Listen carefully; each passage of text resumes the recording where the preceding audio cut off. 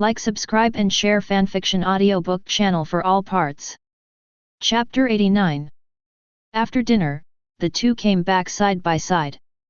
The distance was very close, and he could smell the fragrance of Hiri.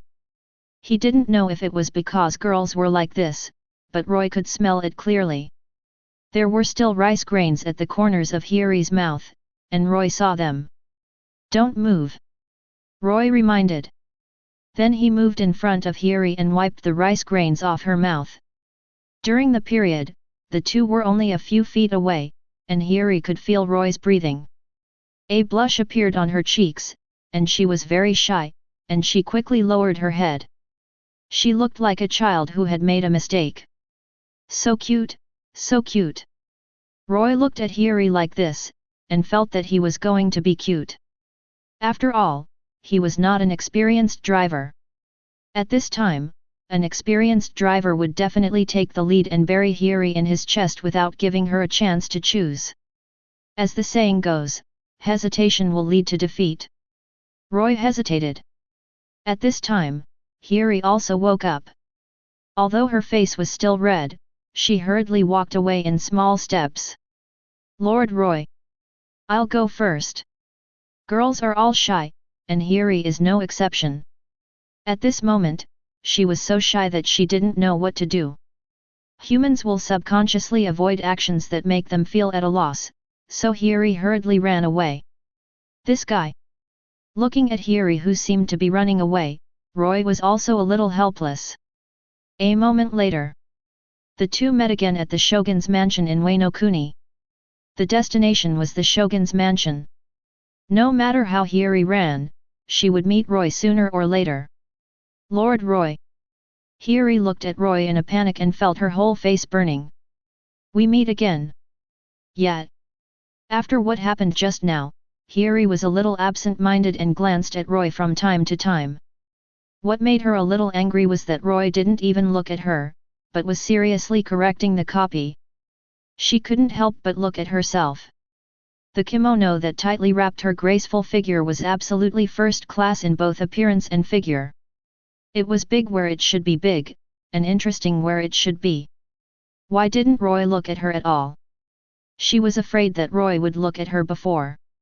Now that Roy didn't look at her, Hiri began to feel annoyed again, so it is said that women's hearts are as unfathomable as the sea. As a result, half a day passed by in this way. Roy finished his work and prepared to go home. "I'm leaving." "Yet?" Hiri nodded. Roy glanced at Hiri's beautiful figure. He had to say that this kimono and figure were very consistent with his aesthetics. After all, Hiri was his friend, and he should remind her out of both emotion and reason. "Go back to bed early, it's getting late." "Yet?" Hiri nodded. She felt a little touched. Was this caring for her? During the time she spent with Roy, she actually felt that Roy was a straight man. He was obviously concerned about her because he said this. "You too." Hiri felt warm in her heart and whispered this. Who knew that Roy didn't even listen to her finish her words, and just turned around and left, leaving very decisively. Hiri was so angry. "I have been brewing my emotions for so long, and this is how you repay me." UBD. Angry. Very angry. Hiro clenched her fists tightly, but she couldn't bear to say a harsh word to Roy. She just snorted coldly, "I will never talk to you again." Hiro returned home angrily, and halfway through, her anger had already dissipated. She took a basin of water to take a bath. She sprinkled flower petals in the bathtub. The reason why Hiro's skin is so good is found. This guy always soaks flower petals when taking a bath. That's why her skin is so delicate. 14. She raised her arms, splashing a large area of water, and she couldn't help but raise her head above the water. She said she would never talk to Roy. But after a while, Roy's figure appeared in her mind again, and Hiro blushed. Soon after Roy and his party arrived in Wano-kuni, a pirate ship also sailed into the waters of the Kingdom of Basta. There were several powerful auras on the ship, all of them were well-known figures in New World. The leader was a red-haired man with a scar on his face. Next to him stood a man with eagle-like eyes, and his aura was equally impressive. Obviously, they were the four emperors' red-haired Shanks. And the world's greatest swordsman. Hawkeye my hawk. After going through numerous hardships, the two finally arrived at the territorial waters of the Kingdom of Basta. Looking at the reef in front, Ben Beckman grinned and looked at the red-haired man. Shanks, the Kingdom of Basta is just ahead. Shanks was a little excited, finally here. Next to him, Hawkeye my hawk also opened his eyes, with a fighting spirit in his eyes. The purpose of their coming here was to fight against a powerful opponent, nothing more.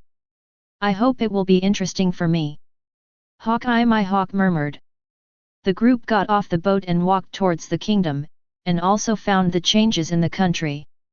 It used to be a ruin, but now it is thriving. At this time, in front of a tavern, a gentleman man wearing a loose samurai robe and with some marks on his head had an argument with the boss. Master Jiguo Yuichi, this money will not be yours, don't make it difficult for us. Please. It is obvious that the boss wanted to give Jiguo Yuichi a free meal. But Jiguo Yuichi refused to accept it and insisted on returning the money, so it turned out like this. Just then, the red-haired group arrived. Dell. Hawkeye's pupils shrank. As a powerful swordsman, he immediately discovered Jiguo Yuichi's extraordinariness. This guy exudes an unprecedented edge. At the same time, Jiguo Yuichi also felt a strong breath and turned his head subconsciously. Seeing Hawkeye and Red Hair's group. From them, one can feel a hint of pressure. There is no doubt, they are very strong. I didn't expect that there is such a strong swordsman like you here. Hawkeye breathed quickly, and the excitement in his eyes could not be concealed. That look was like a pervert who saw a peerless beauty. In Hawkeye's opinion, Kendo is much stronger than beauty. A simple strong opponent is enough to excite Hawkeye. I didn't expect that there is such a strong swordsman here. What's your name? Tsukuni Yuichi. Tsukuni Yuichi, do you want to fight? While speaking, Hawkeye had already put his hand on the hilt behind him. The atmosphere around him froze instantly. Chapter 90. Tsukuni Yuichi raised his head and looked at Mihawk the Hawkeye in front of him. What's your name? The delicate face, the strange Madara marks flickered, and the aura on his body was also ethereal and mysterious. Tsukuni Yuichi was such a person. He was thin and seemed to be exhausted at any time. But no one dared to question the power contained in this body, which was absolutely amazing. There seemed to be a fighting spirit in his eyes. Joracle my hawk. Hawkeye replied. The next moment, his aura was steaming. He stared at Tsukuni Yuichi in front of him, his eyes were very solemn. He could feel the pressure of the swordsman emanating from this man. Only the top swordsman could detect it. Ordinary people could not detect it. Only Hawkeye my hawk, red-haired Shanks, Ben Beckman. These people are all outstanding swordsmen. And they all felt this breath at this time. This guy is very strong. The red-haired man narrowed his eyes and looked at Hawkeye next to him. Can you really beat this guy? Tsukuni Yuichi gives people a special feeling. The whole person seems to be the embodiment of sword intent, and people cannot underestimate him. Of course. Hawkeye's voice is so firm. He stood up and walked towards Tsukuni Yuichi. As the world's most powerful swordsman, he also has a proud character. No matter what kind of enemy is in front of him, he will not be afraid, just as Zoro's famous saying said, the scars on the back are the shame of the swordsman. He stood face to face with Tsukuni Yuichi. Let's not fight here. Tsugakoku Yuichi suddenly spoke. Hawkeye was surprised at first, then nodded and agreed. In fact, it was relieved to think about it. The level of the two people is the kind of people who can easily change the map, and their strength is very terrifying. If they act without scruples, they will definitely destroy this place completely. They are not here to destroy the Basta kingdom, so there is no reason to refuse Tsugakoku Yoshika's request. A moment later, the two came to the open space outside. Hawkeye took out the black knife on his shoulder and pointed the tip of the knife at Tsugakoku Yoshiki. A fierce murderous aura instantly surged to Tsugakoku Yoshiki. "Let me see your strength, you must show all your strength." Hawkeye's slightly tough voice passed by. These words were naturally heard clearly by Tsugakoku Yoshiki. The air around them became colder. It seemed to be caused by the confrontation of murderous aura. He looked at Hawkeye in surprise, and the sun wheel sword in his box trembled twice. It was not because of fear. It was because I found an opponent after a long time. Hawkeye was undoubtedly the strongest enemy he had ever met. Who would be the winner in this top swordsman hunting match? Of course I won't hold back, because you are very strong. Tsugokuni Yoshiki murmured. When he said this, he instantly felt the air around him being cut off. Hawkeye's high fighting spirit rushed over. The world's strongest slash, that green light wave was slashing over with overwhelming force. The atmosphere was split. Hawkeye used his strongest move in an instant. The terrifying momentum completely split the earth into two pieces, and then went in the direction of Tsugokuni Yoshiki. That's the best, I will use the black knife in my hand to bury you in the sea. Tsukuni Yoshika's eyes were calm. Buried in the sea? Can he really do such a thing? No matter what, he will definitely try his best to prevent such a thing from happening. Breathing of the Sunday. Tsukuni Yoshiki closed his eyes. The Madara pattern on his forehead flickered, and his power was activated to ultimate. He even entered the state of transparency in an instant. Endless golden light was sprinkled on Tsukuni Yoshika's body, and then formed an amazing slash. Whoosh! The golden slash tore open the atmosphere and touched the slash of Hawkeye my hawk. The energy was looking for a vent everywhere, and finally wrapped around each other and went directly upwind. Facing this huge impact, the clouds couldn't bear it and cracked. This was just the beginning. The next moment, Hawkeye came in front of Tsukuni Yoshiki. He chopped with a black knife. During the movement, a whirring sound could be heard, and the air seemed to be unable to bear the collapse. Soon, the attack had reached Tsukuni Yoshiki. What a fast speed! Tsugakoku Yoryuki was a little surprised by Hawkeye's speed, but he was in the state of transparency, and his perception of the surroundings was very clear, and he could react to any move. The body reacted subconsciously. Holding the sword in his right hand, he swung it subconsciously. At the same time, the strange Madara pattern on his forehead began to flash. The power of the Madara pattern broke out completely. Accompanied by the subconscious counterattack in the state of transparency, the power of this move was very terrible. Bang! When the sword light touched Hawkeye's black knife Yoryuki, Hawkeye's expression became solemn. With the blessing of Madara pattern and the transparent state, the power of this sword reached the extreme. The sword light tore through the air and landed directly on Black Blade Knight. The huge force came from Black Blade Knight, shaking Hawkeye's hands a little numb. He was really a little surprised. Although he knew that Jiguo Yuichi was very strong, he didn't expect that Jiguo Yuichi was so strong. Any knife made his palm numb. This is not over yet. The huge force made Hawkeye's body unstable and staggered subconsciously. 0, 0. It is obvious that Hawkeye was at a disadvantage in the previous collision. Behind him, Red Hair and others have been paying attention to the movement in the field. They simply couldn't believe it was true. The world's #1 swordsman. Hawkeye my hawk. He was staggered in the sword fight. You can imagine how terrifying the opponent's strength is. Who? Jiguo Yuichi didn't stop at all. He knew that this state was not enough to completely defeat Hawkeye my hawk. Hawkeye my hawk is very strong. If he slacks off a little, he might hide. In the state of the transparent world, Tsugakoku Yoshiichi seemed to have gone to another world. Because of this strange state, the body's instincts were brought to the ultimate, and with the outbreak of the Madara pattern, he slashed at Hawkeye again and again. The offensive was like a storm, very fierce. The speed is getting faster and faster. And the power of each move is still getting stronger. Hawkeye's eyes showed a bitterness. There is no doubt that Tsugakoku Yoshiichi is more powerful than Hawkeye imagined. The transparent realm and the power of the Madara pattern are really a headache. A series of blows, Hawkeye subconsciously retreated. It is obviously not possible to go on like this. If you keep retreating after being beaten, can you still be called the world's strongest swordsman? Hawkeye gritted his teeth, and a little firmness appeared in his eyes for a moment. You can't go on like this.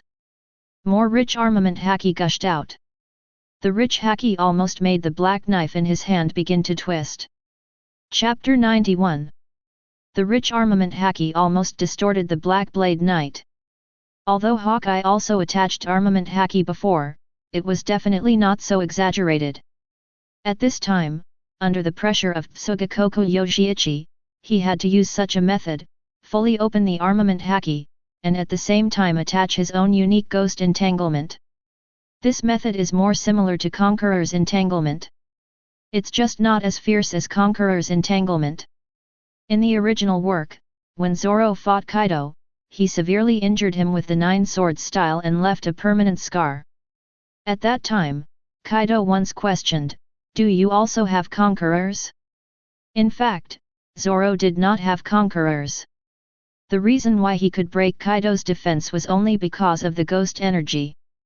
Personal guess. Hawkeye also has similar methods. Swoosh. Accompanied by Hawkeye's strong attack, a dazzling slash appeared. 577. The air was torn apart. The earth was torn apart, and the movement was really exaggerated. Soon, the slash reached in front of Jiguo Yuichi. Jiguo Yuichi also responded in the transparent state, accompanied by the ancient breathing method, and the dazzling eyes jumped from the wheel knife. Suddenly, a slash that was enough to tear everything shot towards Hawkeye. It was like the sun shining down, with unparalleled heat. But the destructive power did not allow anyone to underestimate it. Soon, the two slashes collided with each other. Bang! Hawkeye's slash was blasted and disintegrated. No matter whether it was the blessing of armed color or the attachment of ghost energy. Under the attack of Jiguo Yuichi's strongest sun breath, they were like tofu and could not withstand a single blow. It ended like a crushing blow.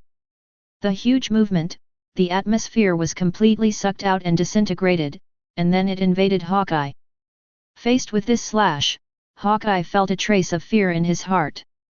He had not expected the strength of sun breathing, but he was not allowed to think about it anymore. He held the knife in front of him and tried to resist this round of attack. The slash of sun breathing came like a whirlwind. Hawkeye held the black knife and tried his best to resist. He did not underestimate the power of this attack. The huge force wrapped Hawkeye's body and flew backwards. He flew more than 10 meters away and hit the neck of a tree that required several people to hug. The big tree was shocked by the fall, and the leaves on it fell down. The world's #1 swordsman. Hawkeye my hawk. He was actually smashed away. This was a pure swordsmanship duel, but Hawkeye my hawk was directly smashed away. Seeing this scene, Red Hair and others were shocked and speechless. How could this happen? Who is Hawkeye? Even Red Hair Shanks was not sure to defeat him. Unexpectedly, Hawkeye tasted the taste of defeat in the Kingdom of Basta this time. That Hawkeye my hawk lost. This means that the identity of the world's greatest swordsman has changed hands. It's no longer my hawk, but Tsugokuni Yoji. Although no one would like to believe it, this is the fact. I didn't expect that I would lose. Hawkeye was not knocked unconscious by the beating, he just got a little injured, but it was not a big deal.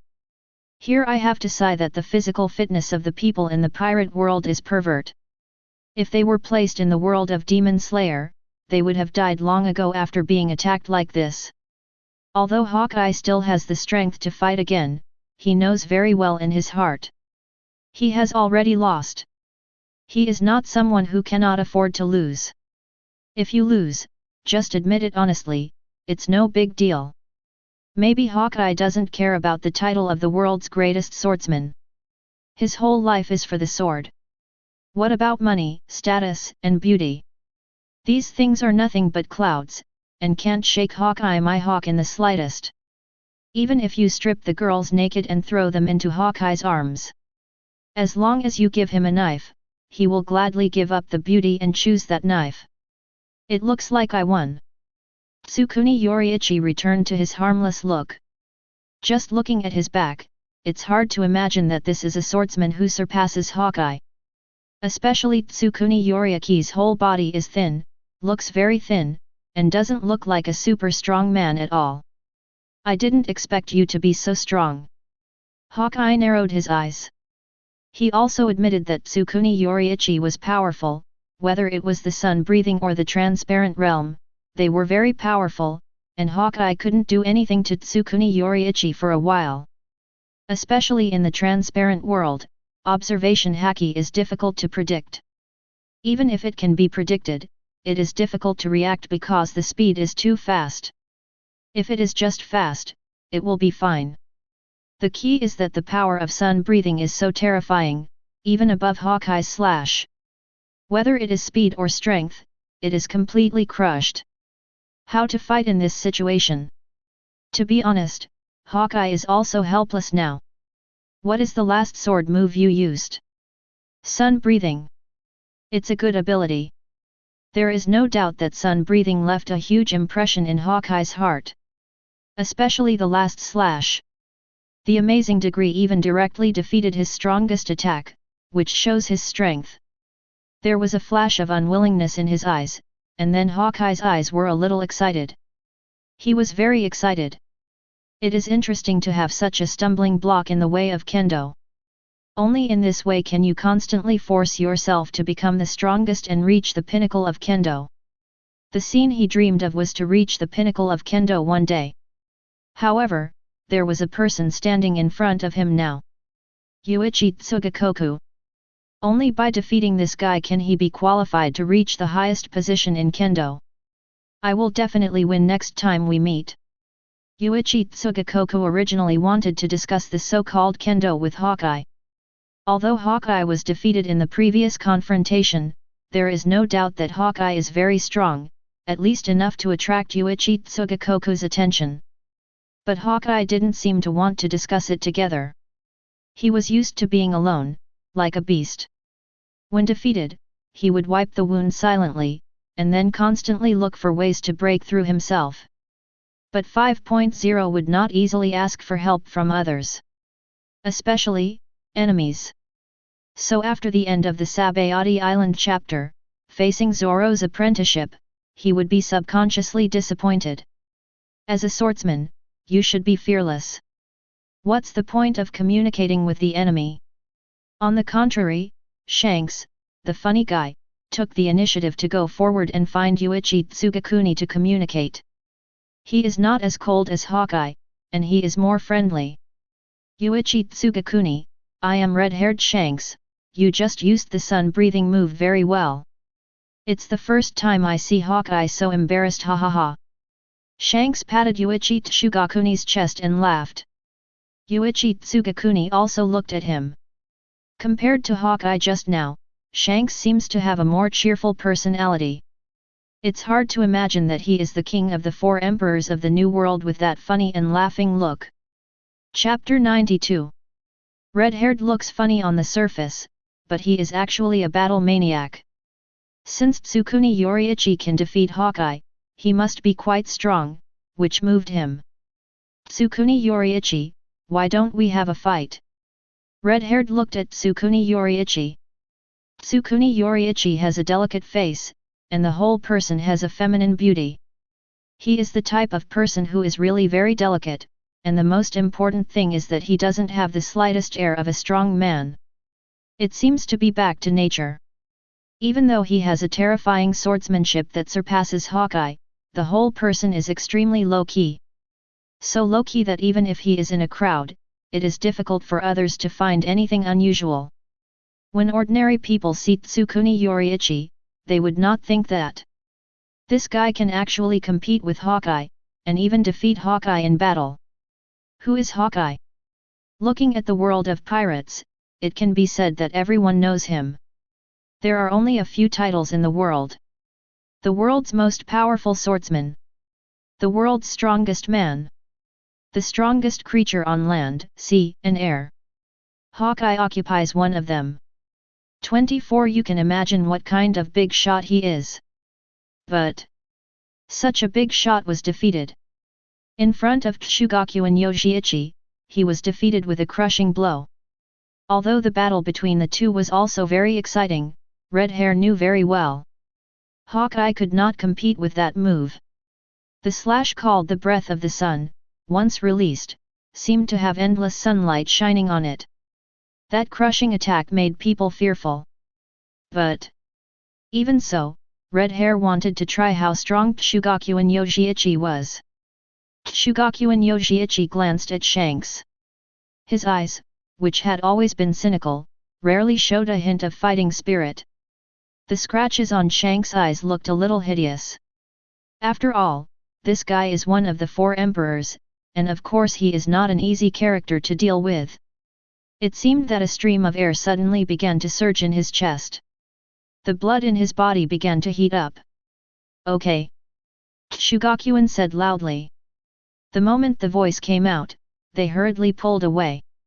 What kind of battle will there be between 4 emperors? Red-haired Shanks and sun-breathing founder Tsugakuni Yoriichi. After all, he is a strong man who can defeat my hawk. This time, I can't hold back. Shanks' eyes were solemn. No matter what, Tsugakuni Yoriichi is a master who can defeat Hawkeye my hawk. Facing such a master, he can't be careless and must use all his strength from the beginning. Conqueror's Haki. Rich Conqueror's Haki covers the sword in the red-haired man's hand. This move is considered the strongest move in the pirate world. As long as Conqueror's Haki can be added to the attack, the power will instantly increase to a higher level. This is beyond doubt. At the same time, Conqueror's Haki is also a unique skill of Red Hair. The reason why he can become 4 emperors is also because of this reason. Go! Tsugakoku Yoshiichi, who performed the sun breathing, was completely enveloped by golden light. That light was sunlight. It brought unprecedented vitality, and at the same time contained amazing destruction. After all, the sun represents absolute temperature, which can completely destroy everything. Instantly, an amazing slash appeared, attacking Shanks. Bang! At the same time, Shanks also made a move. Conqueror's Entanglement vs Sun Breathing. Both are very powerful moves, and now they finally collide. The impact of the 2 slashes is very powerful. First, a hurricane was set off. The power of this hurricane was very exaggerated, reaching level 7 or 8 in an instant, sweeping in all directions. The atmosphere was split in half. Where the 2 slashes intersected, there was even a vacuum zone. This is the touch of the strongest moves. In the end, all the energy rushed to the clouds, and the entire cloud layer was completely torn apart. This phenomenon was surprisingly 010512324 Fila 170483051. The sky cracked. Only the top strong people can cause such a movement. Shanks and Shugakuin Yoshiichi are obviously the strongest among the strong, so it is normal to cause such a movement. The sky is cracked. This scene is really amazing. Everyone looked at it in surprise. The collision between Shanks and Shugakuin Yoshiichi was really terrifying, and it directly tore the sky apart. Everyone looked at Shugakuin Yoshiichi. I can only say that he is worthy of being able to defeat Hawkeye. Hawkeye is not a small fry. Being able to defeat such a big man also proves Tsugakoku Yoshika's strength. Very strong. There is nothing much to say about the battle between Shanks and Tsugakoku Yoshiichi in the field. The sun-breathing and Conqueror's entanglement ended in a tie. To be honest, Tsugakoku Yoshika's advantage was shortened a lot in an instant. Now he can only rely on the power of the transparent world and the Madara pattern to deal with it. But there is no doubt. The transparent realm is slightly worse than Shanks' observation haki. Even with the blessing of the Madara pattern, it is only a little faster than Shanks. Hu! Tsugakoku Yoshiichi moved completely according to his mind. The sword in his hand seemed to have become a part of his body. He swung it out fiercely, and the hissing sound of the air being sucked could be heard. The sword light was also on Shanks' sword. Bang! Shanks staggered. But soon he forced himself to stabilize his body. Conqueror's haki attached to his right foot, and hit hard. The sword light touched with Shugakunichi, and the attack was directly deflected. This was the first time that Shugakunichi was deflected. Hey! Shugakunichi was shocked. Obviously, he didn't expect that the red-haired man could actually deflect the attack with his feet. Normally, this kind of thing is impossible. It seems that something is attached to his feet. 540 Shugakunichi murmured. He couldn't help but look at the sword in Shanks' hand, and his brows frowned slightly. Not only the feet, but the sword also has this kind of thing attached.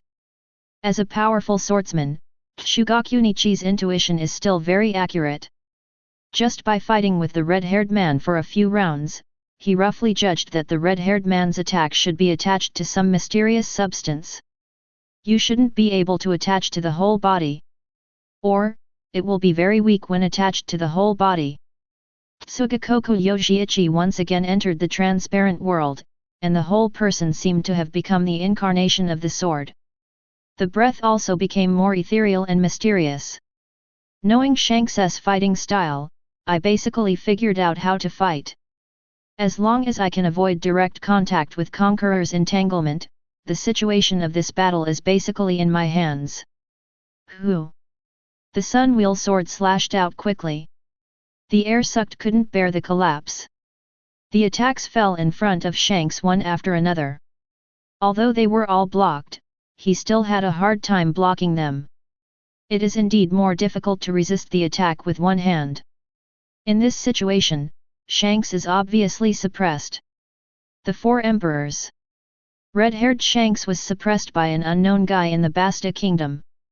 If this news spreads, it will definitely cause an uproar. Swish! With the blessing of the transparent world and Madara pattern, Tsugakoku Yoshiichi threw himself into swordsmanship. The sword shadows flashed around him and came to Shanks. Chapter 93. Quick, accurate, and ruthless. The blade split the air and soon reached Shanks. What a fast speed! Shanks frowned slightly, a little surprised. Obviously, he didn't expect that Tsukuni Yoshika's speed was so fast. In fact, it was not just fast, but mainly the coordination of the body. The transparent world blesses the power of Madara pattern. Now Tsukuni Yoshiichi can move freely. When he thinks of attacking, his body will react. That's why Shanks feels that Tsukuni Yoshiichi is very fast. Block. Almost subconsciously, Shanks used Conqueror's wrap to cover the sword in his right hand. The sword also stabbed at Tsukuni Yoshiichi, and collided with Tsukuni Yoshika's attack. Bang! Accompanied by a huge roar, strong energy spread in all directions. But this move was indeed blocked by Shanks. However, this was only the first move. Tsukuni Yoshiichi now seemed like a perpetual motion machine. After one knife, the second knife followed. Facing the whistling second knife, it was wrapped with the slash of the breath of the sun, and the unprecedented sharpness cut the air in half. Looking at this attack, Shanks felt his breathing quicken. His scalp was numb.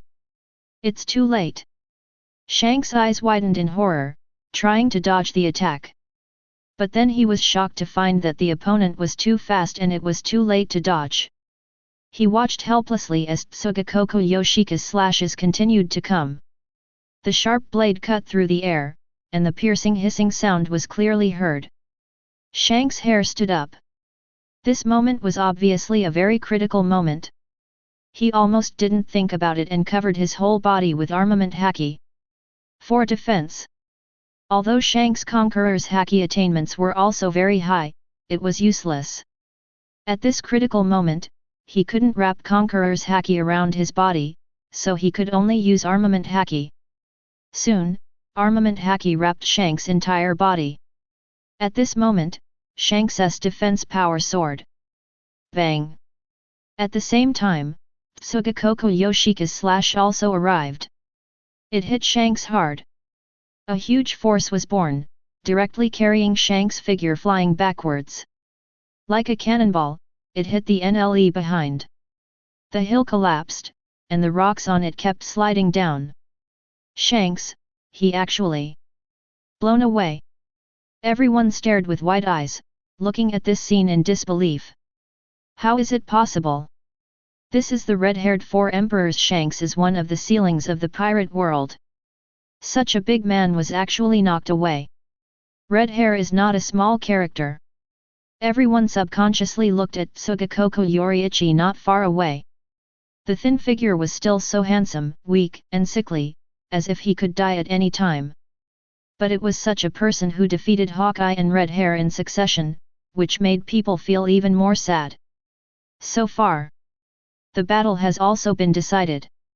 After all, they are not enemies, there is no need to fight to the death.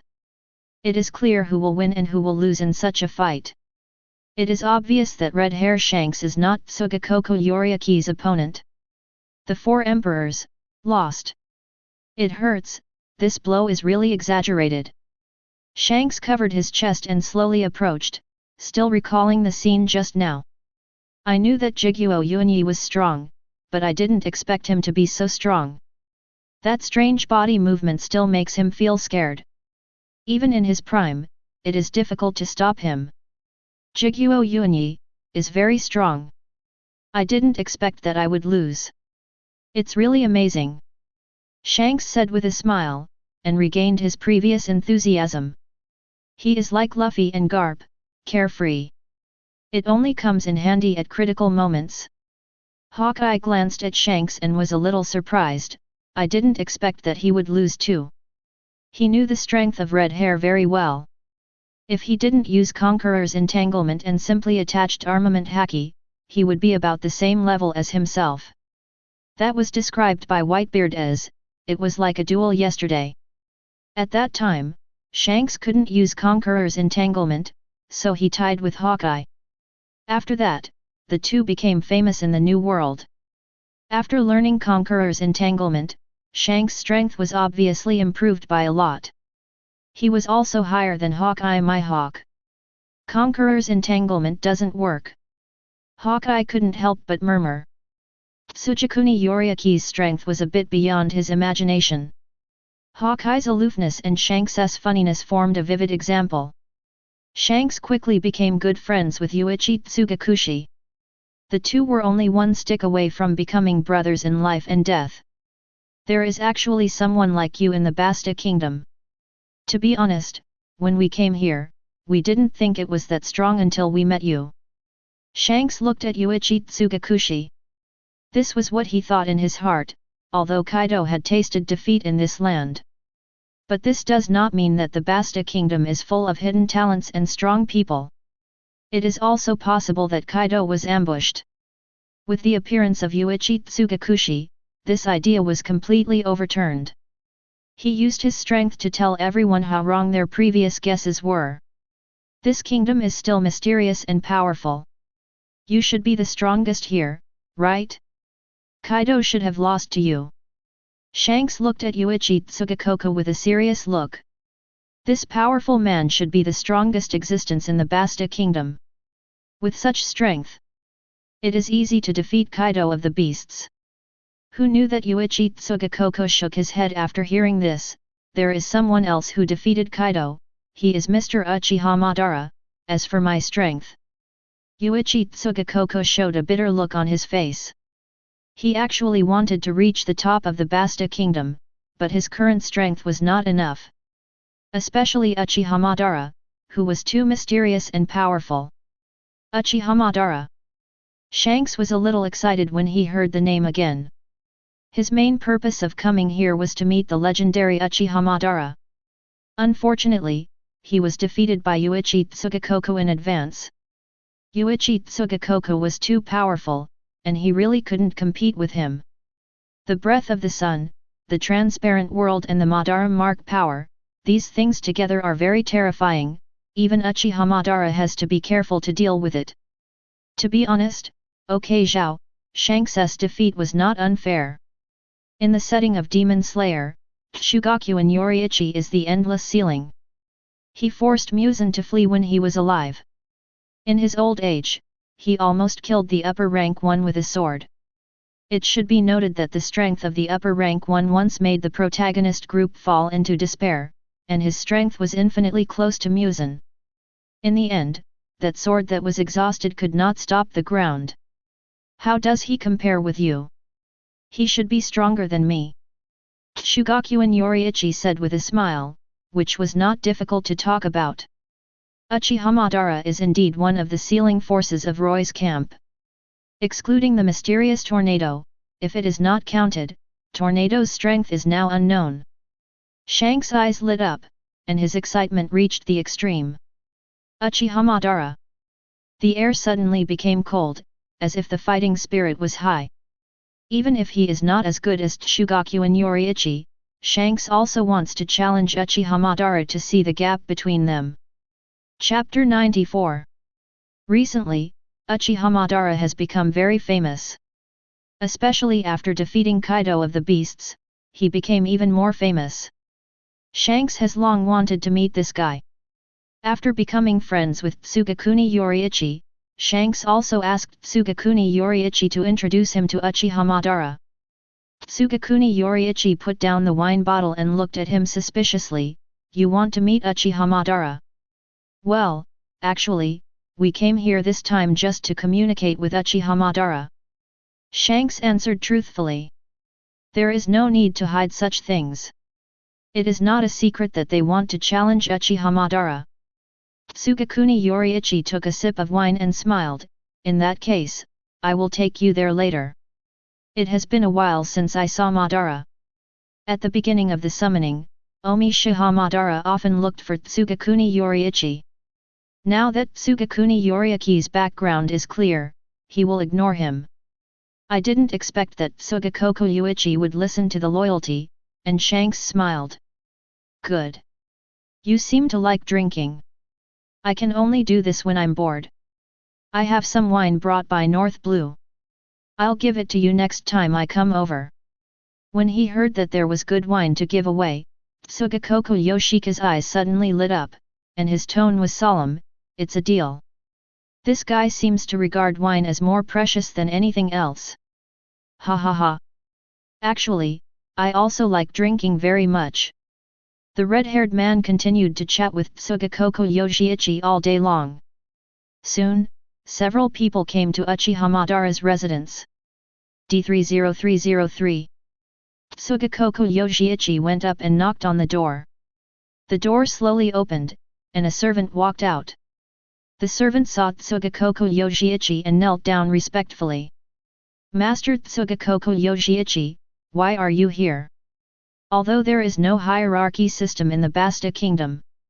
But Uchiha Madara, Tsugakoku Yoshiichi and others still received a lot of preferential treatment, which was spontaneous. "Hurry up and get up. Tsukuni Yoriichi is so modest, and he looks like a spring breeze." The maid couldn't help but blush. Compared to Uchiha Madara's indifference, Tsukuni Yoriichi's personality is more easygoing. "Master Tsukuni Yoriichi, what are you doing here?" Seeing the people behind Tsukuni Yoriichi, she hesitated. "They are." Although she didn't recognize the identities of the red-haired people for a while. But as pirates, they are unruly and terrifying. The frightened maid subconsciously stepped back.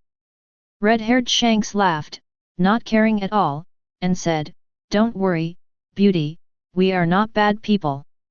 "A man with scars on his face.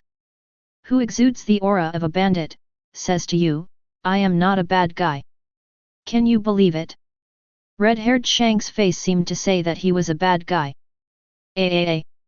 Boss, you look too scary. Behind the red-haired man, except Hawkeye and Ben Beckman, everyone laughed. I felt that my stomach was about to hurt from laughing. Especially Lakey Lu, who couldn't hold the chicken leg in his hand and almost dropped it to the ground, laughing so hard that he fell down. If it were any other captain, he would definitely be furious, but Shanks was completely different. He touched his head and laughed too. This made Hawkeye Mihawk and Ben Beckman seem redundant. They were out of tune. But they obviously adapted to this atmosphere. With Tsugakoko Yoriichi here, it's easy for me to get to Uchiha Madara. Uchiha when Madara heard that someone wanted to challenge him, he showed interest on his face. Fighting was always the theme he was eager to pursue. During this period, his strength improved by leaps and bounds.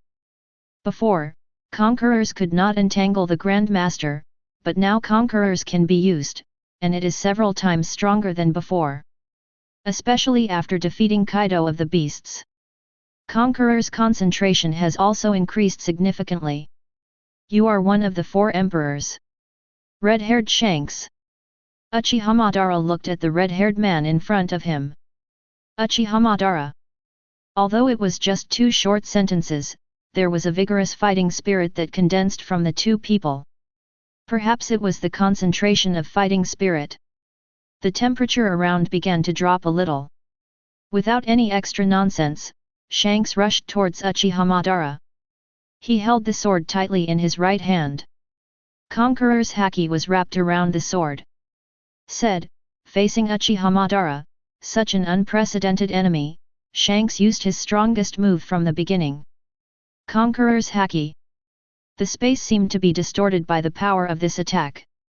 And facing Shanks' attack, Uchiha Madara used the same method. Conqueror's haki. The red airflow wrapped around Uchiha Madara's body. Conqueror's color is originally red, anime setting. So the color wrapped around Uchiha Madara is naturally red. Bang! The clash of swords and fists. You can clearly hear the sound of the atmosphere being torn apart, but they did not touch each other. The 2 sides were about an arm's length apart. The conqueror's haki, as thick as the sea, collided wildly, even to the point of crushing the space. The terrifying power swept upward. The clouds in the sky collapsed in an instant and split in half. The endless pressure from the conqueror's clash spread in all directions. Those with weak strength could not bear such pressure at all and fainted directly. Even the red-haired conquerors could not bear it. What's more, at this time, Uchiha Madara and the red-haired 2 were evenly matched. Conqueror's touch. They simply couldn't bear it. Everyone opened their mouths and murmured at this scene. Is this really something that humans can do? In one battle, even the clouds were split in half. Anyway, with their strength, it was unimaginable. The 2 people who could do this, in their opinion, were no longer real humans. Hey! Uchiha Madara attacked again. A huge Susanoo that covered the sky and the sun appeared and covered him completely. Shanks looked at this scene with hesitation. What is this? To be honest, I have never seen such a method. A stream of air blew Uchiha Madara's hair upwards. In his eyes, the strange Sharingan was still slowly turning. Boom! With a loud bang, Susanoo's arm fell down. The air couldn't bear it and completely collapsed. Susanoo's arm also aimed at the red hair and pressed it down hard. The bullet was fired hesitantly, Shanks burst out, a circle was printed in the air, and it hit a protruding mountain hard. Instantly, smoke filled the air and loud noises roared. At this moment, time fell into a long silence. Shanks was blown away again, and was completely crushed in front of Uchiha Madara. Once Susanoo's power came out, no one could stop it. No way. Shanks actually. The 4 emperors red-haired, actually had no power to fight back in front of Uchiha Madara? Everyone was surprised.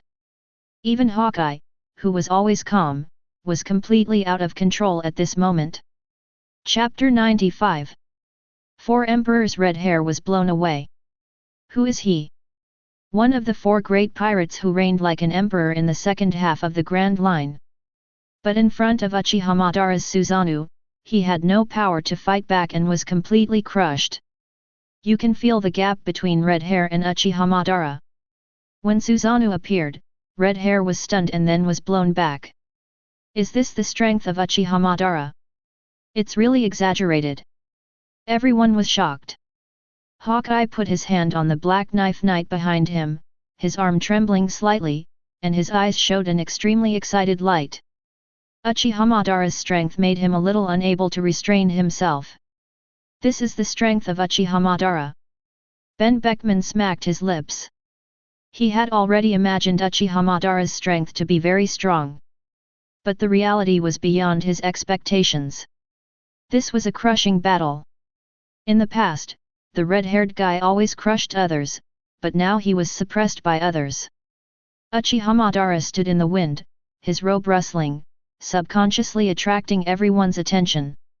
This is a guy so powerful that it makes people tremble. What is that huge giant?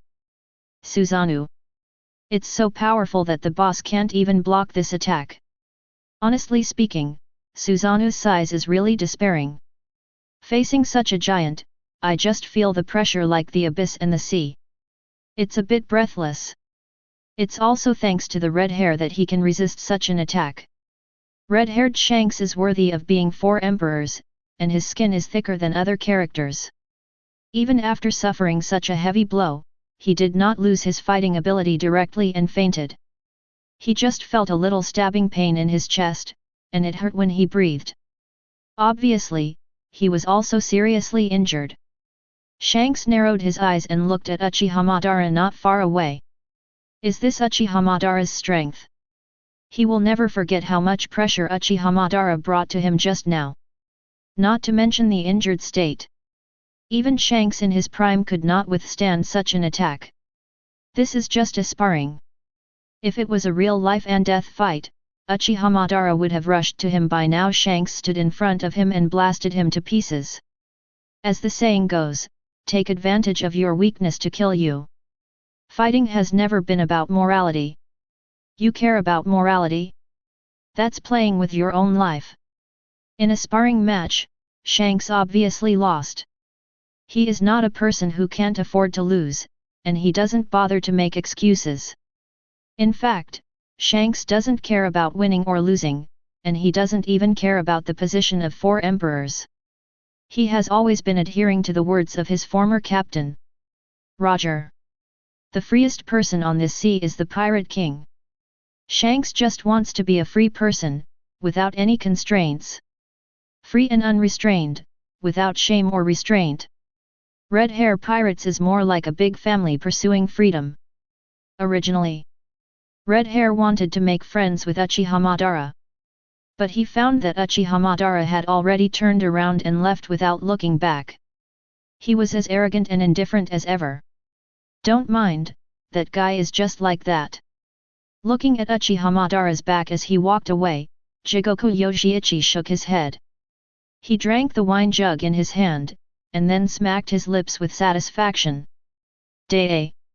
This kind of thing doesn't matter at all. The red-haired man smiled heartlessly. In front of everyone, he was always laughing. That kind of funny style made the scene very lively, as if Shanks had completely forgotten the defeat just now. Boss, you were so lame just now. That's it. He was smashed dozens of meters away. Shanks laughed, that guy is really powerful. Next to him, Ben Beckman didn't say a word from beginning to end. He looked at the red-haired man and shook his head slightly. Could it be that the red-haired man really didn't care about losing to Uchiha Madara? How is it possible? As a 4 emperor, who would be willing to be inferior to others?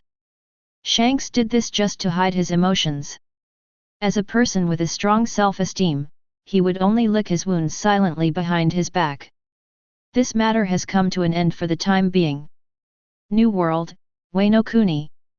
Lord Roy, are you not done yet? Looking at Roy who was working in front of him, Hiri said with a gag. When she pouted, 2 small balls of flesh suddenly bulged on both sides, which looked super cute. Roy looked at it and wanted to reach out and pinch this guy's little face. I'm busy right now. It will be done in a while. Roy continued to correct the documents, signaling Hiri to be patient. You can't be impatient with this kind of thing. If you don't do it well, you might produce a lot of eggs. Hiri said. She was bored now and didn't know what to do. She crossed her hands and supported her chin, lying on the table, staring at Roy in a daze. Roy didn't look at her and corrected the documents seriously. Although he was very tired, he enjoyed this kind of life because it was very fulfilling. Hiri's eyes were dripping, and her emerald hair was hanging down her bed beside her ears. Of course, it wasn't pure long hair. She had the hairstyle of a noble princess in the Edo period of Japan, behaved dignifiedly, and wore a gorgeous kimono. But there were 2 blushes on her cheeks.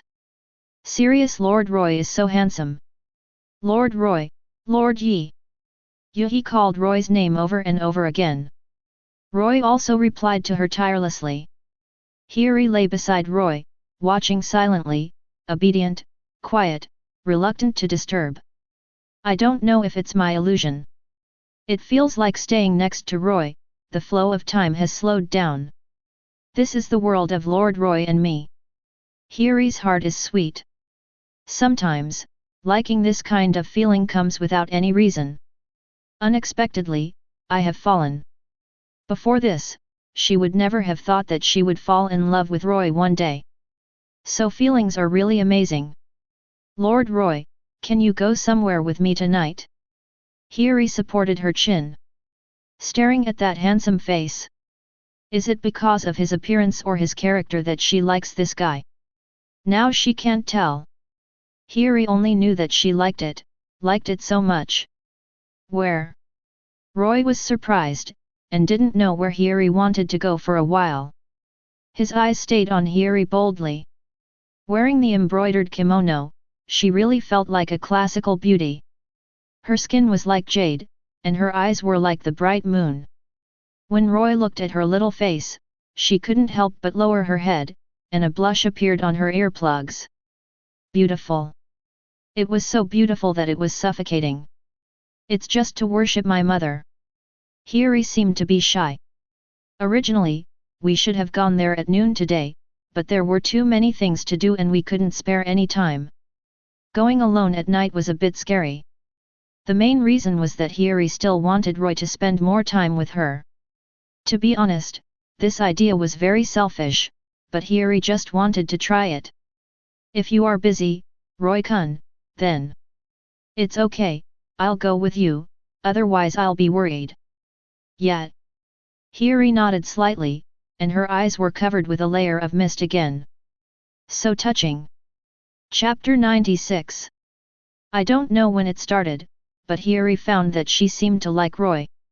I miss him when I don't see him for a day. I was quite afraid of this guy before, but it was unexpected that I suddenly had such feelings for him. She lay quietly beside Roy. She looked at Roy with her watery eyes. Roy didn't have time to pay attention to her. After all, there were so many things to do and they had to be completed quickly. Time passed unconsciously.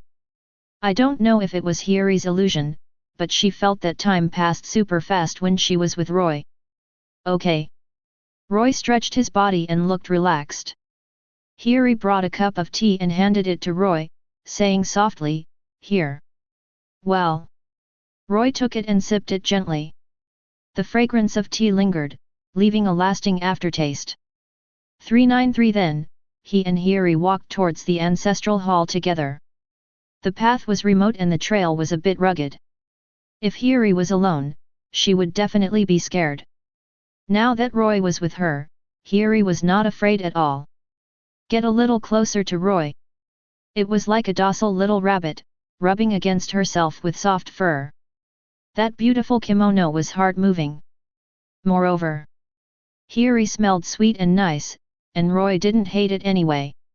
with a slight blush on his face. Roy found that his heartbeat was also a little faster. After all, he was not one of those old drivers, and he was still relatively ignorant about emotional matters, but after Acedes' matter, now she is much bolder. When facing such a shy girl, you should take the initiative. He stretched out his hand and rubbed the back of Hiri's hand. This tentative move made Hiri's body stiffen. But there was no intense reaction. She just buried her head lower, and the blush on her cheeks climbed to the back of her ears. It was a bit dull around. Gradually, heavy breathing and violent heartbeats could be heard. The two hands touched in mid-air. Then Roy grabbed Hiri's fingers until they spread to the whole hand. "Lord Roy!" Hiri glanced at Roy and hummed softly. Roy ignored her and just silently held Hiri's hand. The fingers were very smooth and felt good to pinch. Hiri did not show any sign of rejection and was just pulled along. There was silence along the way. But everyone could feel the ambiguous atmosphere. In front of the ancestral hall, they were still holding hands. Then Hiri began to get busy, worshipping and making wishes.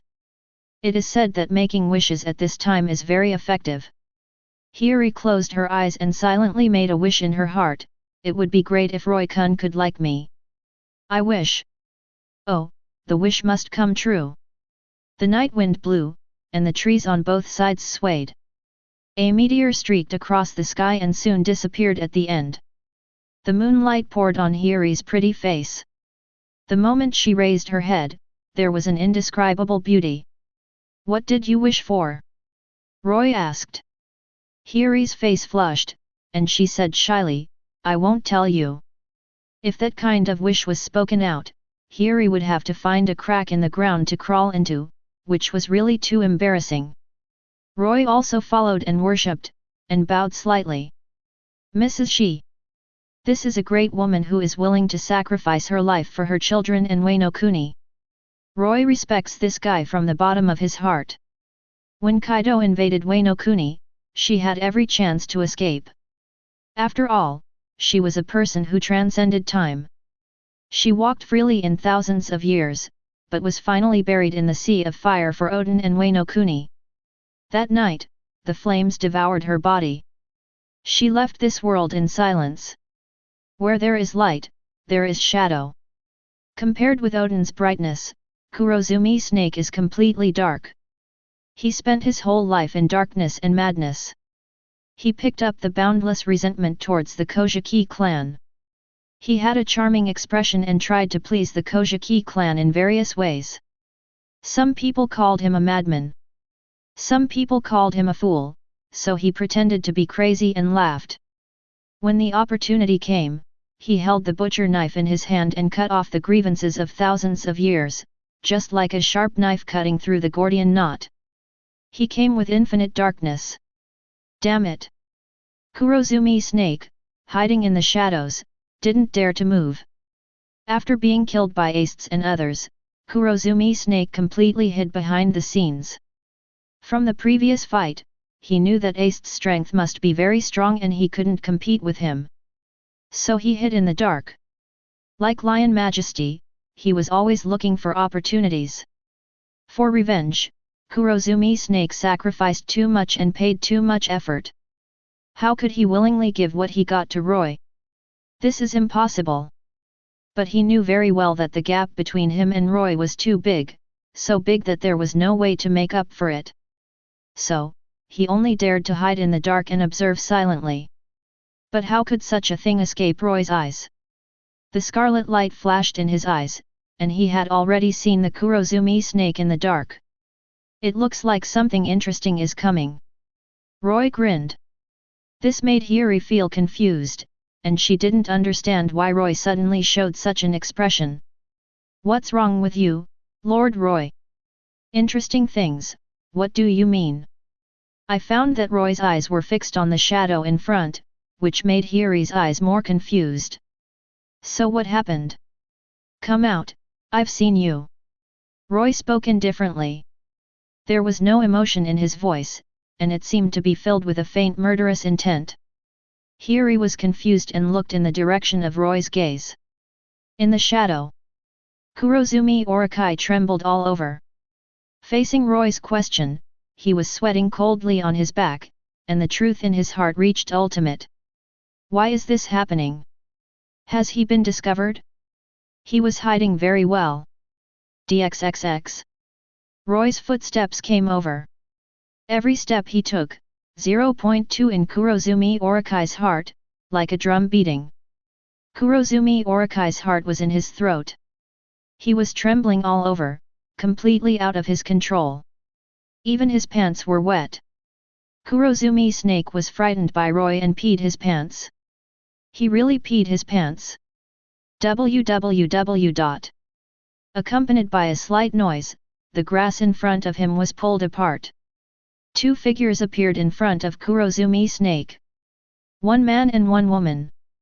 The man had short silver hair and a clean and neat temperament. The woman was stunningly beautiful, wearing a gorgeous kimono, like a princess, and leaned gently beside Roy. The surroundings, frozen in an instant. Chapter 97.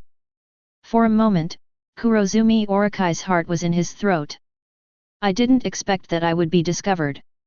How could this be possible? To be honest, Kurozumi Orakai felt that he was hiding well. As a shady old man, his hiding methods were definitely amazing.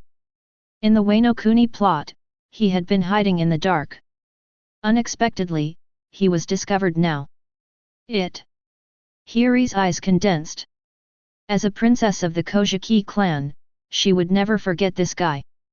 A large part of the reason why Wano Kuni faced such a situation was because of the man in front of her. Kurozumi Orakai.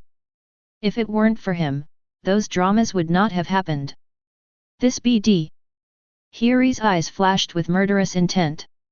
Even if a well-educated person saw this guy, he couldn't control his temper. Kurozumi hated the Oden clan. Oden was no different to Kurozumi. Not good. Kurozumi Orakai was completely panicked. If Hiri was alone, he wouldn't have lost his composure like this. But Roy next to Hiri was too scary. Just his aura made Kurozumi Orakai feel terrified. It was as if he was facing Kaido. Kurozumi Orakai trembled all over and turned to flee without hesitation. This kind of enemy is simply not something he can contend with. Want to run? Roy's eyes flashed with coldness. He didn't like Kurozumi Orakai in the first place. He hated this character in the original book. He looked wretched and was so rampant. Now that the two of them were in hostile positions, they would naturally not let this guy go easily. Swish! With a speed as fast as teleportation, the whole person instantly appeared in front of Kurozumi Orakai. This was one of the abilities Roy got from the latest summoned character. It had almost instant teleportation. The general ability could be said to be very buggy. Kurozumi Orakai's face was full of fear. He really didn't expect that Roy's speed would be so fast. The whole person appeared in front of him as if he had teleported. Kurozumi Orakai was stunned for a moment. What kind of ability is this?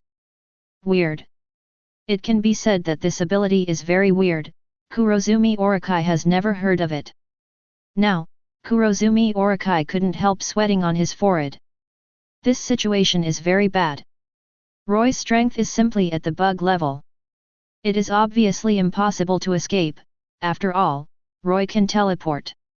He will perform teleportation, rush up in an instant, and then catch himself. So simply running away is useless. Roy looked at him. You can't escape, Kurozumi Orakai. Then he didn't waste time talking to Kurozumi Orakai, raised his hand and a sword light flew out. Whoosh! The sword light easily tore through the air. Not good. Kurozumi Orakai's heart was shaken, and he was a little dazed when he saw the sword light coming. At this moment, he really didn't know what to do. Then, the whole person was blown away by the sword light. He hit the wall behind him hard. The sword light cut his body in half, and it looked like he was dead. Kurozumi Orakai, dead. Hiri looked at this scene suspiciously. There was a little relief in his eyes, but there was still a little regret. How great would it be if he could kill the enemy with his own hands? Not yet. Roy looked at the body of the black carbon Orokai and said with a smile. Not yet? Hiri couldn't help but be surprised. He didn't expect that in this situation, Kurozumi Orokai was still alive. What was this guy? Roy knew. The devil fruit of Kurozumi Orokai is the form of Yamata no Orokai. This mythical beast has 8 lives, and only 2 of them are damaged at present. It may not be easy to kill him completely. After a while, the breath of Kurozumi Orokai appeared. Why do you know? Her voice was full of astonishment, and she obviously didn't expect Roy to know her. Even Kaido didn't know his secret of Yamata no Orokai. As a result, Roy knew it. Now things are more difficult. I originally planned to use the information gap to successfully escape from Wano Kuni, but now it seems that things are not that easy. Go to hell. Roy was too lazy to talk nonsense with him. A person like Kurozumi Orokai is just a disaster if he is alive. A sword light flew out, and Kurozumi Orokai was killed again. In this way, it repeats over and over again. After 6 times, the current Kurozumi human snake is now full of fear. He really didn't expect that there would be a day when he would have only 1 life left out of 8. If I die this time, I'll really die. Kurozumi Orokai trembled all over. He was not a hero, and he was really scared at this moment. Who would want to die if they could live? Leave it to you, Hiri. Looking at Hiri next to him, Roy said with a doting look on his face. The grudge between Kurozumi and the Kojiki clan should be decided by the 2 of them. So Roy didn't kill them directly. Shall I do it? Hiri's eyes were a little excited.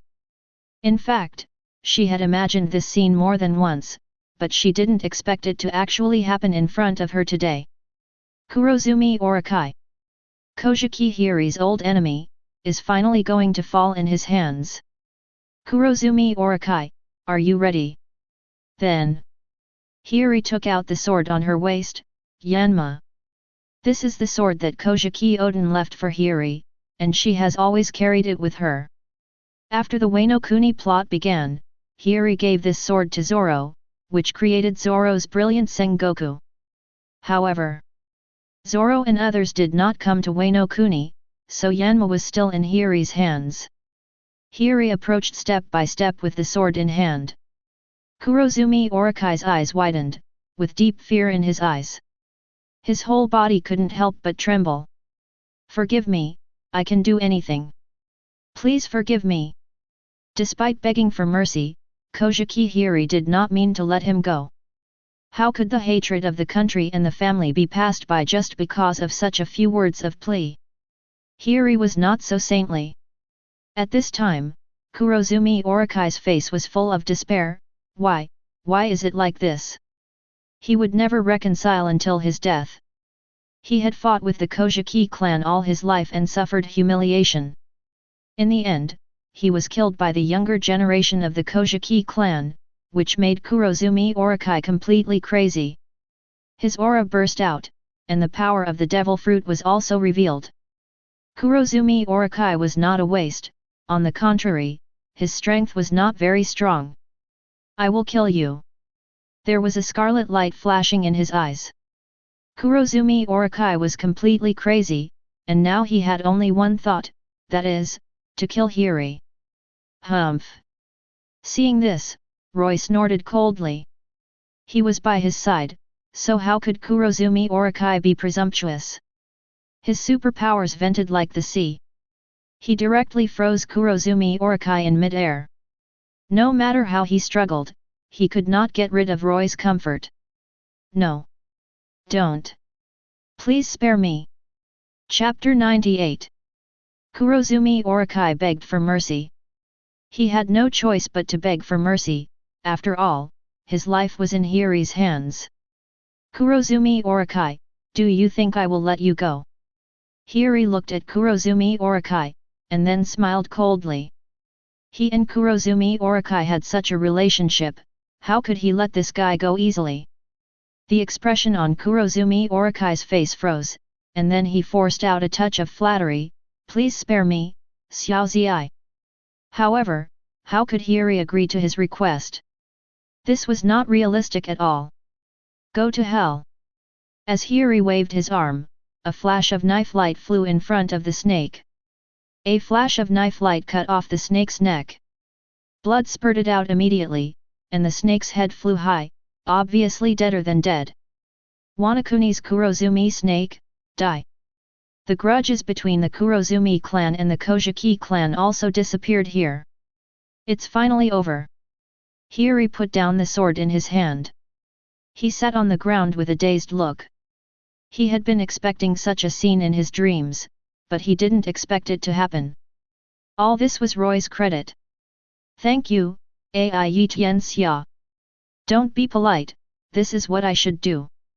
Roy looked at Hiri with a smile on his face and said. Hee hee. Hiri laughed and was obviously very happy.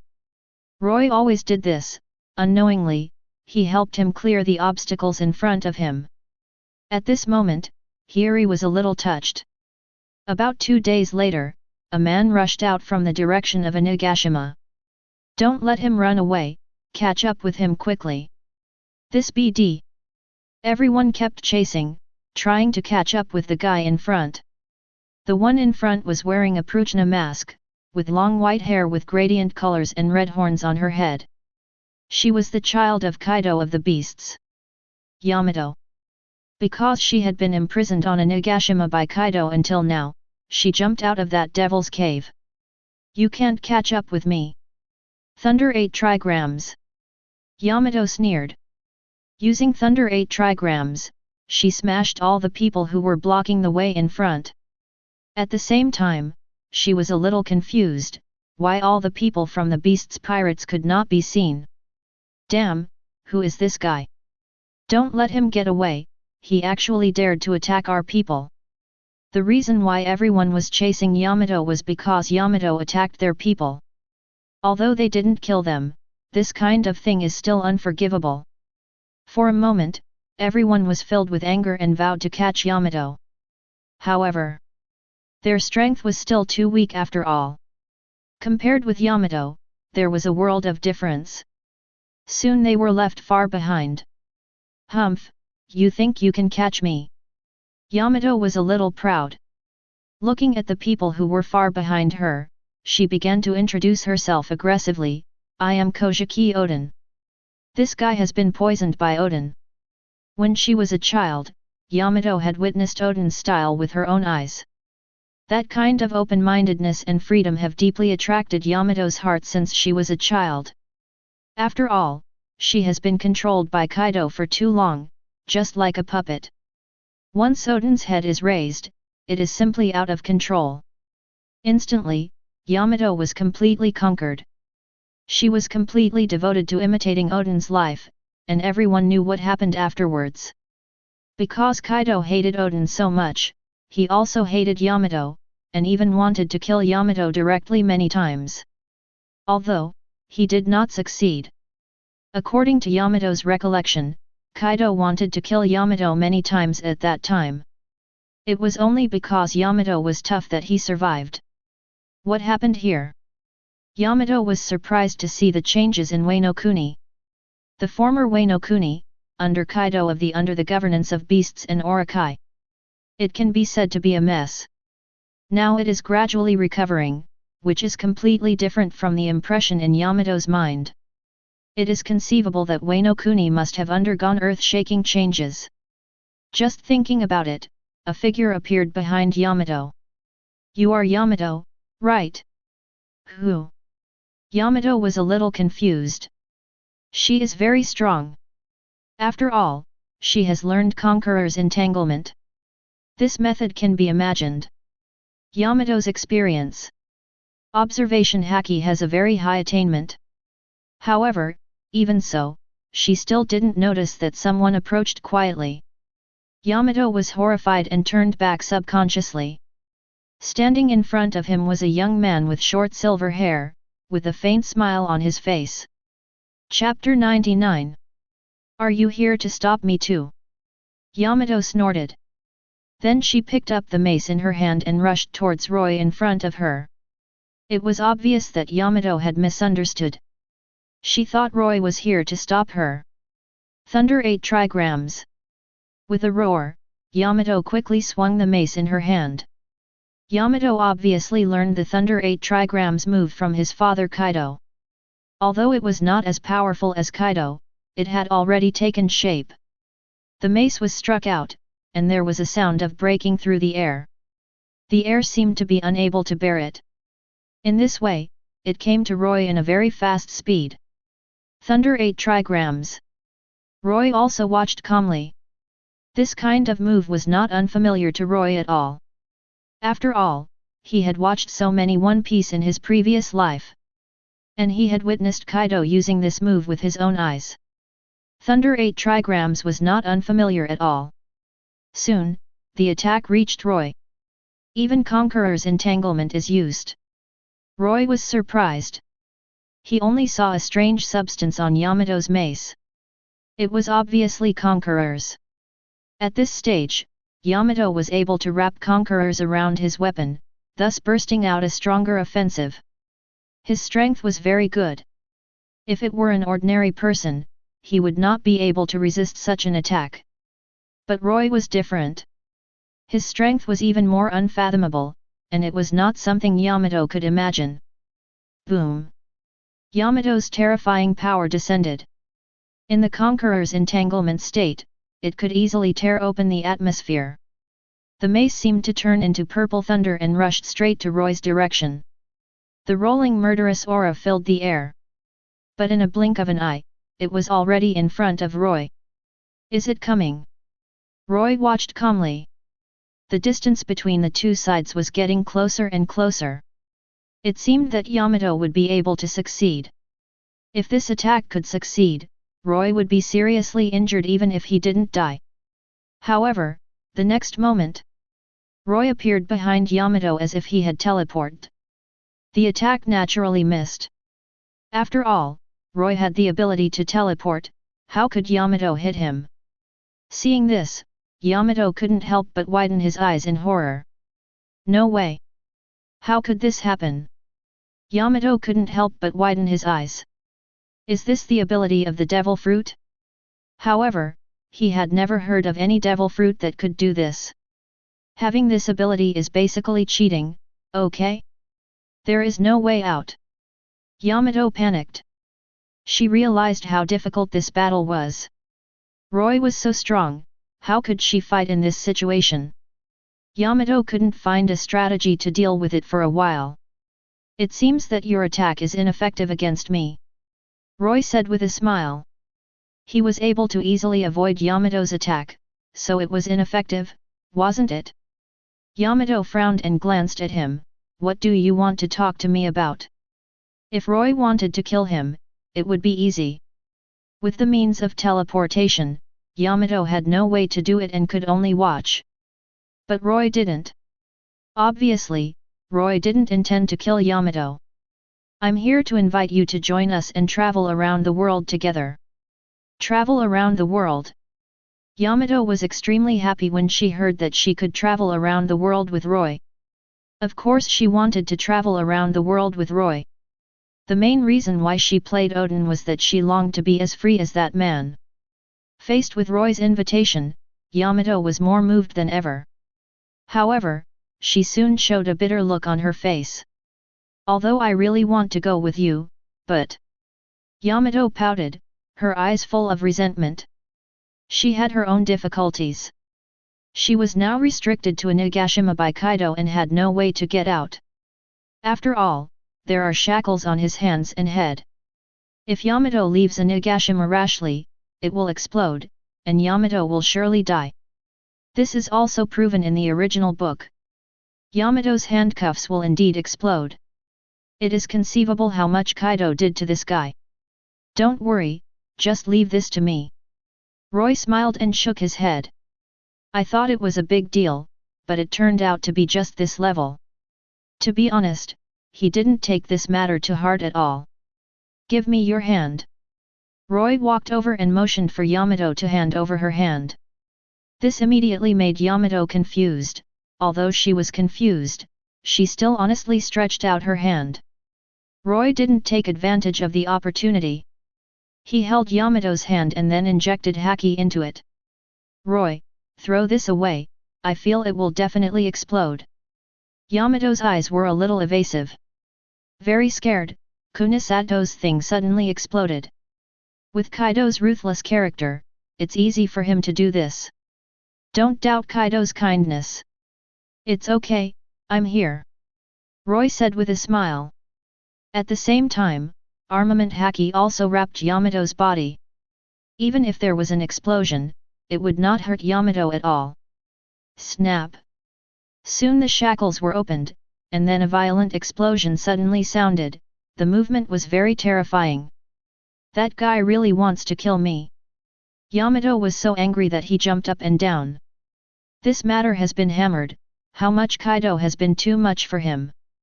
Fortunately, Roy's armament haki covered them, so the two of them were not hurt at all. This man is so amazing. Subconsciously glancing at Roy, Yamato couldn't help but say. New World, Wanguo. A bloated woman was dancing with joy. Her face was full of joy. Because in a few days, it would be this guy's birthday party, and by then he would be the eldest son of many surrounding countries. One person's birthday party attracted attention from all sides. Only that person could do such a thing. One of the four emperors. Charlotte Linlin. The aunt stopped and stared at the Dandan Baron next to her with an old face, with a weird smile on her face. Invite all the kings nearby, Mom and Dad. The aunt was very happy and started singing excitedly. Birthday parties, of course, the more lively the better, and among these nearby kingdoms. The Basta kingdom was among them. Chapter 100. Charlotte Linlin. One of the four emperors, in the second half of the Grand Line, reigning like an emperor. The title of four emperors is supreme in the entire pirate world. People around looked at Charlotte Linlin with some fear in their hearts. Don't think that Charlotte Linlin is in a good mood now. If she really goes crazy, the consequences will be disastrous. They have seen Charlotte Linlin go crazy, and that look is really scary. Go ahead, invite them all over. Mom, Mom, Mom. Big Mom glanced to the side and fell on Baron Dandan next to him. When Big Mom looked at him like this, Baron Dandan's pores all over his body stood upside down, and he was scared. He was still very afraid of Charlotte Ling. Seeing Baron Dandan, his body couldn't help trembling.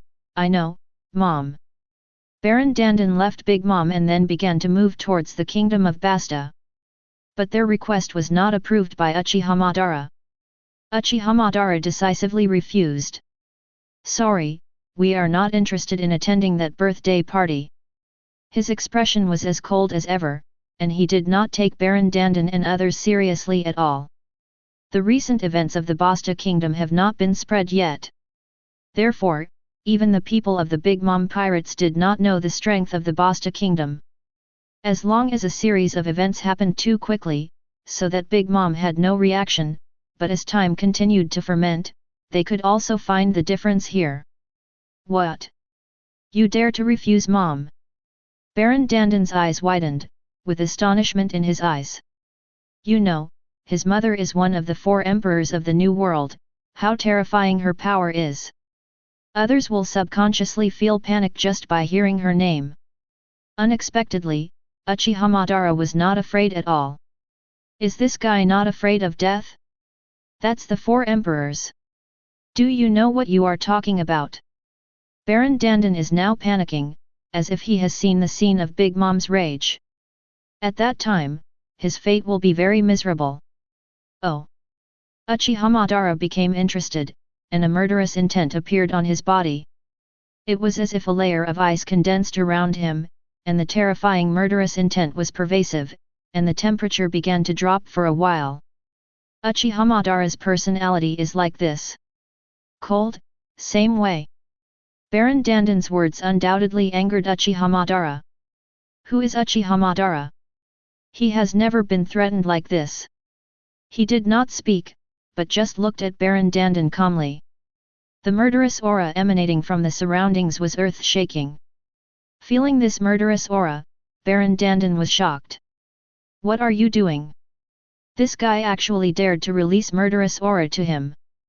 The most important thing is that his aura is so terrifying, isn't it a bit too exaggerated? From the time Uchiha Madara released the murderous aura, Baron Dandan finally looked at the guy in front of him. 1TB, 13. Don't be so arrogant, do you know who you are talking to? Baron Dandan suddenly jumped up. Although Uchiha Madara was full of murderous aura, Baron Dandan was not afraid. He had already tightened his right hand around the sword, as if ready to start a big battle at any time. There was also a surging fighting spirit in his eyes. Baron Dandan, the user of the Dandan fruit ability, was also good at swordsmanship and extreme kicking. His strength was still very good, and ordinary people were no match for him. As long as he didn't meet Charlotte Linlin, a pirate of this level, there was no problem at all. So he was very confident in his strength. Uchiha Madara looked down at him with a disdainful look in his eyes. Who are you? I have no interest in this kind of question. You have already succeeded in angering me. As he spoke, he heard a whoosh, and the whole person instantly appeared in front of Baron Dandan. But it was not an ability like teleportation.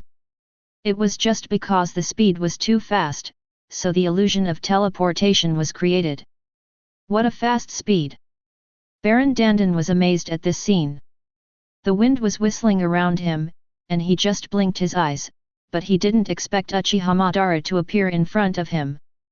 Hey! There was almost no hesitation. Baron Dandan quickly used his kicking skills and kicked Uchiha Madara. However, Uchiha Madara was faster. He was one step ahead of Baron Dandan and hit Baron Dandan with his fist. Compared with Baron Dandan's legs, the length difference between his fist and Baron Dandan's legs was still very large, but even so, Uchiha Madara was still far ahead of Baron Dandan. It is conceivable how exaggerated Uchiha Madara's strength is. Not good. Baron Dandan looked at Uchiha Madara's fist rushing towards him. Due to the high speed, the air was broken and whistled in front of him. He tried his best to resist, but it was too late to turn back. Armament haki, observation haki, at this moment, they were all useless. He could only watch Uchiha Madara's attacks coming one after another, with terrifying killing power. Chapter 101. The next moment, Uchiha Madara had already arrived in front of Baron Dandan. Armament haki also permeated his hands.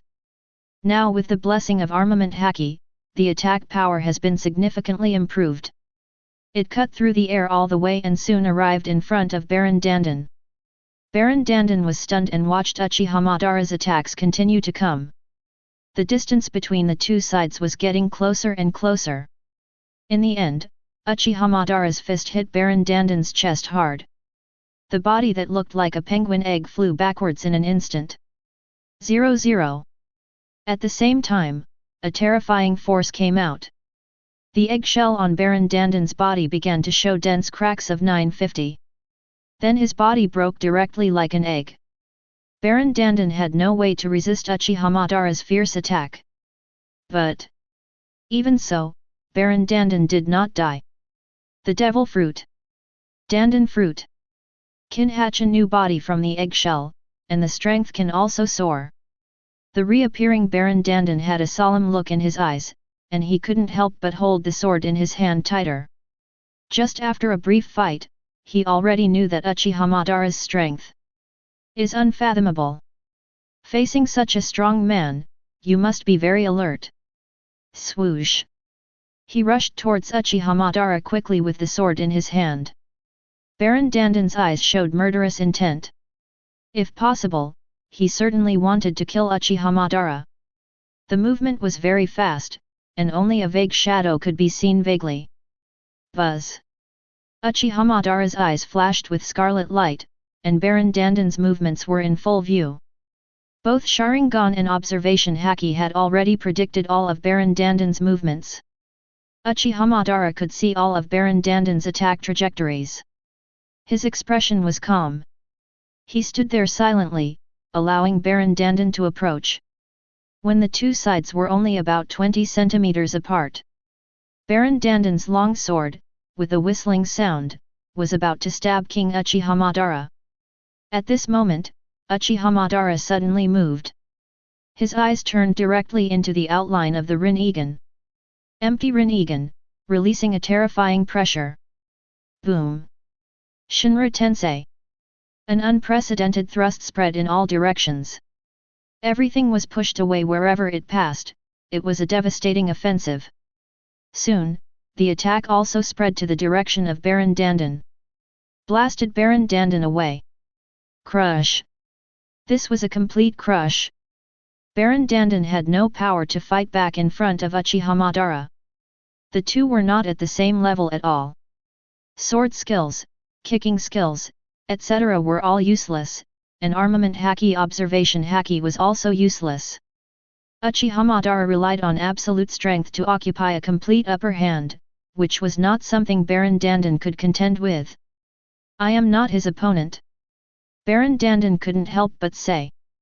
He could clearly feel the gap between himself and Uchiha Madara. This gap was too big, and there was no way to make up for it in a short time, so he ran away without hesitation. Fighting desperately when you can't beat him? This is not a stupid behavior. Want to run? Uchiha Madara looked at him indifferently. He, observation haki, had predicted that this Danden Baron was actually planning to escape. His current state was nothing short of full of anger, so Uchiha Madara would never let Danden Baron leave easily. Universal pull. Raising his hand, Uchiha Madara pointed at Danden Baron. Then, in Danden Baron's astonished eyes, he was shocked to find that he was actually suspended in mid-air. It was as if a force pushed Danden Baron's entire body in mid-air. Danden Baron panicked. This is... What's going on? It was completely unimaginable what was happening before his eyes. Then Danden Baron was sucked back by Uchiha Madara. With the universal pull, it was impossible to escape. Universal pull can generate a suction force. With this suction force, Danden Baron had no way to resist it. Don't! Danden Baron looked at him in horror. Uchiha Madara's eyes, Rinnegan outline fully opened, the momentum on his body became terrifying. Shinra Tensei. The moment he used universal pull, he directly used Shinra Tensei. Under the dual attack of gravity and repulsion, the destructive power is simply too amazing. The power fully exploded, and the whole person of Danden Baron was blown away, blood dripping in the air, and the eggshell on his body was broken. Then a figure appeared in the eggshell again. Danden Baron's final form is also the most destructive state, and his strength is very strong. The momentum on his body is terrifying. But compared with Uchiha Madara, it's simply a world of difference. The two sides can't be compared at all. Uchiha Madara's eyes were indifferent. Although Danden Baron's strength became stronger, he was still like an ant in his eyes, universal pull. The next moment, a strong suction came. Danden Baron's entire 0.7 person was out of control and attacked Uchiha Madara. Universal pull had too much suction, and he had no way to break free, and could only be sucked in uncontrollably. Baron Danden was shocked. Looking at Uchiha Madara's eyes without any emotion. The empty Rinnegan released a terrifying pressure, and Baron Danden couldn't help swallowing his saliva. Uchiha Madara was too terrifying at this moment. Shinra Tensei. Boom. It was an unprecedented repulsive force, attacking like a rotten wood. Crack. The air couldn't bear it during this process and was blasted apart. The space seemed to be torn apart, and the destructive power was very amazing. Then the attack fell on Baron Danden. Chapter 102. Instantly, Baron Danden was blown away. He could feel the gap between them. Uchiha Madara's strength was overwhelming his in all aspects. The gap between him and Uchiha Madara was too big. Isn't this too strong? Baron Dandan couldn't help but exclaimed. Now he has reached the point where he has run out of tricks and lost his ability to transform. Whoosh! Uchiha Madara rushed over. It's over. Baron Dandan trembled. Uchiha Madara rushed over, but he had no way to deal with it and could only watch. Soon, Uchiha Madara's attack arrived. Bang! Baron Dandan was blown away and completely fainted. The gap between him and Uchiha Madara was too big, so it was normal that he couldn't beat him. At this point, the battle was over. After all, Baron Dandan had completely lost his fighting ability. New World, Wanguo. Charlotte Linlin has been waiting for news from Baron Dandan, but there has been no movement from him. Mom, that guy hasn't come yet. Charlotte Linlin couldn't help asking. No one around dared to speak. In front of Charlotte Linlin, they didn't even dare to breathe. Charlotte Linlin, this is a complete reign of terror. A whole day has passed, and there is still no news about Baron Dandan. Charlotte Linlin frowned immediately. After investigation, she learned that the culprit was the Basta Kingdom. That country dared to disobey me. Charlotte Linlin's eyes widened, with terrifying murderous intent in her eyes. She is the Four Emperors. A small country dared to disobey her. It's simply seeking death. Endless murderous aura was released from Charlotte Linlin. She couldn't suppress the anger in her heart. She didn't expect that these guys would dare to disobey her. Mom! Everyone looked at her in amazement. When Charlotte Linlin gets angry, it is a disaster for the entire world. The sharp cry pierced the air and spread to everyone's ears, almost deafening them. But they didn't dare to make a sound. After all, the woman in front of them was too scary. Let them know the consequences of defying me. Charlotte Linlin laughed grimly. She obviously couldn't let the Basta Kingdom go easily. So, Katakuri led a group of people to the Basta Kingdom, with only one goal, to destroy the Basta Kingdom. Normal countries don't dare to compete with the Four Emperors. I don't know what kind of ambition the Basta Kingdom has eaten, and it dares to show its fangs to the Four Emperors. Charlotte Linlin. It doesn't even know how to write the word death. Katakuri stood at the bow, his face a little cold. He has always been like this, like an ice distance. Time passed, and the group soon arrived at the territorial waters of the Basta Kingdom. The Basta Kingdom is ahead. Someone ran to Katakuri and reported. Katakuri also looked in the direction ahead. He had been hearing about the Basta Kingdom these days, and now he finally had a chance to see it. There was some coldness in his eyes. After all, the two sides were in a hostile relationship, so Katakuri certainly wouldn't give a good face. Pull the boat over. Katakuri gave orders and quickly pulled the boat over. The boat pushed the water all the way and came to the territorial waters of the Basta Kingdom. As the murderous intent spread, Uchiha Madara and others in the kingdom gradually felt the attack of the murderous intent. Uchiha Madara narrowed his eyes slightly. Someone is coming. He felt the fierce murderous intent very clearly. It can be imagined that the other party is definitely not a good person.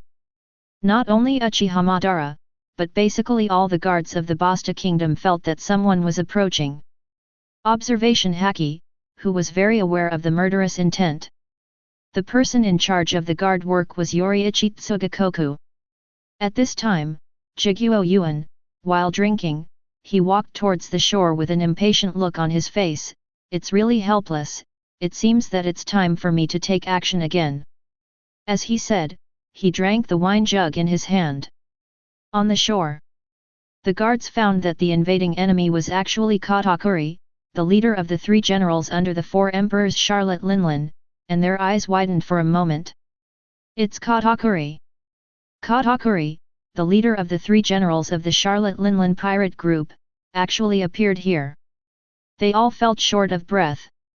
After all, the opponent is Katakuri, whose strength is unfathomable, and ordinary people are not opponents at all. For a moment, everyone in 050 was panicked and dared not approach. They knew Katakuri's strength very well, and there was fear in their eyes. At this time, Jiguo Yuanyi also came over. When everyone saw Tsukuni Yoriichi, a flash of excitement flashed in their eyes. Master Tsukuni Yoriichi is here. After all, Tsukuni Yoriichi is a cadre of the Basta kingdom, and his strength is very strong. His appearance also boosts morale.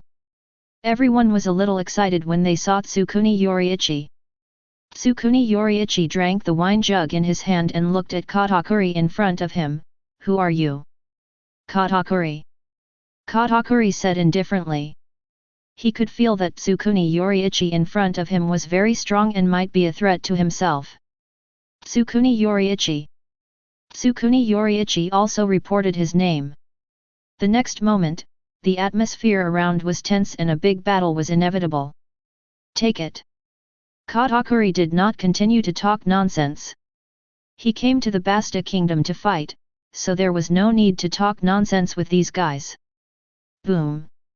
The momentum on his body burst out instantly. Chapter 103. The whole person rushed towards Tsukuni Yoriichi in an instant, very fast. Like a flash of lightning. In just a blink of an eye, he had arrived in front of Tsukuni Yoriichi. Oh! Tsukuni Yoriichi watched calmly, and the sun blade in his hand was slightly swayed. Soon, Katakuri's attack had arrived. The arm turned into a rice cake, extended, and attacked Tsukuni Yoriichi. It was still filled with armament haki. The armament haki covered, causing the rice cake hand to be pitch black. Both the attack power and the destructive power were significantly improved at this moment. Facing this attack, Tsukuni Yoriichi pulled out the sun blade in his hand. Aimed at Katakuri's direction, suddenly chopped. A sharp knife light appeared. The air was easily torn apart. The attack quickly chopped Katakuri's rice cake hand. After the two collided, the surrounding air seemed unable to bear it, and there was a loud noise. Katakuri couldn't help shaking his body, and his mouth hidden under his collar opened slightly, full of astonishment. The strength of Tsukuni Yoriichi was a little beyond his expectations. This was also because Tsukuni Yoriichi was too strong. After all, he defeated the legendary swordsman. Hawkeye my hawk. Katakuri was very strong. But compared to Hawkeye my hawk, who stood at the top of the pirates, he was obviously still a little bit behind. Rice cake hand. However, Katanan would not give up. He stretched out his hand and continued to control the rice cake hand, rushing towards Tsukuni Yoriichi. The rice cakes turned into fists, which were filled with armament haki. Each punch weighed 1,000 pounds, and ordinary people had no way to resist.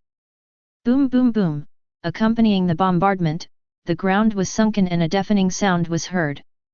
It can be said that Katakuri's attack speed is still very fast, and ordinary people have no chance to dodge. But Tsukuni Yoriichi is faster.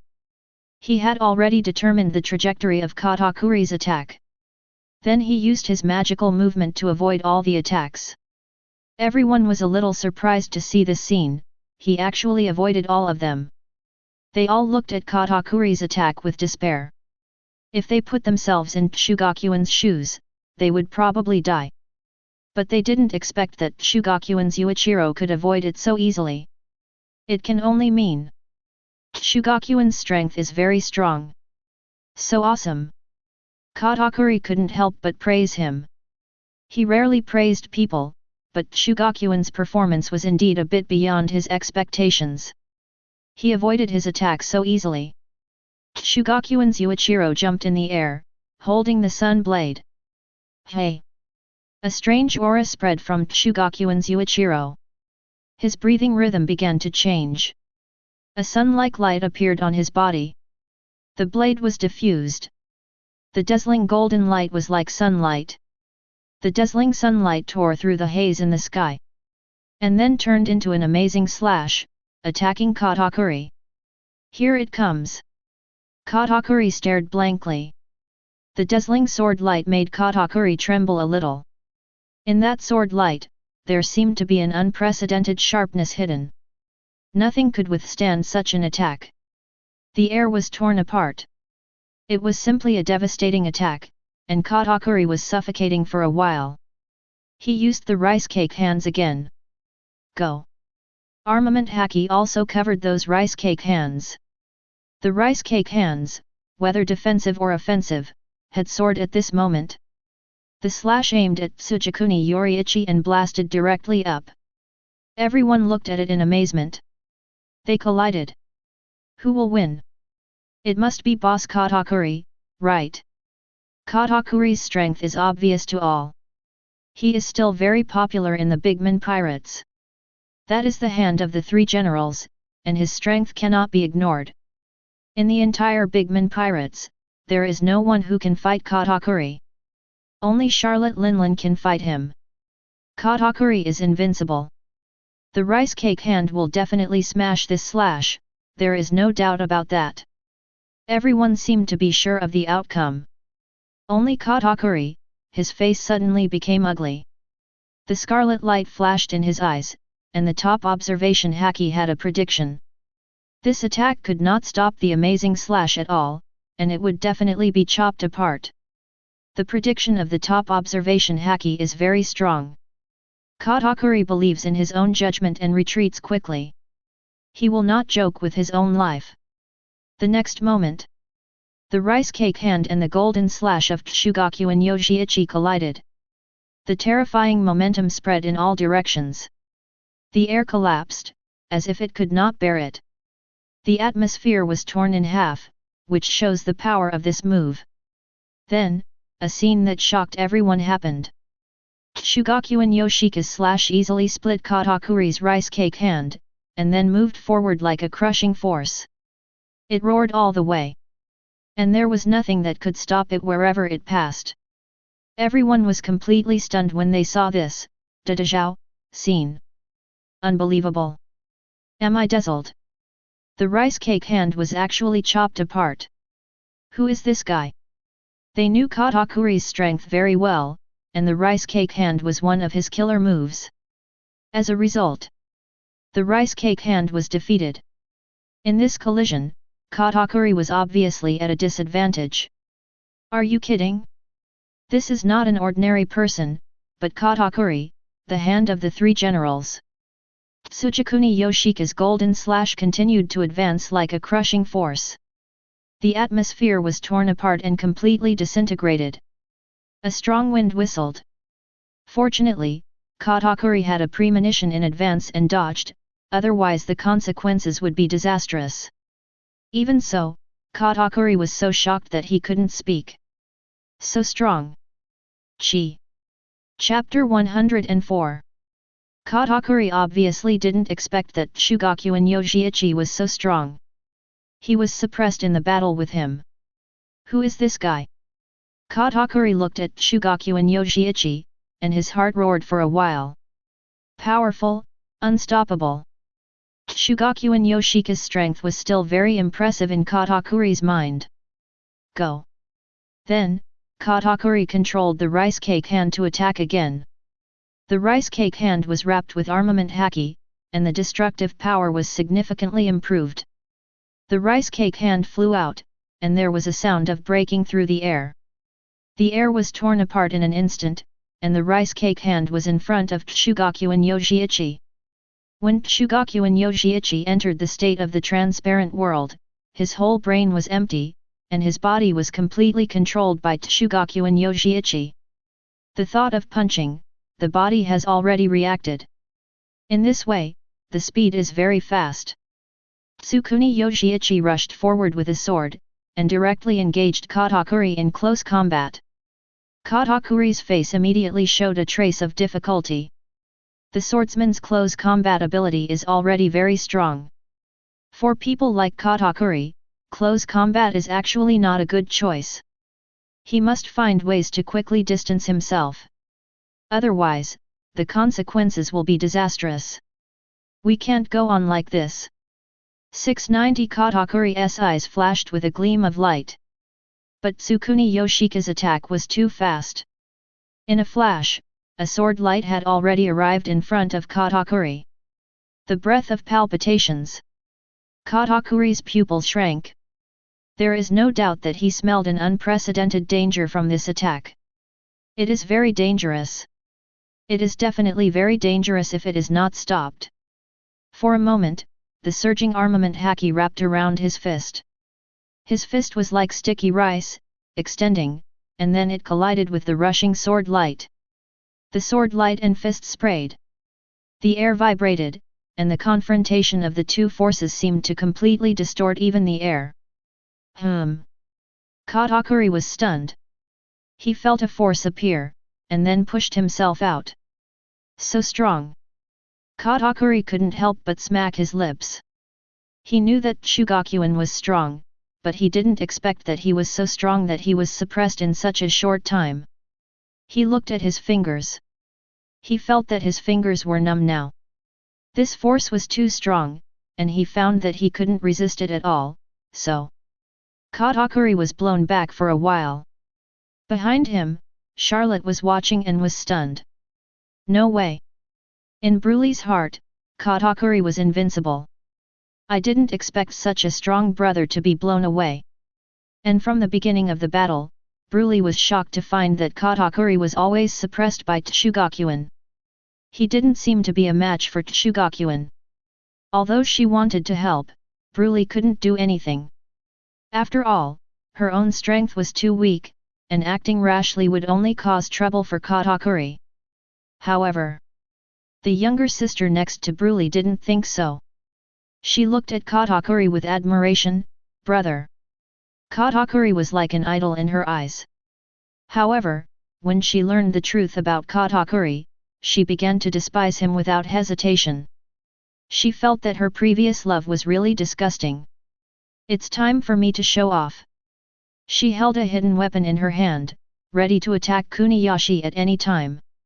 A duel between men, but this guy actually wanted to attack from behind and kill Yuichi Tsugakuma. If Katakuri knew, he would definitely be angry. After all, Katakuri is still a real man. In the field, Katakuri rushed up again. In just a blink of an eye, he appeared in front of Yuichi Tsugakuma. Are you here? Yuichi Tsugakuma's mouth curled up. Although he had entered the realm of the transparent world, Yuichi Tsugakuma was still able to speak. Go. Katakuri snorted coldly and did not say much to Yuichi Tsugakuma. Seek, I saw countless glutinous rice circles appearing around, and then many hands made of glutinous rice appeared in the circles. Armament haki was also wrapped around these hands. Whoosh! With the sound of breaking through the air, the attack quickly arrived in front of Yuichi Tsugakuma. So many glutinous rice hands appeared in an instant. This guy is really difficult to deal with. Yuichi Tsugakuma frowned slightly. To be honest, he still hates this kind of strange ability. He quickly avoided it as soon as possible. With the blessing of the transparent world, it is very easy to avoid such attacks, and he easily avoided all attacks. His figure is as nimble as a snake. All these attacks were avoided. Katakuri was a little surprised. It was actually avoided, good. Not only did he avoid all the attacks, but the most important thing was that Yuichi Tsugakun's movement was very flexible. His glutinous rice hands followed. But he couldn't catch Yuichi Tsugakun at all.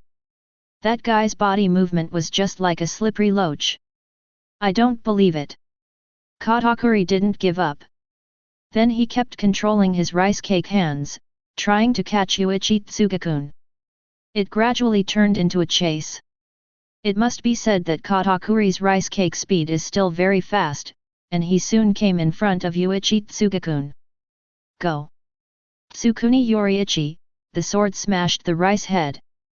But the rice cake hands rushed over from all directions, and it was simply a continuous attack. Break! Break! Break! Tsukuni Yoriichi didn't care and urged the sword in his hand to attack continuously. All the rice cakes that rushed over were smashed, and he rushed towards Katakuri without any obstacles. Like lightning, he appeared in front of Katakuri. 1. Katakuri was shocked. Obviously, he didn't expect Tsukuni Yoriichi to be so terrifying. He came over like a whirlwind, and his rice cake hands couldn't stop him at all.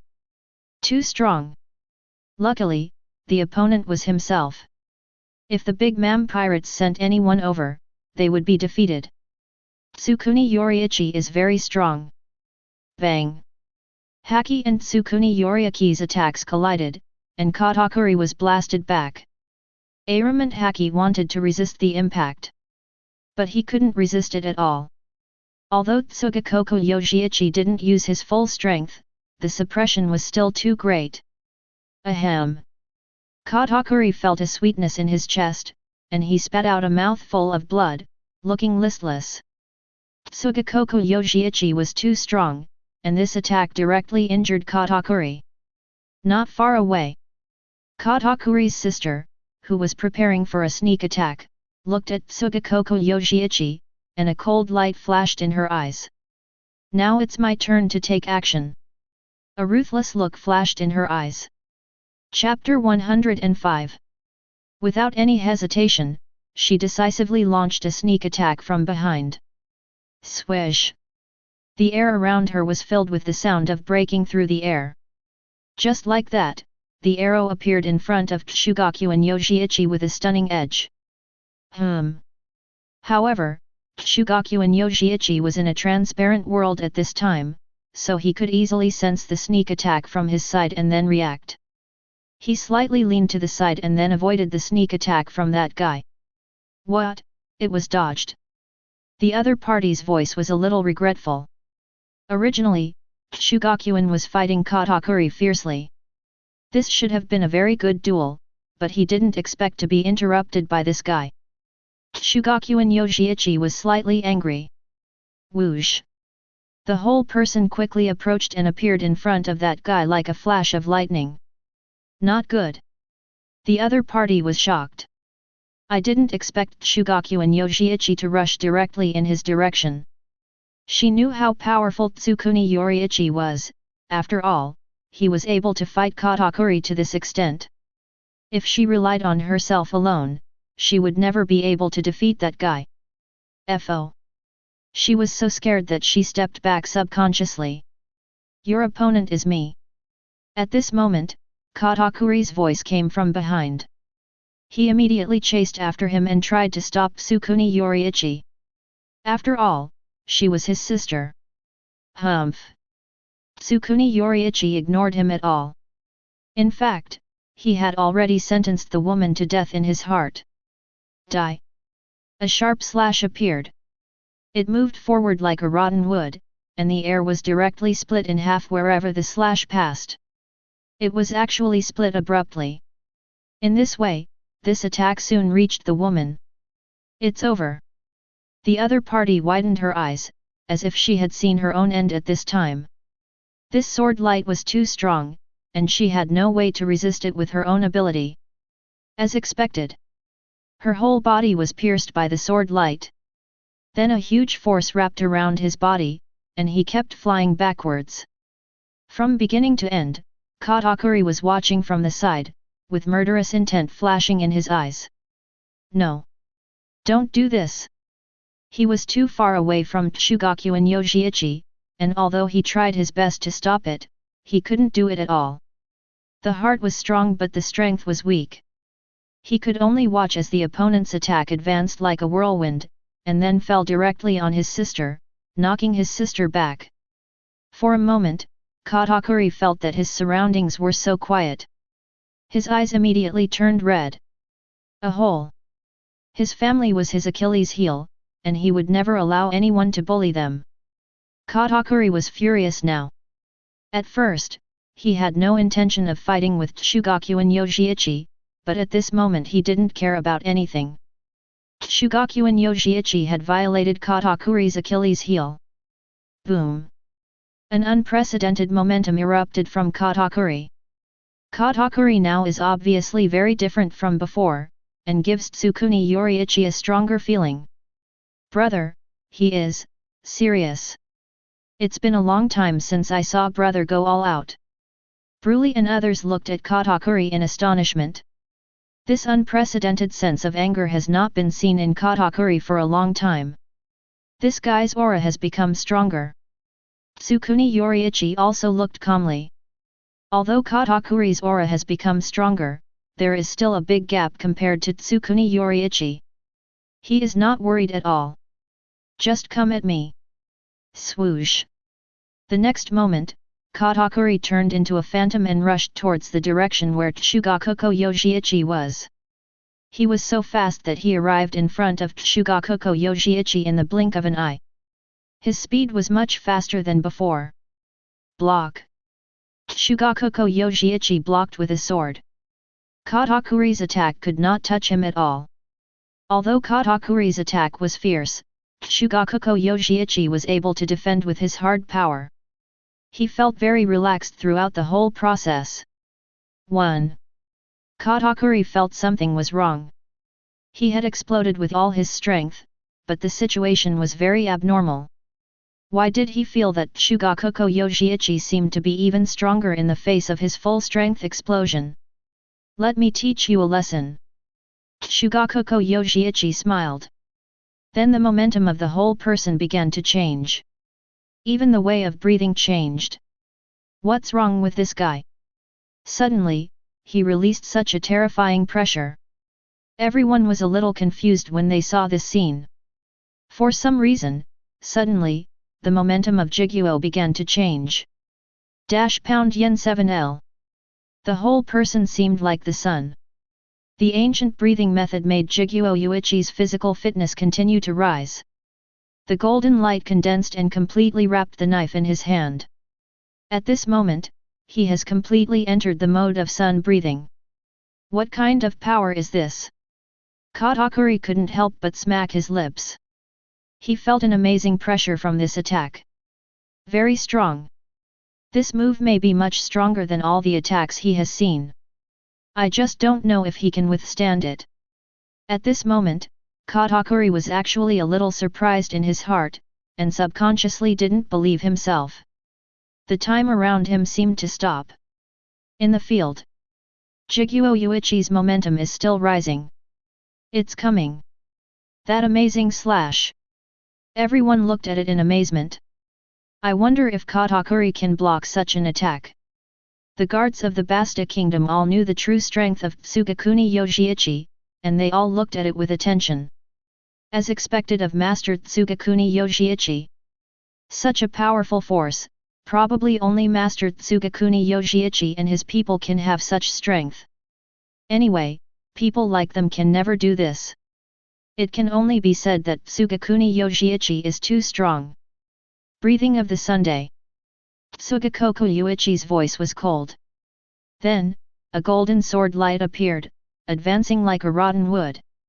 The air could not bear it at all and collapsed.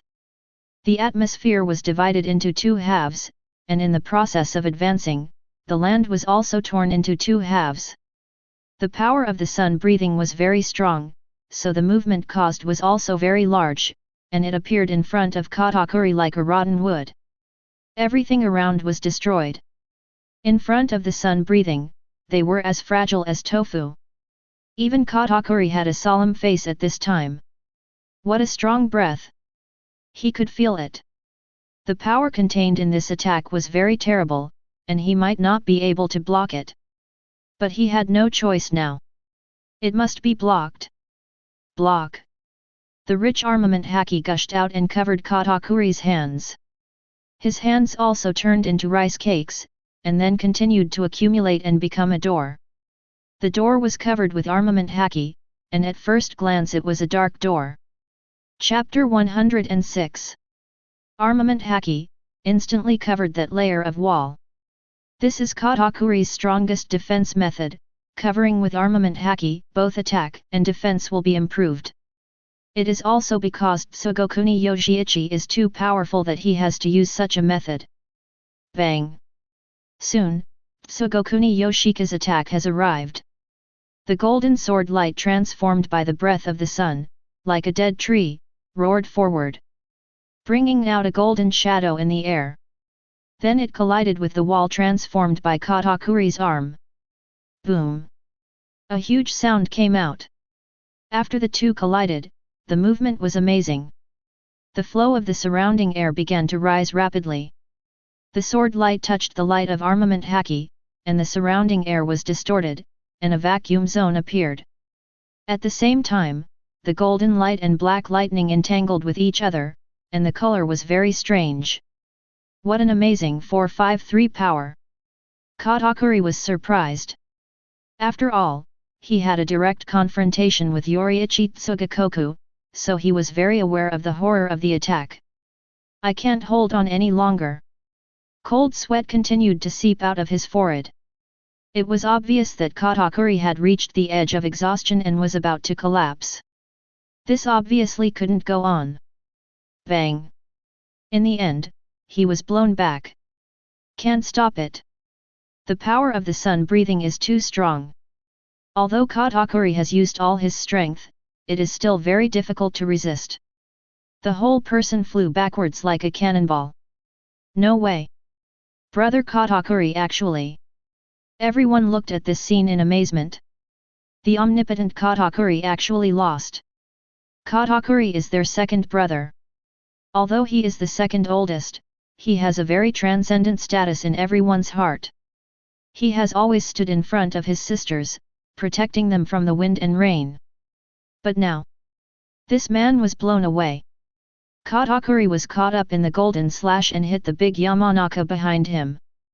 Boom! The mountain trembled, and countless rocks rolled down from it.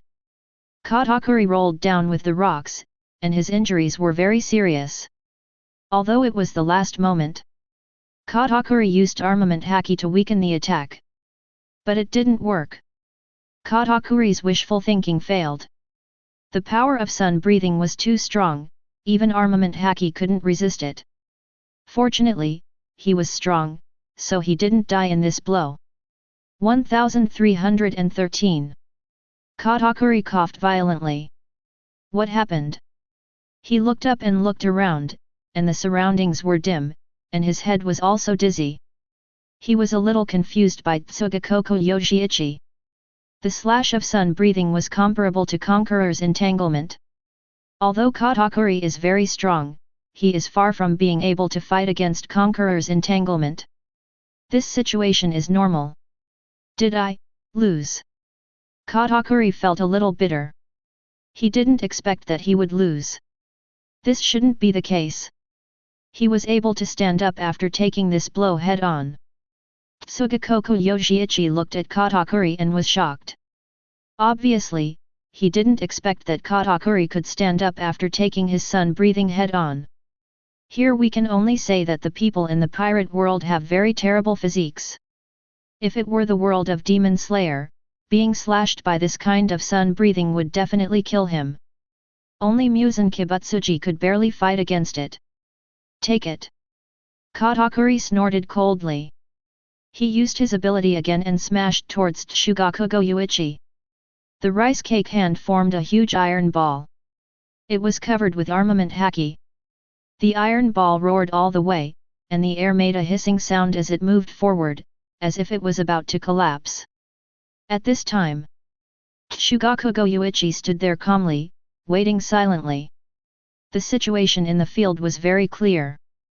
Katakuri was completely crushed, and the gap between him and Tsugakoku Yuichi was still quite large. It was impossible to win if he continued like this, and it would only get worse and worse. The reason was simple: Katakuri was now close to his limit. Even at his peak, he couldn't win against Yoriichi Tsugakuni, let alone in his current state. After 2 rounds of fighting, Katakuri was blown away again. This time, Katakuri did not stand up again, but completely lost his ability to move. Although he wanted to get up and continue fighting, his body was no longer under his control and had reached its limit. How could this happen? Katakuri was unwilling. Finally, he met such a strong opponent, but he couldn't have a good fight with him. It's a pity. It's already reached its limit. Everyone looked at Katakuri in amazement. In their hearts, Katakuri, who was like a god of war, fell down, which was unacceptable. That man was Katakuri, their brother. I didn't expect you to lose. When Bruli saw this scene, she felt a little sorry. Among these people, only her and Katakuri have the purest feelings. After all, Katakuri's change is because of herself. And Bruli's existence is Katakuri's closest sister. Similarly, Katakuri's weight in Bruli's heart is also very high. That towering figure, the man who always stood in front of her, fell down at this time. Katakuri is very strong. Since he can be defeated, the Tsugokuni Yoriichi in front of him must be even stronger. Everyone's eyes subconsciously fell on Tsugokuni Yoriichi. What should we do? Katakuri is not his opponent. We are even worse. Everyone was terrified. They knew their own strengths very well. Katakuri was so strong, and he was the leader of the 3 generals under Big Mom. His strength was terrifying. As a result, he was easily defeated in front of Chugoku and Yojiichi. They were not as strong as Katakuri. If they rashly fought with Chugoku and Yojiichi, they would probably have only one outcome, death. If they could, they certainly didn't want to die. Just then, the sea water surged not far away. A pirate ship was bumping on the sea, cutting through the waves and coming towards the country of Uranus. On the ship, the flag of the Charlotte Linlan pirate flag was fluttering in the wind. Most of the fighters of the entire 1.04 Emperor's Charlotte Linlan pirate group were on that ship at the moment. Looking around, all of them were familiar faces. All of them were super pirates who had become famous in the New World. There were more than a dozen people with bounties exceeding 400 million Baileys. What is the concept of a bounty of 400 million? This number, even in the New World, it is also a rare sight. With so many strong men on board, it is conceivable that the strength of the Charlotte Linlan pirates must be amazing.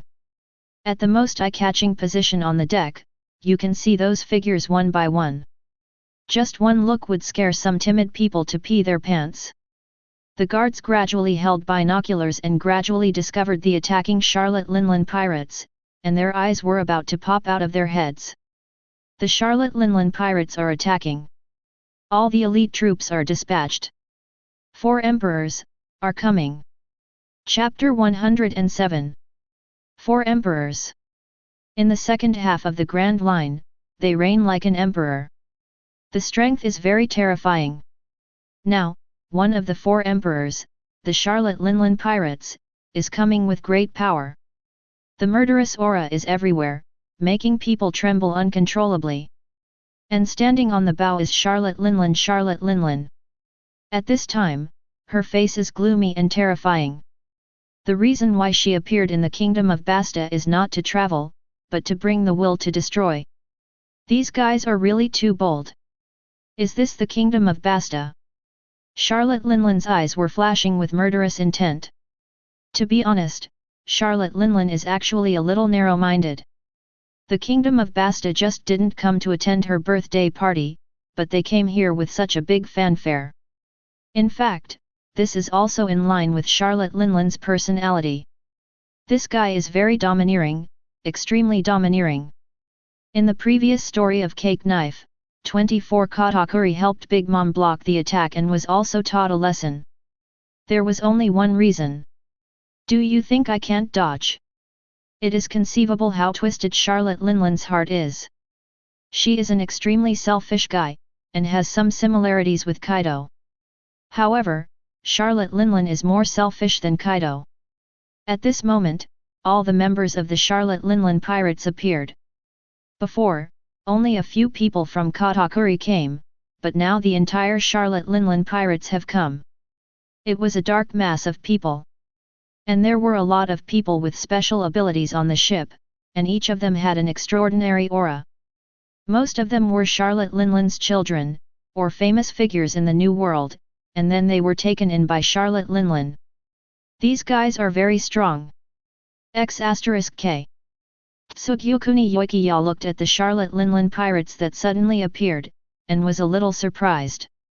He was fighting with Katakuri, but these guys suddenly appeared. A terrifying aura burst out from their bodies. It must be said that they are very strong, which Jiguo Yuichi can feel. Especially the Charlotte Linlin on the bow, the aura released from his body is very powerful. Let Jiguo Yuichi a little solemn. Maybe this guy is intimidating him. But since he is an intruder, you can blame me for being rude. Jiguo Yuichi's eyes were a little cold. You must know. It's okay for Charlotte Linlin to break in like this.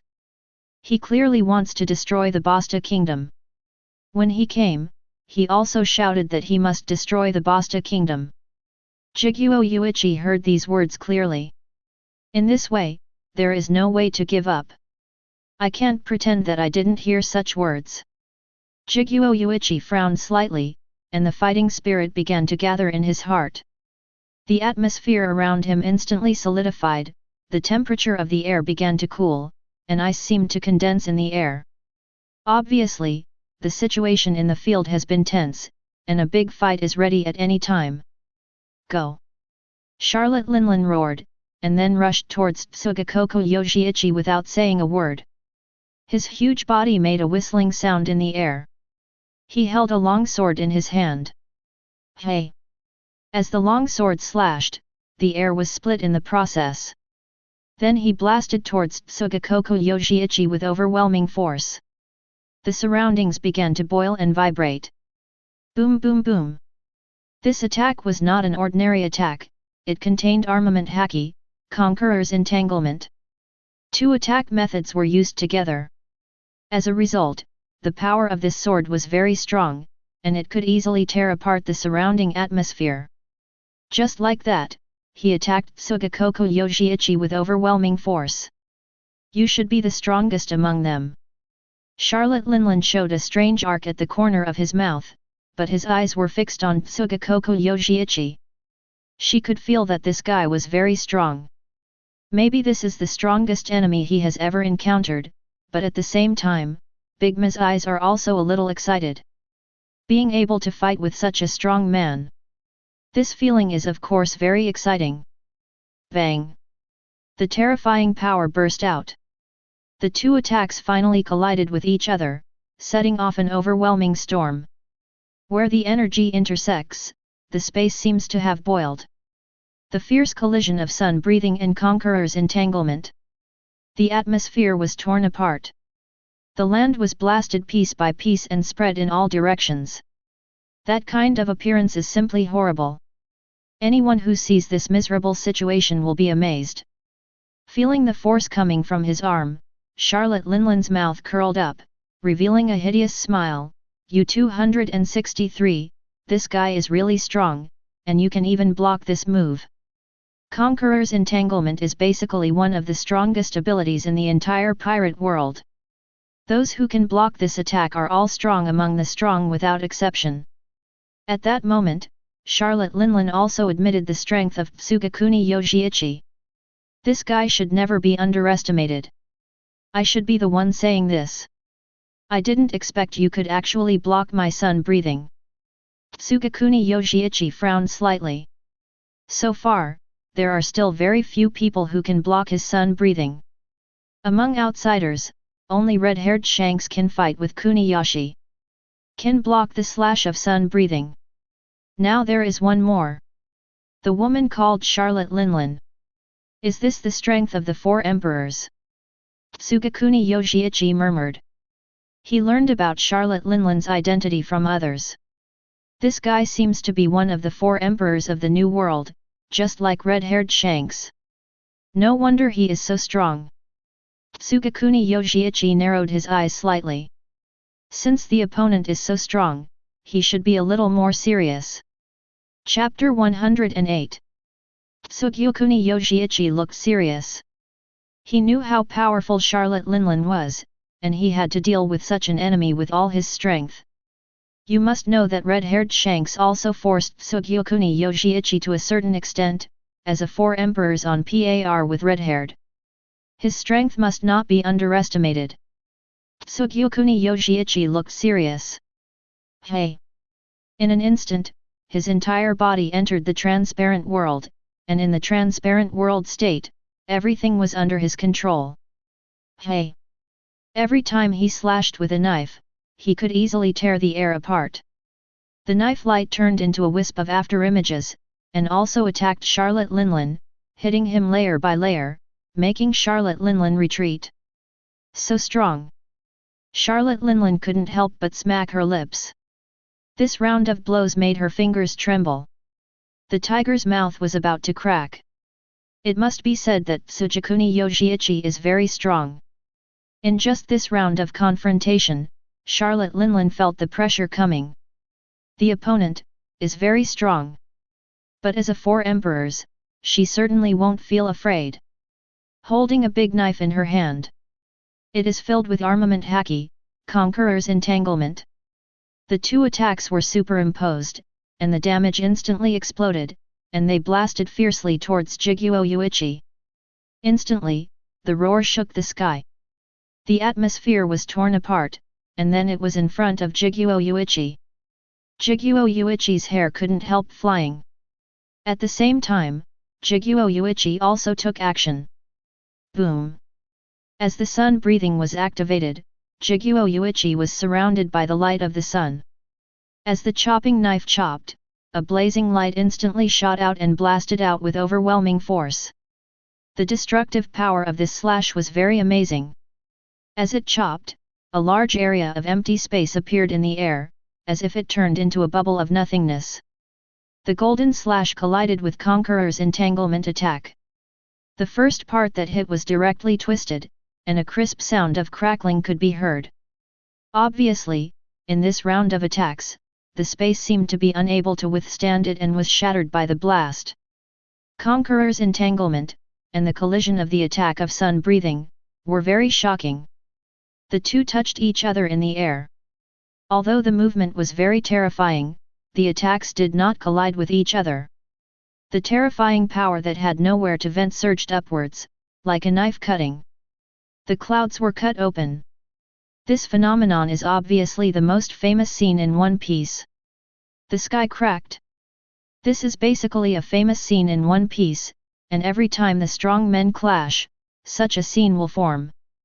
The power that had nowhere to vent eventually surged to the clouds. Directly split the sky in two. Everyone looked at this scene in amazement, and the shock in their hearts reached the extreme. The sky is cracked. So scary. It is impossible to imagine the scene in front of them. The clouds in the sky are as fragile as tofu and are easily torn apart. This is just the aftermath of the two people's offensive. In mid-air, the attacks of Tsugakoku Yoshiichi and Charlotte Linlin are still colliding. That the fierce clash between Conqueror's haki and sun breathing seemed to make the space boil. Infinite power spread in all directions. Charlotte Linlin's mouth curled up, and her eyes were twisted and crazy. Well done, Tsugakoku Yoriichi. She didn't expect that Tsugakoku Yoriichi would catch her attack again. At this moment, Charlotte Linlin wrapped all of Conqueror's haki around the knife in her hand, and the power contained in it was earth-shattering. As a result, Tsugakoku Yoriichi didn't even need Conqueror's haki, and he was able to block his attack. How is it possible? You surprised me. Jikouyan curled his lips. Do you think it's over? Before he finished speaking, the aura of Charlotte Linlin became even more terrifying. Endless power burst out from Charlotte Linlin. Armament haki, Conqueror's haki leaked out, and the surrounding space was distorted by this surging haki. Charlotte Linlin held a long sword in his hand. All the power was infused into the long sword, bringing a black light, rushing towards Jikouyan. Weiguo! The sharp sword light whistled away, and in a flash it arrived in front of Jikouyan. This attack was considered Charlotte Linlin's strongest offensive, with the blessing of Weiguo. Conqueror's entangled attack once again collided with the slash of sun breathing. Am I at a disadvantage? Tsugokuni Yoshiichi was shocked for a moment. I didn't expect that the transparent world, plus Tsugokuni Yoshiichi, could not stop the attack of Weiguo. Now the decline can be seen. If it continues, it will definitely lose. In fact, at their level, the decline can be seen at a glance, and the battle situation is very well grasped. The runes on his face flashed, and Tsugokuni Yojiichi, Zhao, used the power of Madara pattern. Once the power of Madara pattern was activated, the power of the golden slash skyrocketed, and the yang aura on it reached ultimate. The golden light enveloped Jiguo Yuanyi's entire body. An amazing light swept out. Boom! Wei Guo's attack was instantly disintegrated, and the golden slash also chopped on Charlotte Linlin. Charlotte Linlin was blown away. He smashed hard on the wall behind him, boom boom boom. The wall was like tofu, and several pieces were smashed by the face. You can imagine the horror of this attack. Jiguo Yuanyi didn't take the strength of fighting with red-haired Shanks so seriously. Now he and Charlotte Linlin are in a hostile relationship, so this attack is much more exaggerated. Chapter 109. At this moment, Shugakuin Yoshika's power is fully exploded. The power of the sun-breathing and Madara marks cooperated with each other to directly blow Charlotte Linlin away. The huge body easily smashed the wall behind. Even so, Charlotte Linlin still flew backwards uncontrollably. This guy is so strong. Charlotte Linlin was shocked. She felt an unprecedented pressure from Shugakuin Yojiichi. This guy is very strong and cannot be ignored. Now her chest is still aching. The battle ended here, and Big Ma's current strength was greatly reduced. She was not as good as Shugakuin Yojiichi before, and now she is even worse. Although she later used her trump card, it was useless. Yes. Charlotte Linlin also has her own trump card. When forced, eating her own lifespan, it can make her own strength soar in a short period of time. 1 year of life is enough to make Charlotte Linlin's strength soar. Now, her aura is very terrifying. The huge pressure descended, causing Charlotte Linlin's surroundings to seem to be twisted. The terrifying movement attracted everyone's attention. However, Jiguo Yuichi's expression remained unchanged. It cannot be said that he was indifferent. At this time, there was still excitement in his eyes. Charlotte Linlin's strength was enough to attract his attention. Whoosh! The next moment, Jiguo Yuichi rushed out first. The knife light came out. A sharp knife light was like the sun, bright. It was the slash of the sun breathing, and the slash of the sun breathing advanced all the way like a rotten wood. Appeared in front of Charlotte Linlin. Boom! The moves of both sides touched, and the space was shaking violently. You can imagine how strong they are. But now Charlotte Linlin is already in the limit state after all, and is no match for Jiguo Yuichi. The whole person was blasted back again. This time the degree of injury is more serious. There is absolutely no way to fight.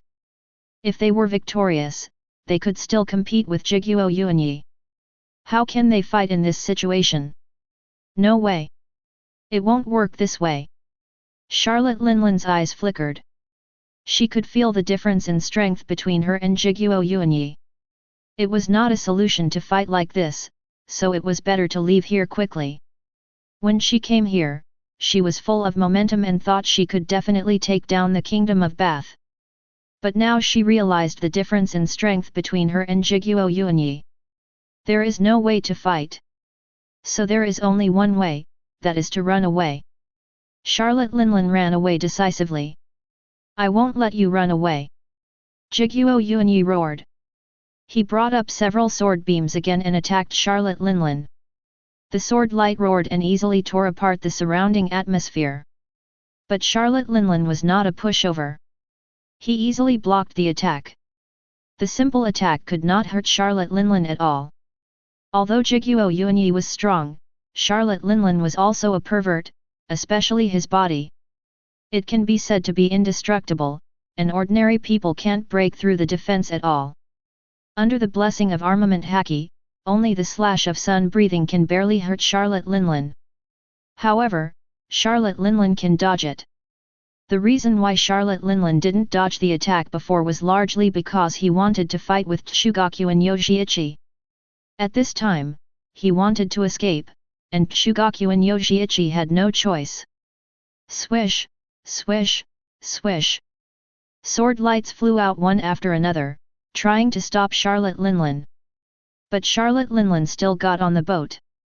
At this time, everyone on the boat was still confused, and their mouths were wide open, as if they could fit a duck egg. Are you kidding?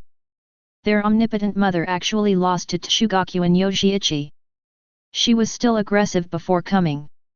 Now she is running away with her tail between her legs, which is really a bit embarrassing. Everyone was helpless. Go quickly! Charlotte Linlin ordered. They didn't dare to be negligent at all, after all, this was their mother's order. They immediately started to drive the boat away. The ship cut through the waves and headed for the sea. The Basta kingdom was so terrifying that it actually defeated the Charlotte Linlin pirates. They were the 4 emperors. From this incident, we can see the strength of Jiguyuan and others. Swoosh! Jiguyuan stood alone in the air. He was powerless to stop Charlotte Linlin's escape. After all, he couldn't swim, and Charlotte Linlin's movements were very fast. He could only watch it happen. At this moment, Jiguyuan stood alone in the air, watching Charlotte Linlin and others escape, and released the last sword. He couldn't stop them, so he could only release this last attack. I hope it will work. The light of the sun breathing increased greatly, and then a stunning sword light flew out. It attacked the Charlotte Linlin pirate ship. Puff! Soon, the sword light also chopped on the ship. Charlotte Linlin wanted to block this attack, but failed. Her eyes widened, and she was extremely shocked. She knew very well that if she failed to block this attack, the consequences would be disastrous. Chapter 110. With this amazing slash, it landed directly on Charlotte Linlin's ship. To be honest, Charlotte Linlin's ship is still very strong, and ordinary attacks can't break it at all. However, in front of Tsujikuni Yoshika's slash, it was so fragile that it was directly split in half. The huge slash split the ship in half. Then, everyone on the Charlotte Linlin pirate ship flew high into the sky. Everyone looked terrified. Is this guy a monster? How is it possible? Oh my god! They simply couldn't believe that the One Piece chapter was real. Tsugyukuni Yunyi cut their boat in half with a light knife. Everyone flew in the air. Crushed. Charlotte Linlin's eyes were full of fear. She wanted to block the attack, but the speed of the slash was too fast and she accidentally missed it. She was fine. The boat was directly hit and split into 2 halves. She knew very well how terrible this situation was. Plop! Charlotte Linlin fell headfirst into the sea. Not only her, but everyone on the boat sank into the sea. They were all capable people. If they sank into the sea at this time, the consequences would be unimaginable and they would basically die. Despair appeared in their eyes. No, don't! How can this be? Everyone was completely stunned. But there was no way. Facing the slash of the sun breathing, they could not resist at all. Plop! Plop! One after another, they sank to the bottom of the sea. Just like that, the invasion of the Charlotte Linlin pirates came to an end. Although Tsukuni Yoshiichi wanted to wipe them out directly. But it must be said that the Charlotte Linlin pirates are still very strong, especially Big Mom herself. Even Tsukuni Yoshiichi had a hard time fighting. So, he accidentally ran away. Looking at the turbulent sea in front, Tsukuni Yoshiichi couldn't help but say. Even the 4 emperors should not be able to survive in this environment, right? It is said that Charlotte Linlin is demon fruit power. Aren't demon fruit powers afraid of sea water? So, in this case, even Charlotte Linlin probably has to play. There is no other possibility. Tsukuni Yoshiichi felt relieved for a while. Success! So amazing, worthy of being Tsukuni Yoshiichi. I didn't expect that even that Charlotte Linlin is not our opponent, too amazing. To be honest, I was a little worried about Tsukuni Yoshiichi before. After all, the other party is the famous 4 emperors, and their reputation is well known. They all grew up listening to the reputation of the 4 emperors, so they naturally know how terrifying the four emperors are. Especially the world government, which likes to exaggerate.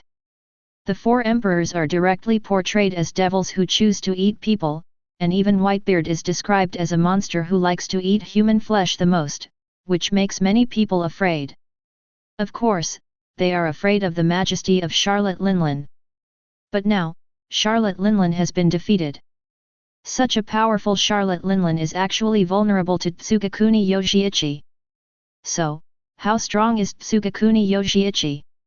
Everyone was shocked and speechless. One by one, their eyes were fixed on the direction of Tsugakuni Yojiichi. They knew that Tsugakuni Yojiichi was very strong, but they didn't expect this guy to be so terrifying. It seems that the matter is resolved. Ji Koyuan smiled. After the matter was resolved, of course he got up and left. There was no reason for him to stay here any longer, and he would soon disappear from everyone's sight. This matter came to an end. Time passed. 3 days later. A merchant ship was moving slowly on the sea, very calm. Please give me flowers. Everyone on the ship was very comfortable, and felt that it was still very safe in the area near the Kingdom of Basta. After all, the pirates here have been completely wiped out. From this incident, we can see the strength of the Kingdom of Basta. I don't know when we can reach Sabayati Archipelago. Who knows? While chatting, someone suddenly noticed that a ship was coming in front of them. The surveyor was stunned and looked a little surprised. What is that? The flag was flying in front of him. A closer look showed that it was the logo of the Whitebeard Pirates. You must know that they are very familiar with the logo of the Whitebeard Pirates and will never forget such a thing in their dreams. 00. Everyone's expression changed instantly. That is, the Whitebeard Pirates. In their eyes, Whitebeard is an evil ghost who chooses people to eat. After the constant slander of the world government, Whitebeard's image has long been very bad. Everyone looked terrified. At this moment, I really don't know what to do. That is Whitebeard, the strongest man in the world. Although I don't know if it is Whitebeard himself, he can't afford to offend Whitebeard's subordinates. Whitebeard's subordinates are all famous figures in the New World. The strength of the Charlotte Linlin pirate group is enough to shock people. And the famous in terms of strength, the Whitebeard pirates are far superior to the Charlotte Linlin pirates. The captains on the ship are all quite strong. Especially Marco, who was definitely the best assistant during the Summit War. Later, he played a crucial role in the Wano Kuni plot, and his strength should not be underestimated. Others are also very powerful. Like Diamond Jaws. Facing the strongest attack of Hawkeye Mihawk, he was able to block it. Ordinary people can't do it. And now, they are actually facing the Whitebeard pirates. 1. Chapter 111. Everyone looked at the approaching ships in amazement. Their bodies began to tremble. The reason was simple, because the opponent was from the Whitebeard pirates. Who were the Whitebeard pirates? They were the strongest among the four emperors. Even Charlotte Linlin, Kaido, and others could not compare with Whitebeard. And the overall strength of the Whitebeard pirates was much stronger than the ordinary four emperors. What should I do? The people on the ship began to panic. The opponent was the Whitebeard pirates, and they could not win at all. At the same time, the ship of the Whitebeard pirates was also approaching this side. 683 cut through the waves and advanced. Thief, ha ha ha ha. The person on the ship was Blackbeard. At this time, his face was full of madness, looking at the ship in front, his eyes were full of greed. There were no other people on the ship, and the important person was simply Blackbeard. Quickly approached the merchant ship in front. Seeing the invading enemy, all the people on the merchant ship were terrified. After all, this was the Whitebeard pirates, who were not to be trifled with, so they fled as soon as possible. However, the pirates on Blackbeard's side kept chasing.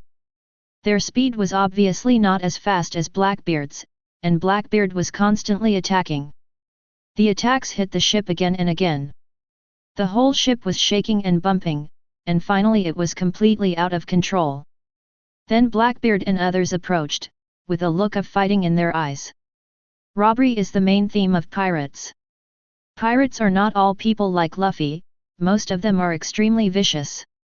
For a little money, they are willing to take risks. This is a pirate. And Blackbeard is obviously the best in the pirate spirit. In front of Blackbeard, those merchant ships were simply vulnerable and helpless. There was no way, the gap between them and Blackbeard and others was too big. What could they do in the face of such an attack? They could only watch and wait for death. Death is the main theme of the pirates. After a while, most of the people on the ship had been killed. Thief, ha ha ha.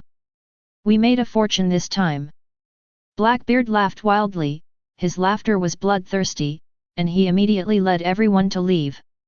Since the robbery was completed, there was no need to stay here any longer. However, the next moment, his eyes suddenly widened, and the horror in his heart reached the extreme. Blackbeard still had observation haki, and he could feel that there was a hint of hostility slowly coming not far ahead, and Blackbeard's whole body was instantly green. With his mouth open, you can see the crooked teeth in Blackbeard's mouth. It seems that the front teeth are broken. Hey! In Blackbeard's field of vision, he saw a ship coming towards this side. On the ship, Aokiji with a sword on his waist stood there, and next to him, there was a mysterious man. This guy had not appeared before. He was actually the latest character summoned by Roy. As you said, there are pirates here. My observation haki can't sense such a long distance. Aokiji was a little surprised. She said this from the bottom of her heart. When she first heard that there were pirates here, she subconsciously didn't believe it and thought that such a thing should be impossible. But reality slapped her hard in the face. Sure enough, someone appeared and attacked the merchant ship here. This kind of crime, anyway, she would never let it go easily. But at the same time, Aokiji was curious in her heart, how did this new character do it? Although her observation haki is also very powerful, the coverage is not so wide, so Blackbeard and his group didn't notice it. But this guy noticed it easily. Because of my eyes. The other party smiled. His handsome features made it impossible for anyone to ignore him. He wore an eye patch and had a bright smile on his lips. Sometimes, I feel that this guy is a little funny. Aokiji laughed and rushed to Blackbeard without saying anything. The most urgent task now is to kill Blackbeard. Leave this guy to me. As he said that, Aokiji flew towards Blackbeard. Here I come. Blackbeard also noticed that there was Aokiji and the mysterious man not far away. To be honest, Aokiji did not put much pressure on him. This guy was at most at the level of Momuzagi Vice Admiral. Momuzagi was only a substitute admiral. Compared with Blackbeard, his strength was still a step behind. It was a pipe dream to want to stop Blackbeard. During this period, Blackbeard also had experience above the level of the sea extreme. After all, he scratched the red-haired man's eyes, and his strength could not be ignored. But Blackbeard looked at the mysterious man behind Akame, and a sense of fear suddenly emerged in his heart. Yes, he was very scared now. I don't know if it was his own illusion or observation haki's premonition. Anyway, when he saw that man, Blackbeard couldn't stop trembling all over, and fear rose in his heart. He gives me a bad feeling. 1.3 Blackbeard grinned, and the broken front teeth in his mouth could be seen clearly. Let's go, let's go. Almost without saying a word, Blackbeard hurriedly planned to escape with his men. The main feature of Blackbeard's great achievements in the original book is that he is very cowardly. As long as he encounters danger, he will never go. This time he felt an unprecedented danger, so he ran away without hesitation. Everyone was shocked. Why do you want to run away, Teach? Everyone is full of energy now, let's have a good fight with them. Everyone looked excited, obviously treating Akame and others as soft persimmons. Chapter 112 The Whitebeard pirates are used to being arrogant on the sea. They have always been the ones bullying others. When have you ever seen them fleeing in such a panic? It's not realistic at all, okay? It can be seen from the original work when Odin just got on Roger's ship. The Whitebeard pirates are actually not good people. They only talk about loyalty to their companions, and those who don't accept it can go to Odin's memories. When he first got on Roger's ship, Odin robbed civilians everywhere, but was stopped. This is not on the Whitebeard ship. We don't allow people to rob civilians on our ship. It's conceivable that Odin robbed civilians every day on the Whitebeard ship. The camera returns to the scene, and everyone is excited at this time. They are also looking forward to fighting with Akame and the others. Let them see how powerful our Whitebeard pirates are. That's right. Blackbeard was in a state of panic when he saw this. He really wanted to escape. His powerful 24-color haki could sense that the opponent was very strong. He might not be able to compete with them. In the current situation, the only correct choice was to leave quickly. Let's go. We can't underestimate these guys. I can feel that it will be dangerous if we continue to stay here. However, Blackbeard's prestige on the ship was just like that. Even if he spoke out to stop them, they didn't listen to him at all, so it was very embarrassing. The ship stopped. Everyone rushed forward and went to Akame and others who rushed over. Everyone looked excited. Let you see how powerful our Whitebeard pirates are. I'll take this guy's head. In a flash, Akame was already stepping on the water and shitting in front of them. And these people more or less had haki on their bodies. They all stepped on the water to meet them. With their strength, they can still step on the water for a short time. People in New World can actually do this kind of trick. But the ability users can't do it. The ability users can only stay on the boat. Hey, don't kill those guys directly. I have to say that the leading woman is really good looking. Some people also stared at Akame's beauty, with a lewd light in their eyes.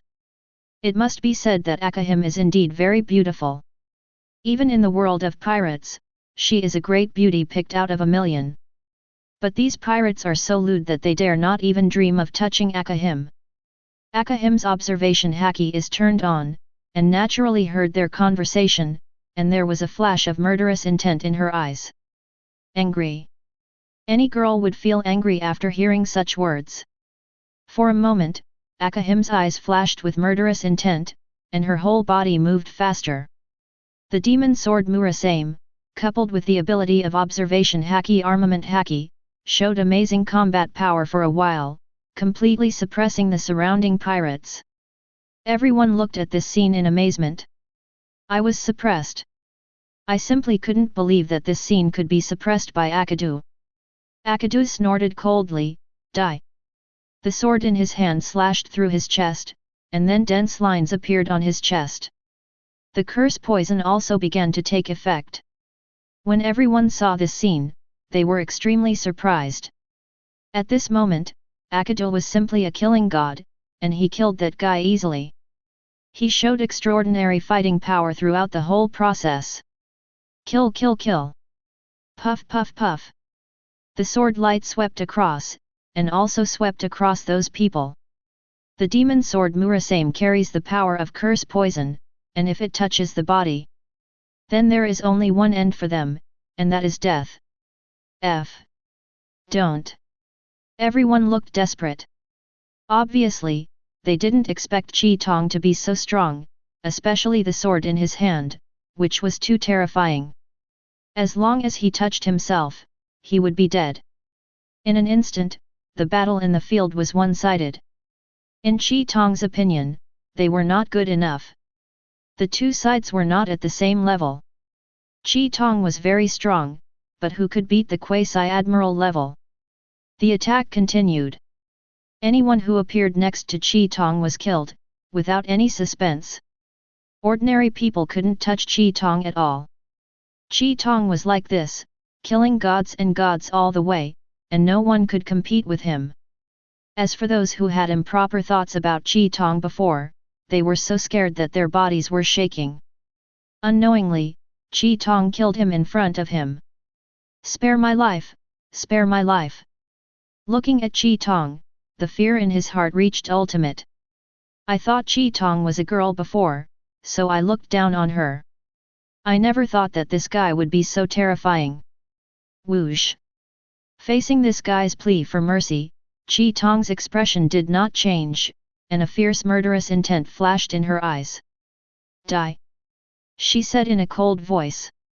In an instant, a sharp knife light flew out and swept across the man's neck. The neck was cut open. His whole head flew out. Then, dense runes appeared at the cut position and covered his whole body in an instant. "Die!" In front of Chi Tong, he had no power to fight back. When everyone saw Chi Tong like this, they were also scared for a while and almost collapsed to the ground. Asterisk. Who is this guy? Everyone was stunned. It's incredible that she is obviously a girl, but she has such terrifying strength. Chapter 113. Everyone looked at Akahima in amazement. At first they thought Akahima was just an ordinary person, but they didn't expect her strength to be so terrifying. Swish! Akahima killed them as easily as killing chickens. It was a complete crushing game, and the two sides were not at the same level at all. Akahima quickly solved them all, and then came to Blackbeard. Asterisk.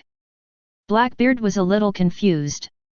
Obviously, he didn't expect Akahima to be so terrifying. Seeing Akahima rushing over, he had to be serious.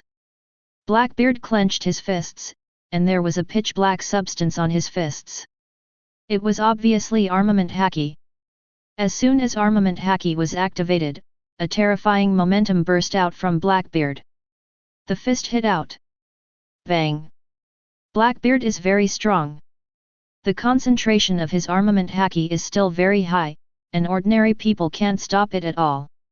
Usually Blackbeard has been hiding, but now, all his teammates are dead.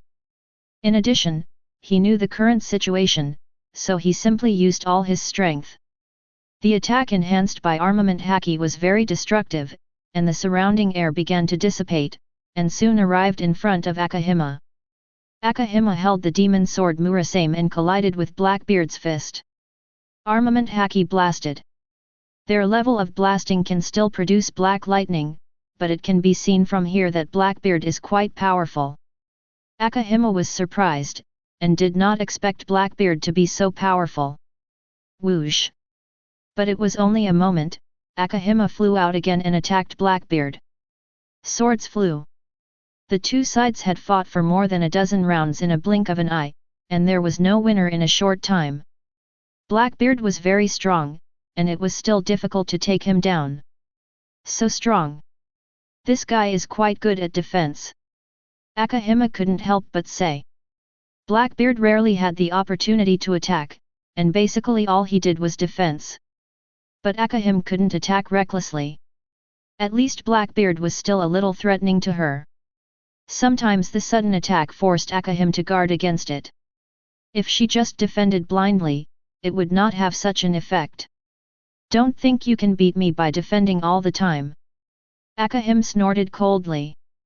Holding Murasame, the attack became faster and fiercer.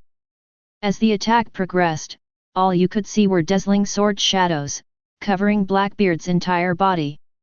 These dazzling sword shadows were also looking for opportunities to kill Blackbeard completely. Damn it! Blackbeard resisted with difficulty. But his strength was really good, and he really defended perfectly. For a while, Akahima couldn't do anything to this guy. There was no way, he was just like a turtle shell. A series of sword shadows stabbed at Blackbeard. Blackbeard was blasted back, and the demon sword Murasame was about to sweep Blackbeard several times. But he was dodged all of them. "You must not be attacked by that sword." Blackbeard couldn't help but say. He just witnessed the battle of Akahima. So he knew very well how powerful the sword was. If he was hit by it by mistake, he would die. So at the beginning of the battle, Blackbeard tried his best to avoid the slash of the demon sword Murasame. In fact, he could barely block the slash with armament haki, but Blackbeard couldn't afford to take the risk, and the final result was like this. However, because of this doubt, Blackbeard couldn't hold on for long. Bang!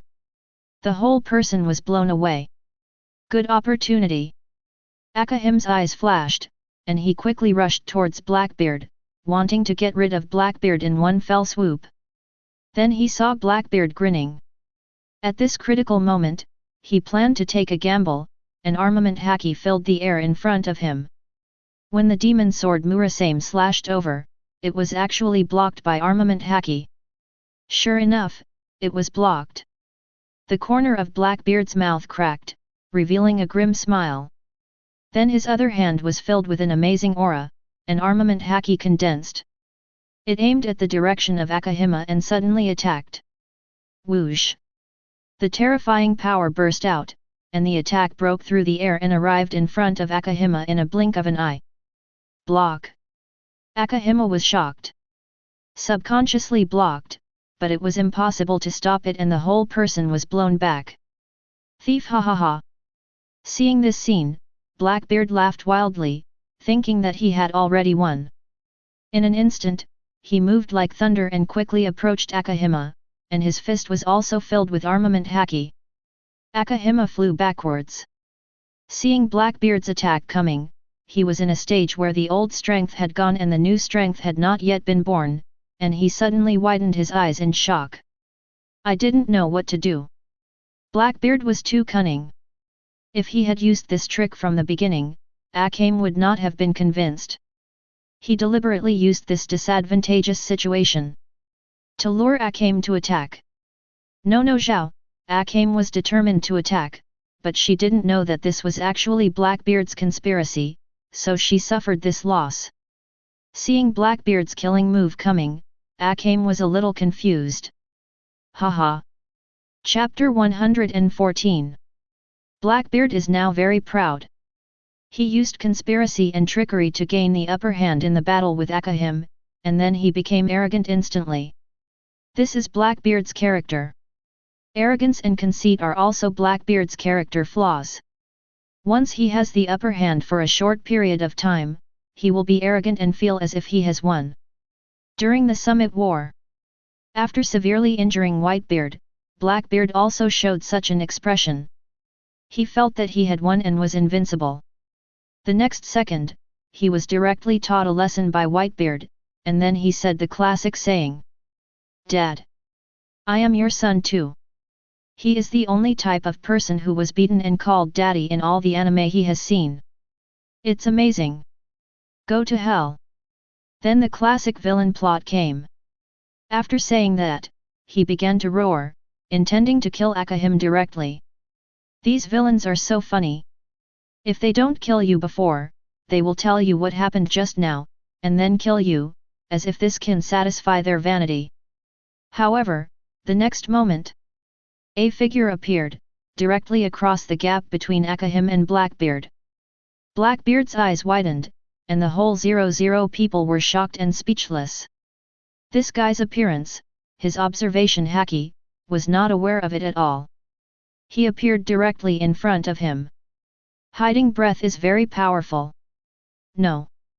Blackbeard shook his head to deny, because he just remembered clearly that the guy was still 100 meters away in the next second. He was still 100 meters away before, and then he appeared in front of him. What does this mean? It means that he is very fast, but this is even more surprising. 100 meters away, it took less than a second. Is this really a human? Blackbeard looked at the man in front of him in amazement, wearing a black eye mask and silver white hair. He usually covers his eyes, but now he takes off the eye mask completely and sees the pair of strange eyes. 6 eyes. The mysterious eyes that are born only once every few hundred years have incredible power. He looked down at Blackbeard in front of him, and his whole body was surging with an aura that could not be ignored. This guy's name is Gojo Satoru. He is a character like the ceiling in Jujutsu Kaisen, and he is really terrifying. Looking down at Blackbeard at this moment, Blackbeard felt tremendous pressure. Blackbeard's attacked the direction of Akame. However, the attack was instantly disintegrated. "Who are you?" Blackbeard's voice trembled. The aura of this guy made him tremble uncontrollably. Gojo Satoru smiled, but did not speak. His eyes were indifferent and he did not take Blackbeard seriously at all. Blackbeard had never been provoked like this before. GBW. Although Gojo Satoru's aura was very strong, he would not be scared to give up resistance, and the whole person rushed out immediately. "Don't be too arrogant!" Blackbeard roared and rushed out. Armament haki was condensed in his hand. As it blasted out, the surrounding air was blown away and soon arrived in front of Gojo Satoru. That speed was absolutely incredible.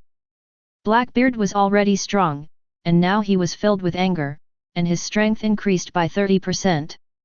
However, facing Blackbeard's attack, Gojo Satoru stood there calmly, his eyes were very indifferent from beginning to end. Swish! Blackbeard's attack arrived. The sharp friction sound almost shattered the eardrums. It must be said that Blackbeard's punch was very powerful and fast. Most people can't catch it at all. But who is Gojo Satoru? He appeared directly behind Blackbeard at the speed of teleportation. Just this one action almost scared Blackbeard to death. He was right in front of him just a moment ago, but he appeared directly behind him. What kind of monster is this? This is not just fast, it's teleportation. It seems that your speed is not very good. Gojo Satoru couldn't help but said. Blackbeard was speechless. Compared with someone like you who teleports, of course he can't compare. He, Sefk, turned around suddenly. He attacked Gojo Satoru directly, and his fist tore through the air, making a hissing sound. However, facing this blow, Gojo Satoru stretched out his hand and grabbed Blackbeard's fist directly in his palm. To be honest, Gojo Satoru's strength is definitely at the bug level. He is ridiculously strong in all aspects. People like Blackbeard can't touch him at all. They are not at the same level at all. Blackbeard's eyes widened, and he was completely stunned. This can't be. Are you kidding? Why is this happening? Although this attack was not his full strength, it was easily blocked by Gojo Satoru. Blackbeard was terrified. But at the same time, he swung his fist and attacked again. Armament haki condensed, and this time he directly used his strongest attack. Chi burst out, the air was torn, and the atmosphere was distorted by the explosion. The devastating attack spread all the way to Gojo Satoru. Gojo Satoru was covered with light, and the spell was launched. This attack was actually blocked by a finger. In Blackbeard's eyes, Gojo Satoru just stretched out a finger. As a result, his indestructible attack collapsed in an instant, and he couldn't get close to Gojo Satoru at all. A strong fear emerged. Blackbeard completely collapsed, his teeth were chattering. This was his strongest attack, and under normal circumstances, few people could block it. As a result, Gojo Satoru not only blocked it, but also used only one finger. This is too depressing. Even Whitebeard, facing this attack, would never be able to block the attack so easily. As a result, Gojo Satoru only used one finger. Blackbeard was actually helpless. Blackbeard was stunned. Even Akame and others were shocked to see this scene. Blocked with one finger. Akame looked at Blackbeard in amazement. She had just fought with Blackbeard, so she knew very well that Blackbeard was very strong, and ordinary people could not be the opponent of this monster. Even she was at a disadvantage in the battle just now. Such a strong enemy was actually powerless in front of Gojo Satoru. And Gojo Satoru only used one finger, it was so terrifying. Is this the strength of Lord Gojo Satoru? So powerful. Such a strong attack was blocked with just one finger. Is this really a human? They subconsciously doubted whether Gojo Satoru was a human? Can a normal human do such a thing? Gojo Satoru's strength was completely beyond their imagination. They were completely stunned. Gojo Satoru stood there condescendingly, with a look of contempt in his eyes. He was really just short of having the word invincible written on his face. Chapter 115. Blackbeard was frightened to death. The scene in front of him was a bit too scary. His attack was blocked by a finger. Who is this guy? Isn't this too exaggerated? Blocked by a finger. Everyone was stunned, shocked, and speechless. They knew that Gojo Satoru was very strong, but they didn't expect him to be so strong. Just now, Blackbeard was fighting back and forth with Akame, and was extremely arrogant, and even had the upper hand in the battle. As a result, when playing with Gojo Satoru, he was completely crushed, and there was no point in fighting. The gap was too big. Impossible, this is absolutely impossible. Blackbeard roared. He would never believe that this was true, and once again condensed his armament haki and blasted Gojo Satoru. This punch was his best skill. If there were pirates from the Whitebeard pirates nearby, they would definitely be shocked to see Blackbeard now. It turns out that Teach has hidden so much. This strength. Even on the Whitebeard ship, he is one of the best masters. The rich armament haki covered Blackbeard's fist tightly. The power of this punch was extremely high, and the surrounding atmosphere could not bear it, as if it was about to collapse. Die! Accompanied by Blackbeard's roar. The fist wind whistled and attacked Gojo Satoru directly. However, facing such an attack, Gojo Satoru just stood there calmly, with an indifferent look. Reached out and pointed forward. Buzz! A strange energy flowed. Blackbeard's eyes widened in shock and he was dumbfounded. He found himself unable to move again. This full-strength attack was once again blown up in this almost humiliating way. Blackbeard was going crazy. Are you kidding? How is this possible? Impossible, absolutely impossible. Blackbeard was suspended in the air. Bang! Then another force descended, and Blackbeard flew backwards. The following battle was beyond description. Blackbeard had no power to fight back in front of Gojo Satoru. Although he was also very strong. But Gojo Satoru was simply cheating, there was no way to compare. Blackbeard was completely beaten and beaten badly. Bang! Blackbeard wailed in pain, his teeth popped out, and blood spurted out. At this time, the pirate group led by Blackbeard had been killed. Gojo Satoru did not hold back. He decisively killed Blackbeard directly, neatly, and quickly. Finally solved. Akame smiled. She looked at Gojo Satoru with some surprise, and obviously also thought of Gojo Satoru's strength. This guy is not good looking. I didn't expect his strength to be so terrifying. In the previous battle, if it was not a crushing victory, Akame didn't know what kind of situation would be considered a crushing victory. Anyway, Blackbeard was suppressed by Gojo Satoru and couldn't even raise his head. He was almost collapsed. Gojo Satoru is too strong. Fighting Blackbeard is simply a dimensionality reduction attack. I'm really curious about your strength. It's just so-so. Gojo Satoru returned to his usual appearance. His usual attitude is completely different from that in battle. He is a little cold in battle, but usually quite funny and kind. Akame touched his chin, and then went home with Gojo Satoru and the others. At the same time, in a sea area of the Grand Line, Garp met Baki. Boy, join Marine with me. Garp said with a smile. If you can beat me, I will join Marine with you. Baki is obviously a young and brave man who is not afraid of tigers. He doesn't know how powerful the old man in front of him is. The dead fish eyes stared at Garp, full of fighting spirit. Garp laughed. He was also a fighting maniac.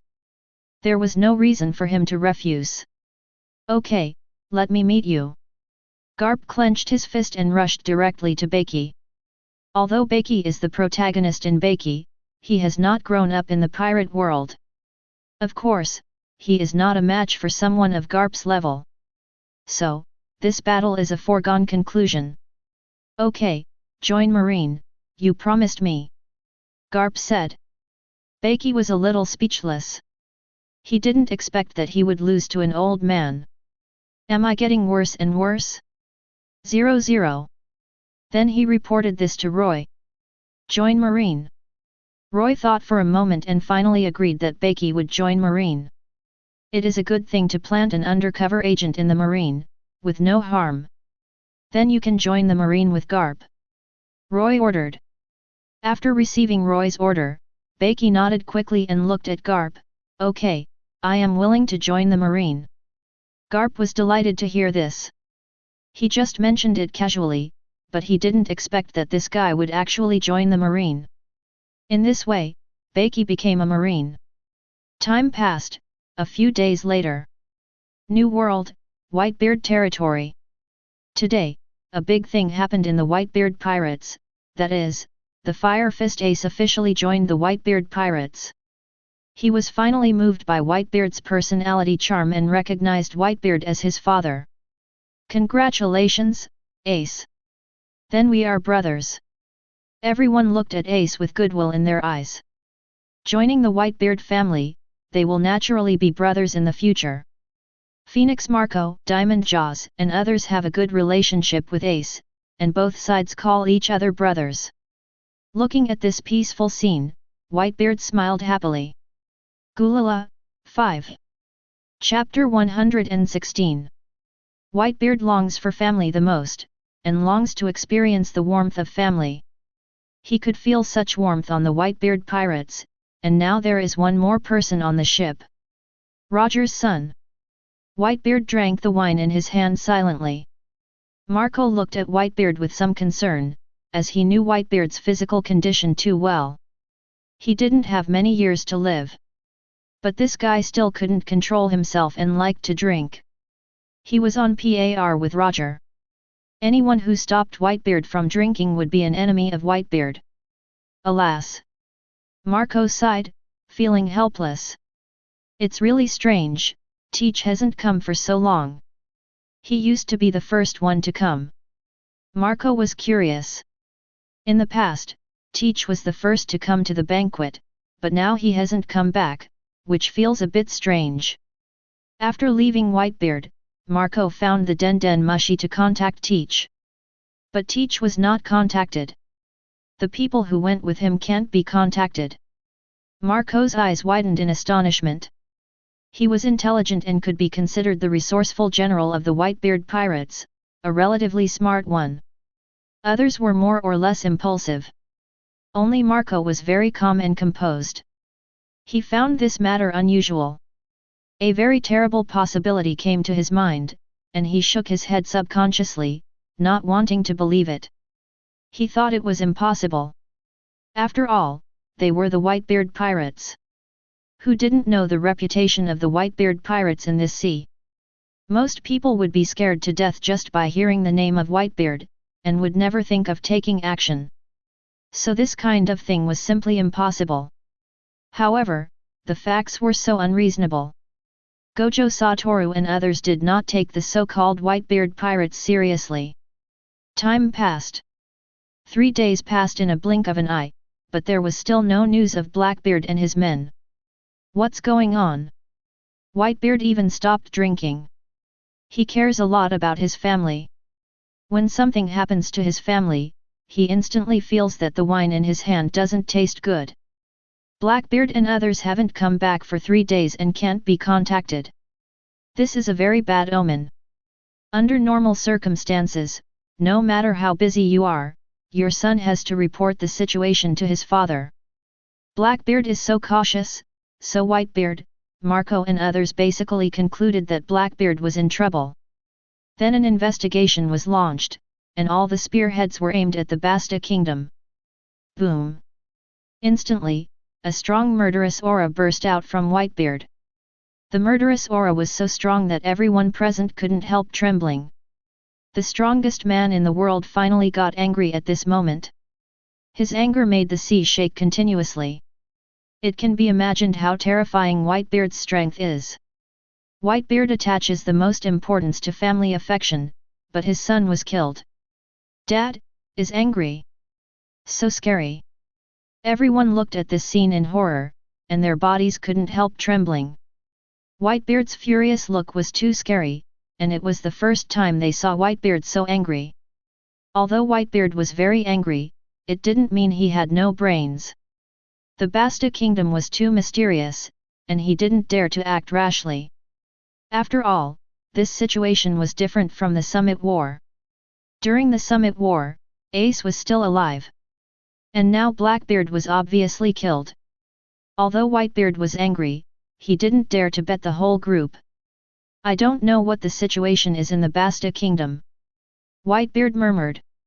At present, there is only one way, that is to test it. Test the strength of the Basta kingdom. If the strength is weak, they can be destroyed directly at that time, but if they are too strong, this idea can only be postponed. Leave it to you, Wadabae. Whitebeard looked at Wadabae. Among his children, the least noticeable one is Wadabae. And this guy's means of hiding his breath are also very clever. So he gave this task to Wadabae. Got it, Dad. Wadab nodded and did not refuse. She decided to disguise herself and sneak into the Basta kingdom to find out the truth about this kingdom. I'm leaving. Standing on the overnight boat, Wadab waved goodbye to everyone. Then, Wadab looked forward and slowly left in the boat. Suddenly. I don't know why, I have a bad feeling. Whitebeard rubbed his eyebrows and his face became ugly. His powerful observation haki seemed to have sensed some premonition and felt that Wadab's departure might not be a good thing for him, and his eyelids began to twitch violently. Everyone looked at Whitebeard with concern. What's wrong with Dad? Why not call Wadab back? Forget about this matter. Although the death of Blackbeard and others made Whitebeard very angry, he believed in the judgment of observation haki. If we go there, we may encounter unimaginable dangers. Just like before the Summit War, Whitebeard also had such a 1.6 intuition and wanted to stop Ace, but he failed to stop her, mainly because Ace was too straightforward. Dad, D has gone far away. Do you want me to chase her back? Although they didn't know what Whitebeard meant, they were all really worried about Whitebeard. As a woman, Whitebeard was a group favorite on the Whitebeard pirate ship.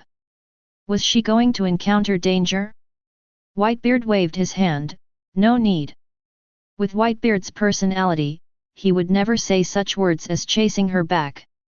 He is Whitebeard, the strongest man in the world. Edward Newgate.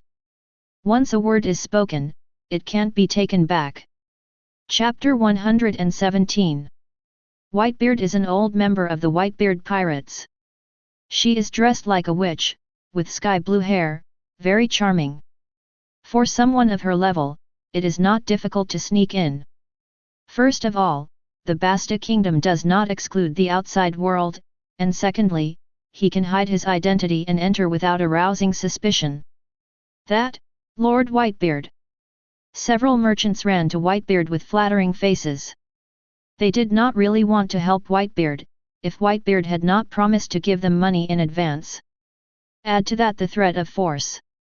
Give it to you, I will not break the contract. Whitebeard smiled, his expression was very gentle, but it is not convenient here after all, why not change a place? They did not recognize Whitebeard's true identity. So, they followed him without any vigilance. Is the money enough? If not, can I pay with my body? Among them, a businessman with a wretched appearance looked at Whitebeard, and the wretchedness in his eyes could not be suppressed. Men, in fact, just have that little fun. If you can have some relationship with a beauty like Whitebeard, it doesn't matter how much money you spend. Whitebeard smiled, but he had already had the intention to kill. Really? Then I really thank you. The other party didn't know that the danger was coming silently, but approached Whitebeard fearlessly. I couldn't help licking my lips. Such a superb beauty, just thinking about it, I was a little excited. Step by step. At the same time, he was still saying all kinds of dirty words, which Mo Philo will not mention in the harmonious text. When he stretched out his hand and wanted to hug Huai Bei, an amazing scene happened. A sword light suddenly flashed. Puff! Then the head flew out. Like a ball, it rolled to the merchants, blood and mud mixed together, it looked a bit scary. Asterisk. Everyone watched in horror.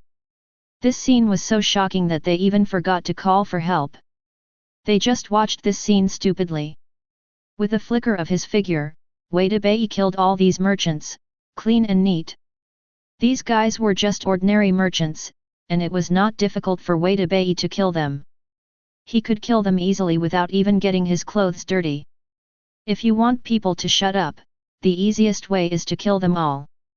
In this way, Wei Bei successfully sneaked into the Basta kingdom, but no one noticed. At the same time, in a sea far away from the Basta kingdom, there were turbulent waves there, and the environment was still very bad. At this time, bubbles began to gurgle on the sea. A pirate ship rushed out. It was the Big Mam pirates. Although they were thrown into the sea by Tsugaku and Yoshiichi, they did not die, but survived. However, they are all seriously injured now, especially the ability users, who are limp as if they have been drained of their strength. You must know that ability users are afraid of sea water. They have been submerged in the sea for such a long time, and those with weak strength would have died long ago. Fortunately, these guys are strong and were able to escape. But they still feel uncomfortable all over. Among them, Katakuri and Charlotte Linlin were the most seriously injured. After all, they were all taught a lesson by Tsugaku and Yoshiichi. Now they have been immersed in the deep sea for so long, and they must have lost a layer of skin. Soon, the people on the boat began to wake up one after another. What happened? I remember that we seemed to be attacking the great kingdom of Base. Then, they thought of what they encountered in the kingdom of Base, and their faces changed for a while. The experience of the Basta kingdom seemed like a nightmare to them. If possible, they hoped it would never happen. Brother Katakuri. Mom. The two strongest members of the pirate group fell into a deep coma. The situation is not optimistic. There is an island ahead. Let's go there to take refuge first. Okay. Everyone rowed the boat to the island in a hurry. Katakuri didn't wake up until they landed on the island. It's so uncomfortable. What happened? Katakuri rubbed his forehead and felt confused all over. A little weak. The ability users who were fished out of the sea all felt this way at first, but they got better slowly. The person next to him told what happened afterwards. Katakuri's eyes flashed with shock. He recalled the nightmare of being dominated by Yoshiichi Tsugakoko again in his mind. That thing was really terrible. Even Mom is not his opponent. This news was like a bombshell. Katakuri couldn't accept it. Although he didn't like Charlotte Linlin. But he knew Charlotte Linlin's strength very well. This monster-like guy was actually defeated. Until now, Charlotte Linlin is still in a coma. But Mom is not in danger of life, and it will be fine after the discussion. Light a bonfire and everyone sat around it. After such a long battle, to be honest, they were already exhausted and almost couldn't hold on. The key thing was that they sank into the sea. For the ability users, it was a fatal blow. Fortunately, they were able to hold on. At this time, someone noticed that Charlotte Linlin's eyelids began to move. Mom is going to wake up. When Charlotte Linlin was mentioned, everyone's expressions became solemn and unprecedentedly serious. In fact, the main reason was fear. Although they are Charlotte Linlin's children, they have never received any motherly love from Charlotte Linlin. So, then, in full view of the public, Charlotte Linlin opened her eyes. Everyone looked at her nervously. Charlotte Linlin also looked at everyone, and there was silence for a while. The surroundings were terribly oppressive. Katakuri, Pudding, and others looked at Charlotte Linlin's face and were sweating coldly. After a while, Hey, I don't know who I am. I don't remember anything. Charlotte Linlin said with a cute expression. Chapter 118. I don't know who I am. I don't remember anything. Charlotte Linlin looked at the children in front of him and said. Si. They didn't know what happened, and Charlotte Linlin suddenly became like this. Mom, seems to have lost her memory. Everyone looked at Charlotte Linlin's appearance and realized that Charlotte Linlin might have lost her memory. I didn't expect that Charlotte Linlin, with such a body size, would lose her memory. For a moment, everyone didn't know what to do, and they didn't dare to do anything wrong. After all, they didn't know when Charlotte Linlin would wake up. If she woke up, the consequences would definitely be very serious. It can be seen from the original book that Charlotte Linlin looked very well behaved after losing her memory. She was not as fierce as before. Some people even thought that this was Charlotte Linlin's true appearance. Her previous appearance was all caused by the nun taking her body. However, this was not the case. The nun obviously died in Charlotte Linlin's mouth. Who are you? Charlotte Linlin looked at everyone and couldn't help but feel a little confused. Even so, the crowd did not think of taking advantage of Charlotte Linlin because of this incident. If you want to take advantage of this guy, you really don't know how to write the word death.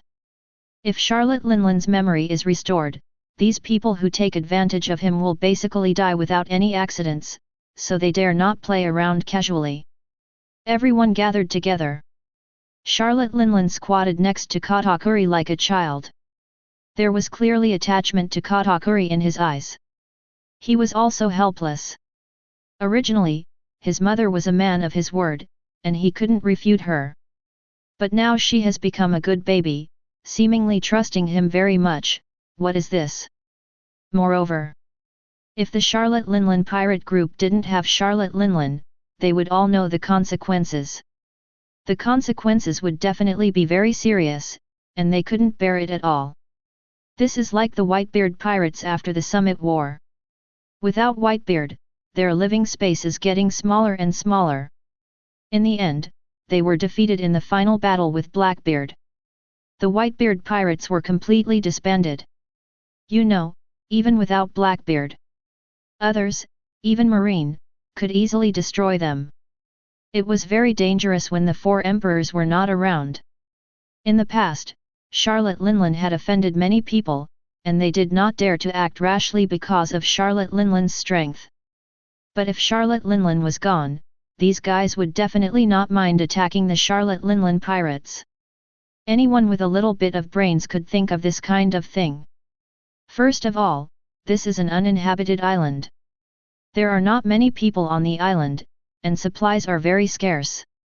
Next, the people of the Charlotte Linlin pirates will have to stay in this place for a long time.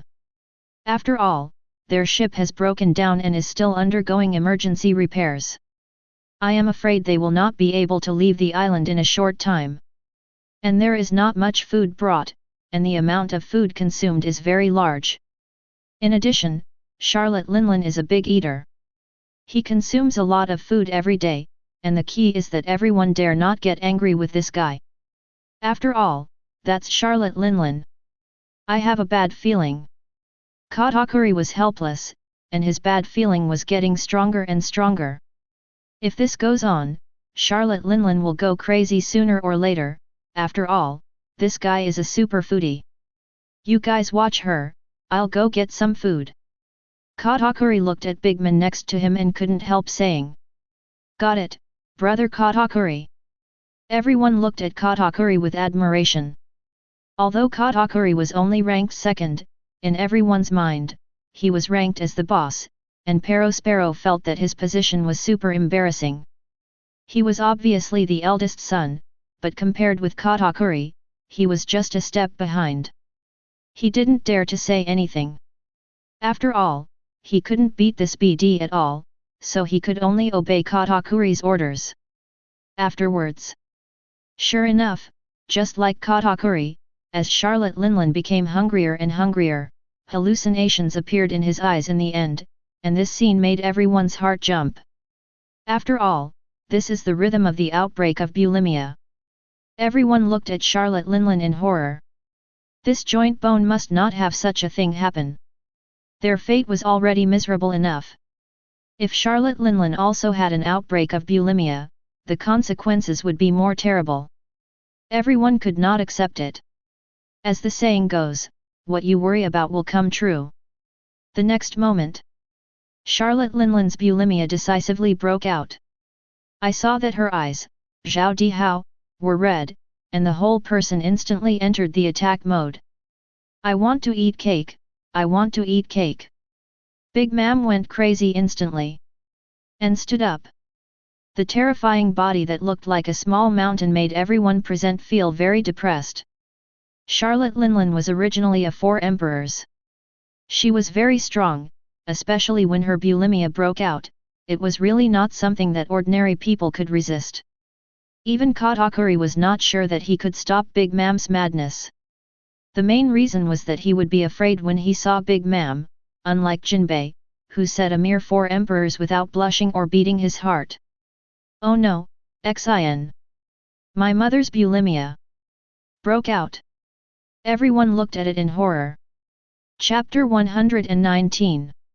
Charlotte Linlin's bulimia broke out completely, and the whole person fell into a crazy state.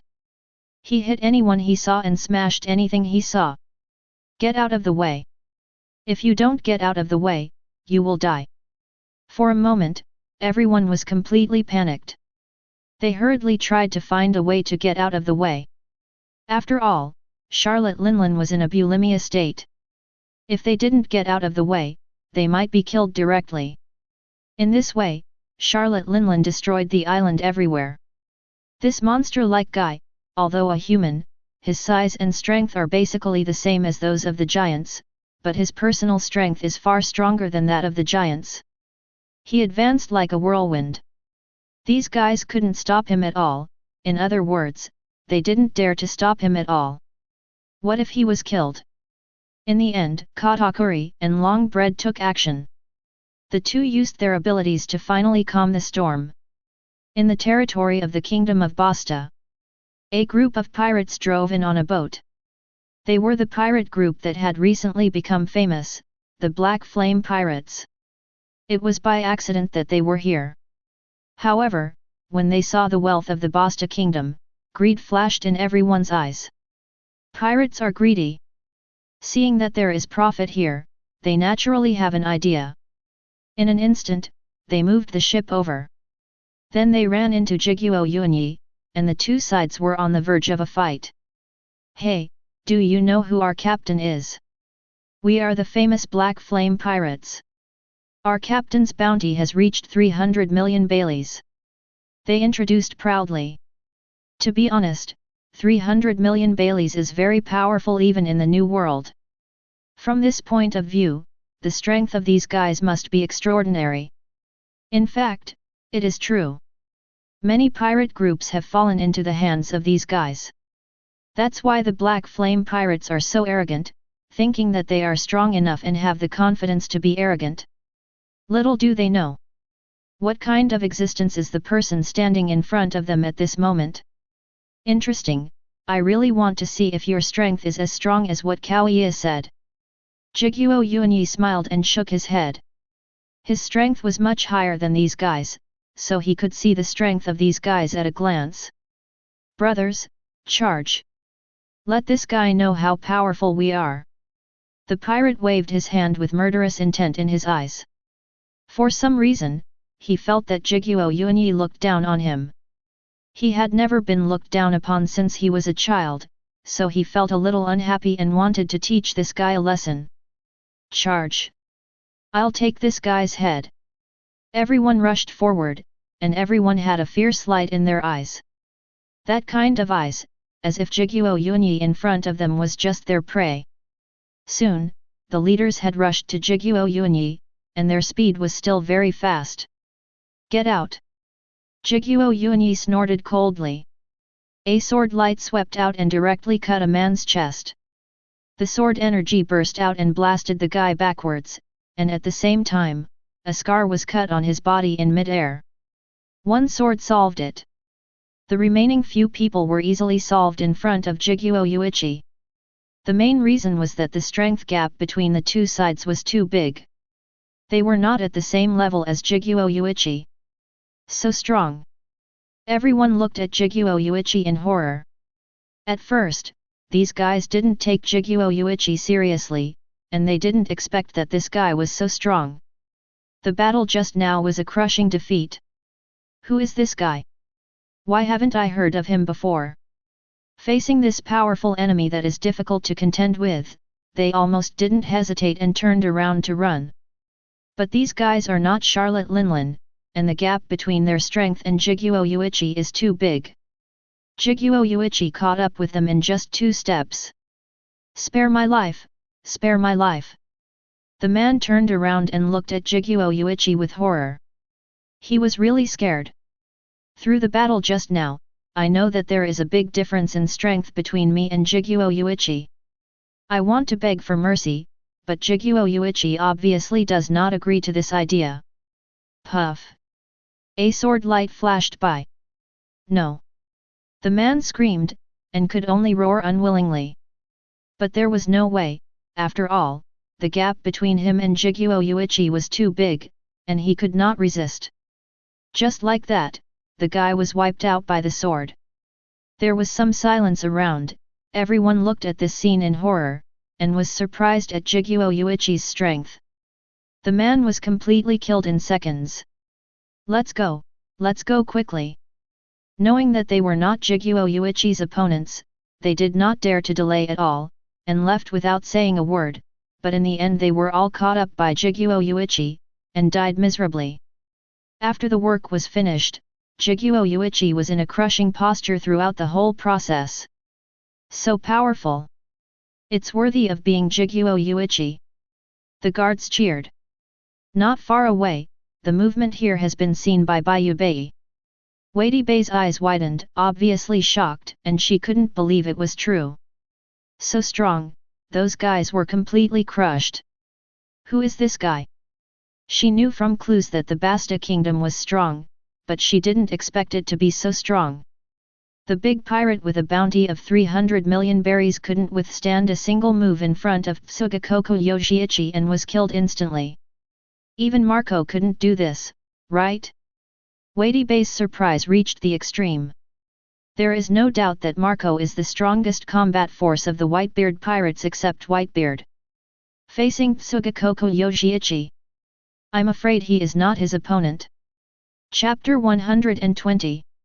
Although I don't want to admit it, Tsugakoko Yoshiichi is indeed strong. I must report this matter. Wei Bei muttered in her heart. Just then. Hey!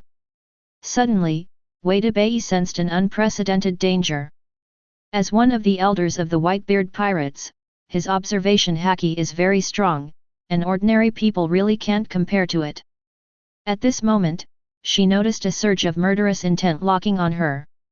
Swoosh! The blood-red sword light swept over here. Wei Bei was startled and quickly dodged to the side, but she narrowly avoided the attack. She turned her head to look at the location of the attack. 2 figures appeared there at some point. They were very handsome figures, one tall and one short, and they all looked very good. In fact, Xiaoqi likes Hei Tong more. Hei Tong ate snacks while pointing in the direction of Wei Bei and said in a baby voice, "Auna-chan, this guy is indeed problematic." Aka Tong did not speak. The red eyes stared at Wei Bei. Silence was the biggest statement of attitude. Whitebeard Pirate's Ice Witch, Wei Bei. Although she is an Ice Witch, she does not seem to be a Devil Fruit ability user, and only has an icebreaker. But the icebreaker is still very useful, and under normal circumstances, there are really few people who can stop her. I didn't expect that someone of you could find me. Wei Bei snorted coldly. Under the current situation, it is obviously impossible to continue the inspection. The Kingdom of Basta must have a reaction, and it is dangerous to stay here. So Wei Bei thought of leaving. Anyway, the information about Uchiha Tsugakoko is also a great gain. which shows that the Whitebeard pirates still have to think a little bit if they want to attack the Kingdom of Basta. I won't play with you anymore. With that, Whitebeard boarded the icebreaker and planned to leave. Aona-chan, she's going to run away. Kuriko pointed at Whitebeard and said. It doesn't matter, she can't run away. Akame smiled and said, confident. In fact, Akame and others had noticed Whitebeard's whereabouts a long time ago, but they were just not sure. It was only today that they were completely sure that this guy was an undercover agent of the Whitebeard pirates. Sneaking into the kingdom was obviously not a good thing, so they hurried out to arrest him. Now the whole street is basically full of members of the night raid. The night raid is not just Akame and Kurohime, there are still many powerful people. So Whitebeard can't escape at all. Buzz. A strange energy flashed, and then the entire icebreaker was suspended in the air. Superpower. A green-haired girl flew over in the air, and just stretched out a finger to capture Whitebeard.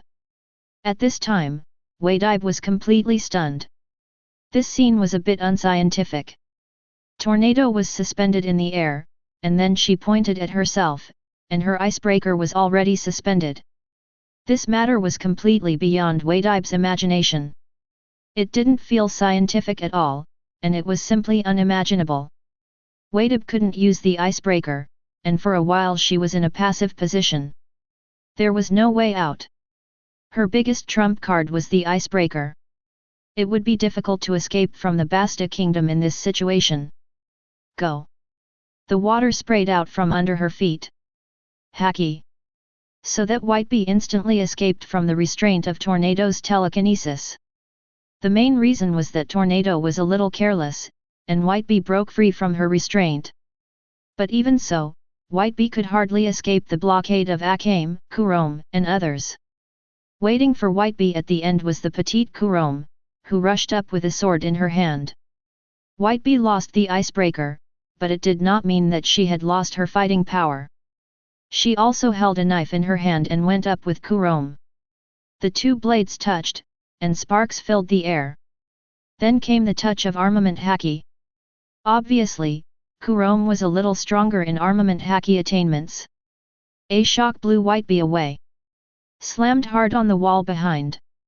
At this point, Whitebeard was already seriously injured. To be honest, her strength on the Whitebeard ship was nothing, and she relied on the icebreaker, but the icebreaker was completely defeated by Tornado, and there was no need to say more about the end. Buzz! Tornado stretched out his hand and grabbed. The wounded Whitebeard was lifted up by telekinesis, and his whole body was suspended in the air. There was no suspense at this point. Whitebeard was exhausted and had lost the strength to resist. In the end, Whitebeard was imprisoned and sea stone handcuffs were wrapped around his hands. Sea stone can not only suppress people with special abilities, but also haki, so it is very useful for imprisoning prisoners. So many monsters. What happened to this country? Whitebeard was shocked. If she hadn't seen it with her own eyes, she would never have thought that the history of this country was so exaggerated. It was just a joke. At the same time, Whitebeard also saw a familiar face inside. 4 emperors. Kaido. One day, I was able to be imprisoned with Kaido of the Beasts at the same time. I have to say that this is quite wonderful. Wait, Kaido of the Beasts. I didn't expect that Kaido of the Beasts was also imprisoned. Whitebeard knew Kaido's strength very well. To be as famous as Whitebeard, his strength must be very exaggerated. But such a strong man was imprisoned in this place, which shows the history of this kingdom. You are from the Whitebeard pirates. Kaido also noticed Whitebeard and spoke. At this time, Kaido was tied up tightly by sea stone and couldn't even move. If it were ordinary sea stone handcuffs, Kaido would be able to break free easily with his strength. Only with this number of sea stone handcuffs could he be restrained for a while. Chapter 121. This incident is just a small episode. The news of the arrest of Whitebeard continued to spread, and was eventually known by the Whitebeard pirates. Whitebeard sent people to negotiate, but the negotiations broke down, and most importantly, all the people were killed. When the news came out, Whitebeard was completely furious. Dad, their current strength is still unknown, and Whitebeard was defeated, so the opponent must be very strong. Marco reminded. Although Whitebeard is nothing in the Whitebeard pirates. But since Whitebeard was caught silently, it is conceivable that there are still strong people in the Kingdom of Basta. At least Marco felt that he might not be able to keep Whitebeard. 500 Whitebeard drank the wine in his hand. Gulala, I am Whitebeard. After saying this, Whitebeard exuded a terrifying murderous aura. Whitebeard, the strongest man in the world, is also a legendary pirate. He has his own pride. Gulala, it seems that I have to go this time. Whitebeard pulled hard and tore all the 4 bottles on his body into pieces. At the same time, an unprecedented momentum burst out from Whitebeard. The momentum was pervasive, and everyone in the Whitebeard pirates could feel it. For a moment, their hearts were shaken. Dad! Everyone couldn't help but look in the direction of Whitebeard. Whitebeard's character has always been one who means what he says. Since he said this, it is obvious that Whitebeard has made up his mind. A big war is inevitable. And not long after Whitebeard made his decision, the pirate groups affiliated with the Whitebeard pirates all gathered in the Whitebeard territory at this moment. There are many familiar faces among them. The Little Pirates. Little Ounce. These guys, in the Summit War in the original book, all burst out with super combat power. Ounce, why are you here? Ace turned into a ball of fire and flew to Little Ounce, asking in surprise. Ounce was still wearing the straw hat given by Ace. Little Ounce smiled innocently, I'm here to save Whitebeard.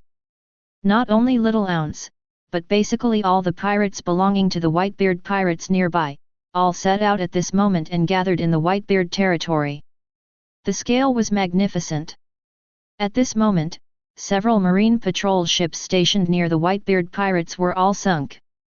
They were affected by the anger. They were originally enemies with the marines, and now they were so angry that they sank the warships directly. This made Sengoku very anxious. What's going on? Why were all the patrol ships stationed in the Whitebeard territory sunk? Sengoku frowned slightly. Not only was Sengoku busy, Akame was also busy at this time. All the marines under his command had been sunk by the furious Whitebeard pirates, so Chi Tian's face was slightly gloomy. All the warships were sunk. Major Carl came into contact with the Demon Ounce and was killed instantly. This movement completely turned the entire Whitebeard pirates into a mess. Even Kizaru stopped trimming his fingernails and looked at the scene in surprise. There must be something big going on with the Whitebeard pirates. Anyway, Marine was so overwhelmed by this matter that he couldn't figure it out at all. In fact, the entire New World is now in chaos because of the Basta Kingdom. 2 of the 4 emperors' territories have collapsed. Kaido's Wano-kuni and Charlotte Linland's Wano-kuni are now empty. And now the Whitebeard pirates' territory is also in chaos. Some people can't help but wonder if it is related to the Basta Kingdom. The crazy mobilization of the Whitebeard pirates also caused a reaction from the Basta Kingdom. It's mainly because they came here with such a big fanfare. The Basta Kingdom had already known about the report of the battle in advance, and they also responded. Facing the Whitebeard pirates who were about to come, they gathered unimaginable strength. In this battle, nearly half of the cotters have participated. It's the first time I've seen so many cotters participate in the battle. Tsukuni Yoriichi, Akame, Kurome, Leone. And Lord Uchiha Madara, and Lord Senju Hashirama. With such a lineup, we can't fail, okay.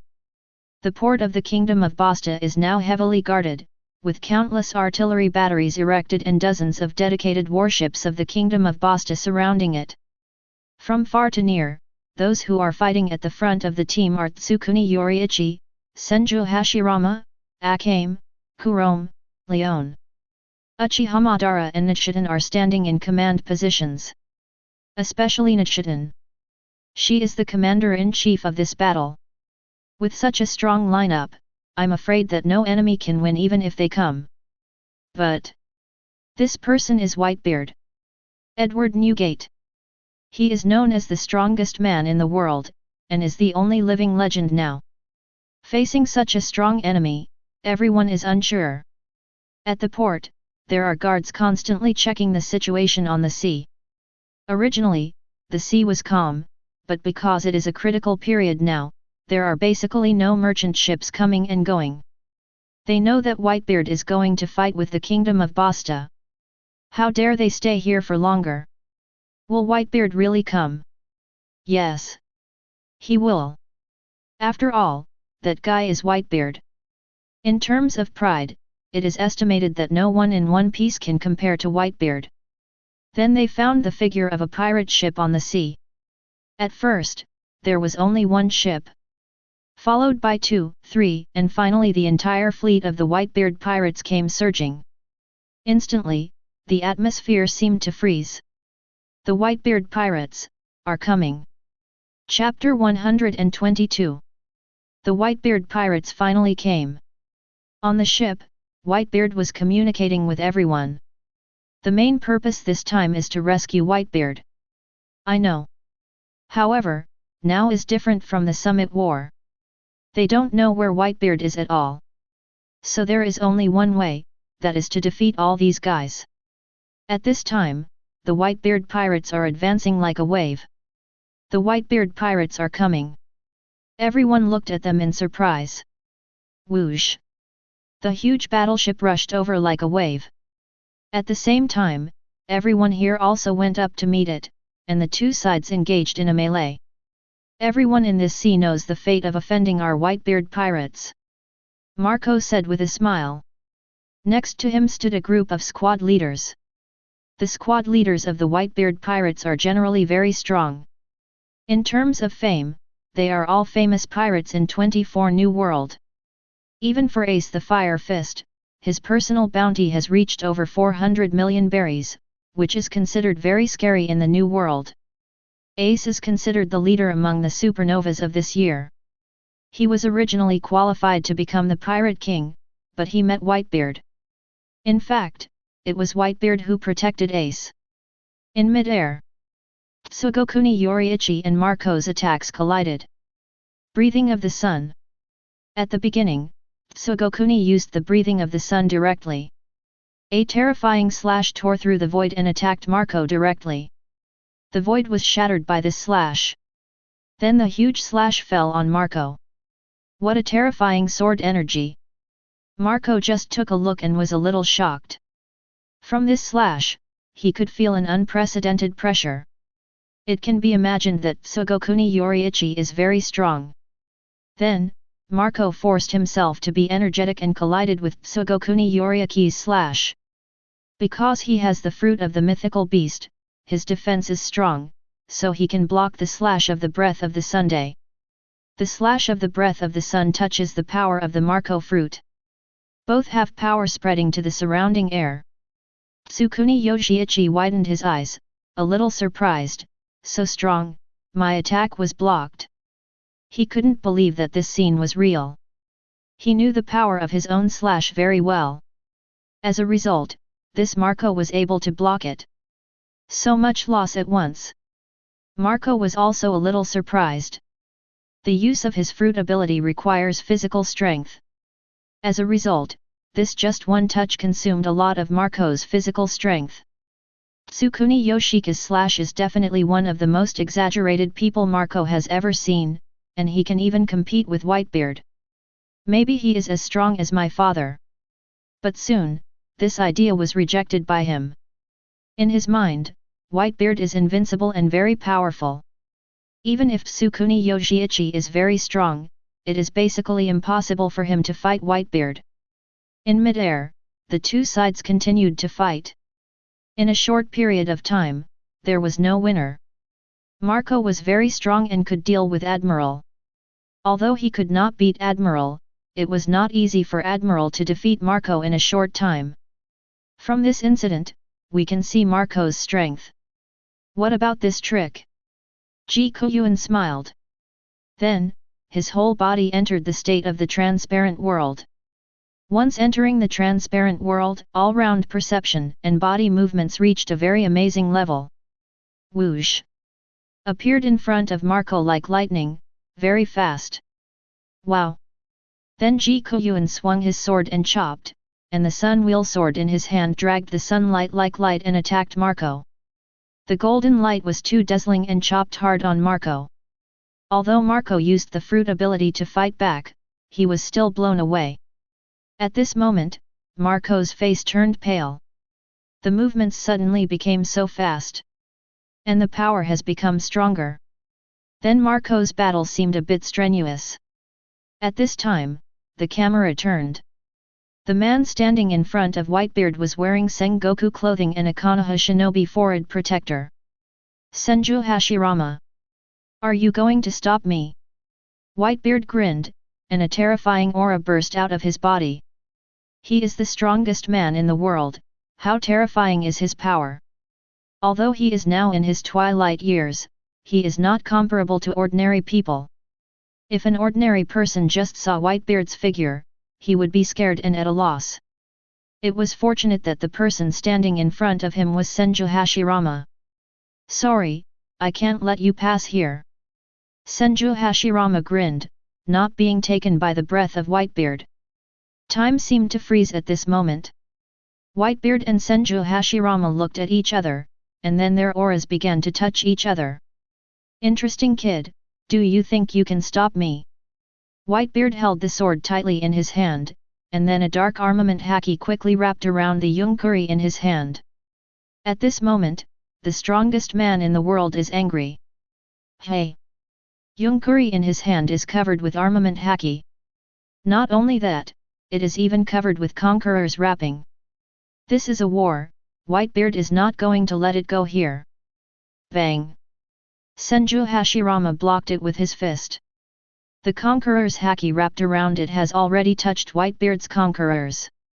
Conqueror's collision. The terrifying wave spread in all directions, like a hurricane passing through, the movement is very exaggerated. Chapter 123. Boom! Whitebeard's Yunki has been chopped out. There is still a milky white light in front of Yunki, which is the ability of Whitebeard's fruit. Wooden Golem Jutsu. Senju Hashirama directly used Wooden Golem Jutsu. As Wooden Golem Jutsu was used, Senju Hashirama stood on the Wooden Golem, and the Wooden Golem raised its arm and touched Whitebeard's attack. The huge movement spread in all directions. The surrounding space seemed unable to bear it.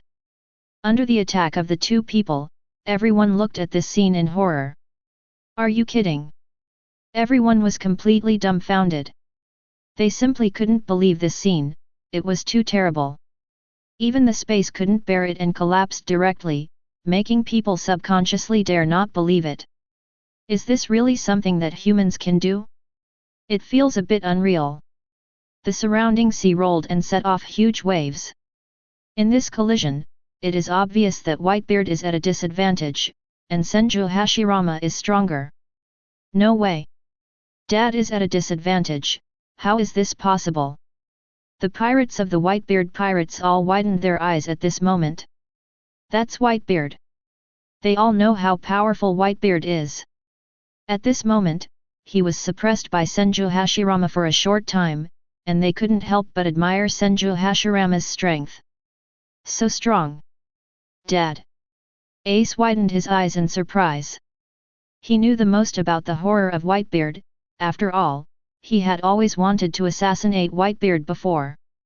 But all were easily repelled by Whitebeard.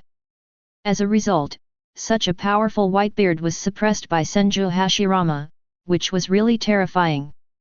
In the field, the fierce battle continued. The fierce duel between Whitebeard and Senju Hashirama. Shock fruit vs wood style. The horrible movement was very shocking. In the end, Senju Hashirama became more and more excited. After all, Whitebeard was very strong, which made him feel the long-lost feeling. A set of wooden golem combo skills directly defeated Whitebeard. Not only Whitebeard. At this moment, the entire Whitebeard pirates were defeated. Go quickly! Whitebeard hurriedly asked everyone to retreat.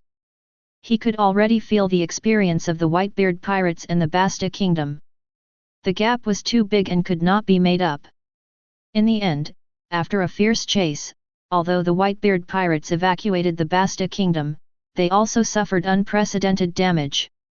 In this battle, the Whitebeard pirates were defeated. The news also spread all over the world, and everyone knew that the famous pirate group was defeated. Naval headquarters. No way! That's Whitebeard! Sengoku widened his eyes, and the shock in his heart reached the extreme. Even the world government cannot ignore the Whitebeard pirates.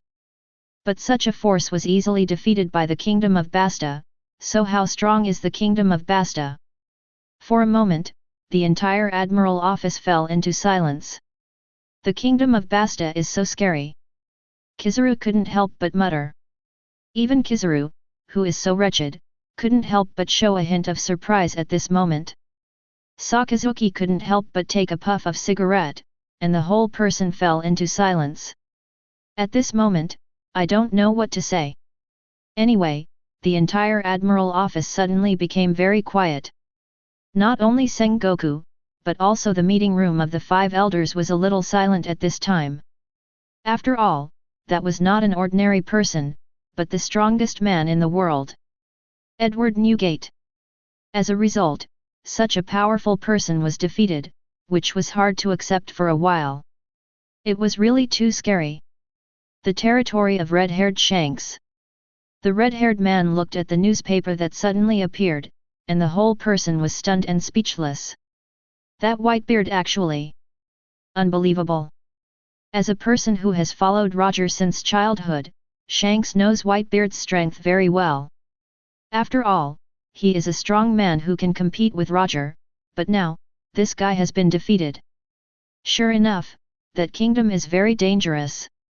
Beside him, Ben Beckman couldn't help but say. But apart from these two people, most of the red hair pirates don't care. They are eating barbecue happily. As for Hawkeye. Hawkeye has now returned to his residence, the slightly dark castle. My Hawk silently opened the newspaper, with a flash of surprise in his eyes. Whitebeard was defeated. It is reasonable, but also unexpected. After all, he is the strongest man in the world. I really look forward to the opportunity to fight with Tsugamai Yoshiichi again. At the same time, Roy from New World Wano Kuni also saw this message. What's going on? At this moment, he was a little confused. He was not there, but somehow defeated Whitebeard. In fact, he still had a good impression of Whitebeard. After all, he was very loyal. About 3 days after this incident, Roy returned to the Kingdom of Basta. To be honest, Whitebeard's crime was not punishable by death. But after all, something like that happened just now, so Roy planned to keep this guy in prison for a while. We'll talk about it later. The system is about to be updated, and then the students will not be able to use the system within a month. A metallic prompt sound of the system came from my ear. This is the second update of the system. The first update can be linked with the summoned character. I don't know what good things I can get from the second update. Roy is looking forward to it. Chapter 124. It takes about 30 days to upgrade the system. During this period of time, I waited silently and did not encounter any special situations. In the blink of an eye, the 30-day period has arrived. The system has been successfully upgraded. Roy was a little curious and didn't know what good things he could get this time. He quickly opened the system and started to check. The next thing was to update the content one by one. The most eye-catching one was naturally to repair the side effects of devil fruit. This naturally included artificial devil fruit. Can artificial devil fruit also be repaired? Roy was looking forward to it. Take all the artificial devil fruits obtained from Wano Kuni. The number is still quite large.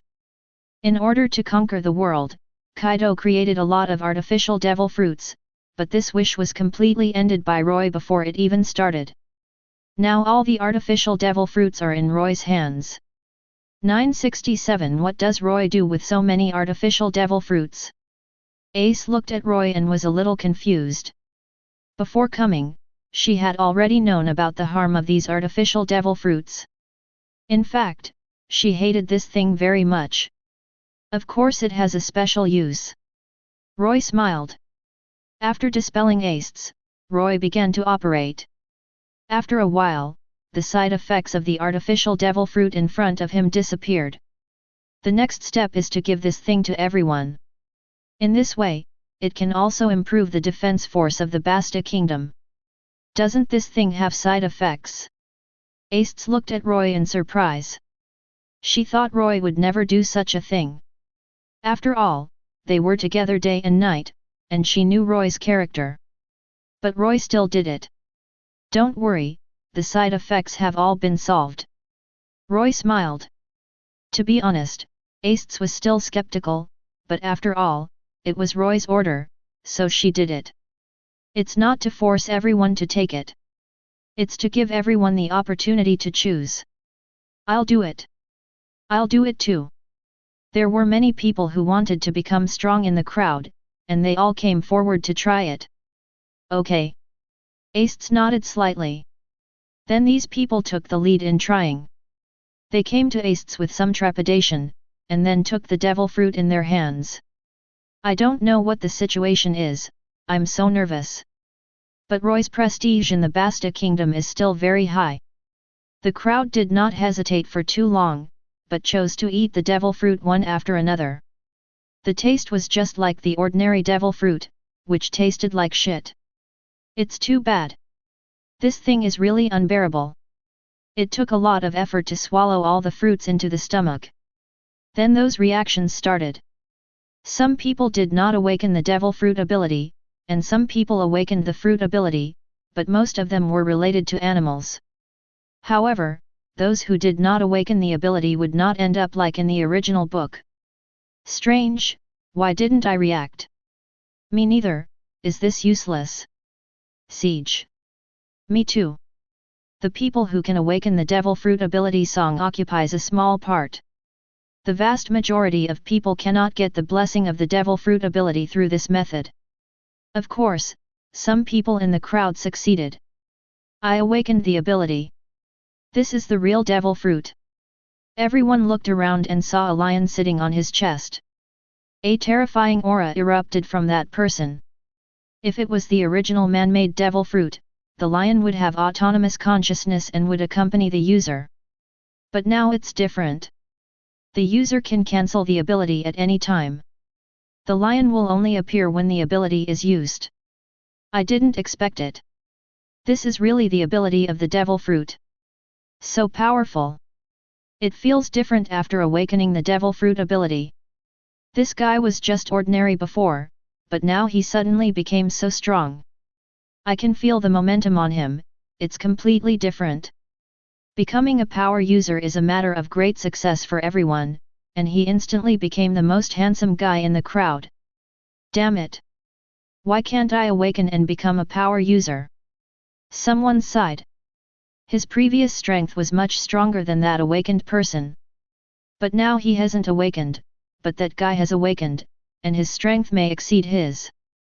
He was a little bit unconvinced, and had to find someone to try. Do you want to have a fight? In a blink of an eye, he was in front of the power user, and a fighting spirit burst out of him. Come on, who's afraid of who? He saw that the power user was not afraid at all. He had never been a match for this guy before, and now he must take this opportunity to avenge his previous shame. Then, the two sides found a place to fight. After becoming a power user, his strength in all aspects was strengthened, so he actually suppressed him for a while. In the end, he even punched the man away. I lost. He widened his eyes, a little surprised. Before this, he had always been able to kill the guy in front of him in seconds. But after taking the devil fruit, he was instantly suppressed, and a feeling of unwillingness suddenly surged in his heart. I must become stronger. Since there is no way to get the devil fruit, he can only work hard to improve his skills. This way, he will be able to overtake one day. Chapter 125. Once the power of Devil Fruit is activated, their status in the entire Basta kingdom will be different. In the final analysis, the strong still rule the world. Although they are all subordinates of Roy, there are also things like class between them. With the improvement of strength, it will naturally be different. Everyone is looking forward to watching those who have awakened their abilities, and the envy in their eyes is uncontrollable. How great would it be if I could awaken my abilities? They longed to be able to awaken the power of Devil Fruit, but this was obviously difficult. Next to them, Acedes had been watching this scene. It's true. They actually awakened their abilities, and those side effects did not appear. Acedes' eyes widened, and her surprise reached the extreme. She knew the harm of artificial Devil Fruit very well. At this pace, it was obvious that the harm of artificial fruit had been eliminated. Roy was not just talking. As expected of Lord Roy. Such an incredible thing can be done. Acedes was surprised. At the same time, under the urging of Acedes, the guards in the field have already used artificial fruits. There is about a 10% probability of awakening the power of Devil Fruit. With so many people with special abilities, the strength of the Basta kingdom has also soared instantly. It was already invincible, and now it has reached a new level. Marshal Sengoku. There was also a marine who discovered the situation here and passed the news to Sengoku as soon as possible. There are still marine spies hidden in the Basta kingdom. What? They suddenly appeared so many Devil Fruit. Sengoku was so surprised that he couldn't speak. But listening to the description of his subordinates, he felt that something was wrong. After all, there is a difference between Devil Fruit and artificial Devil Fruit. Hearing you say that, why does it feel like an artificial Devil Fruit? No, the side effects of artificial Devil Fruit are obvious. Sengoku couldn't help but say. Of course they knew about the artificial Devil Fruit. After all, Marine is not blind. So because of this matter, Sengoku had to discuss what to do. The Basta kingdom's strength has increased. Judging from the situation, they are also good at developing artificial Devil Fruit. If this technology can be applied to Marine's strength may also increase. But the question is, can Roy easily hand over this technology? Sengoku is thinking of a way. How can we get the Devil Fruit without destroying the relationship between the two parties? In other words, it means that the transaction can be successful. Roy refused this matter. After all, he might be in a hostile relationship with the world government in the future. It will not increase the strength of the world government. Soon, Sengoku's envoys also came, hoping to win Roy's consent to do business with artificial Devil Fruit. I don't have this technology, you are wrong. Roy shook his head. Only a fool would admit that he has such a technology. As for why the Devil Fruit has changed so much, Roy's explanation is also very reasonable. Maybe it's because I'm lucky. Everyone. Better luck? Are you sure you did that because of luck? To be honest, what Roy did had nothing to do with luck. They wanted to refute it, but they couldn't. After all, they couldn't find any evidence. In the end, they had no choice but to buy a bunch of junk. Because Roy refused to admit it, they wanted to try and get artificial Devil Fruit from Roy. Maybe a miracle would happen. Faced with this idea, Roy resisted the urge to laugh. After all, only his system can do this. Please give me flowers 00. I'm not sure, but since you want it, I'll give it to you at a lower price. How about a 40% discount on the market? Okay. They agreed. Little did they know that what they got was just artificial fruit that the system judged as inferior. The success rate is low and the harm is great. Originally, Roy wanted to throw them away. But Marine wanted it so sincerely, so he gave it to them. Although Marine did not apply this batch of artificial fruits, they also suffered a little bleeding because of this. This incident was just a small episode. Time passed, and a year had passed in a blink of an eye. During this period of time, there was no turmoil in the entire pirate world. Only the 3 emperors were left of the 4 emperors, but they were still the overlords of this grand line. Of course, some people compared Roy to the 4th emperors. But in fact, this is inaccurate. Roy was not sad about this kind of thing. He just wanted to live a leisurely life in the pirate world and develop his own power by the way. He did not have much ambition. Kaido has been locked up in a cage for the past year. Because of Yamato, Roy did not kill Kaido, but his end was even more tragic. Kaido endured all kinds of torture in prison every day, which was unbearable to look at. During this period, he broke free many times, but all of them were suppressed by Gojo Satoru. Unfortunately, Gojo Satoru was arranged by Roy to guard the prison. So if Gojo Satoru was there, even if Kaido tried his best, he would not be able to escape from the prison. In the room, Lord Roy, another supernova has entered the new world. Acedes came over with a bounty order for Marine. Roy was curious. Who was the supernova after Ace? His curiosity grew stronger and stronger. Lord Roy, look. Then, Acedes opened the bounty order. Chapter 126. Roy was a little curious and didn't know where this guy came from. He took a look. I really knew him. It was Cavendish. One of Luffy's little fans in the original book. He regarded Luffy as an enemy at first. After all, Luffy suppressed Cavendish's fame, which made him very unhappy. But not long after, Cavendish was influenced by Luffy's personality charm and became a little fan of Luffy from then on. So it's him.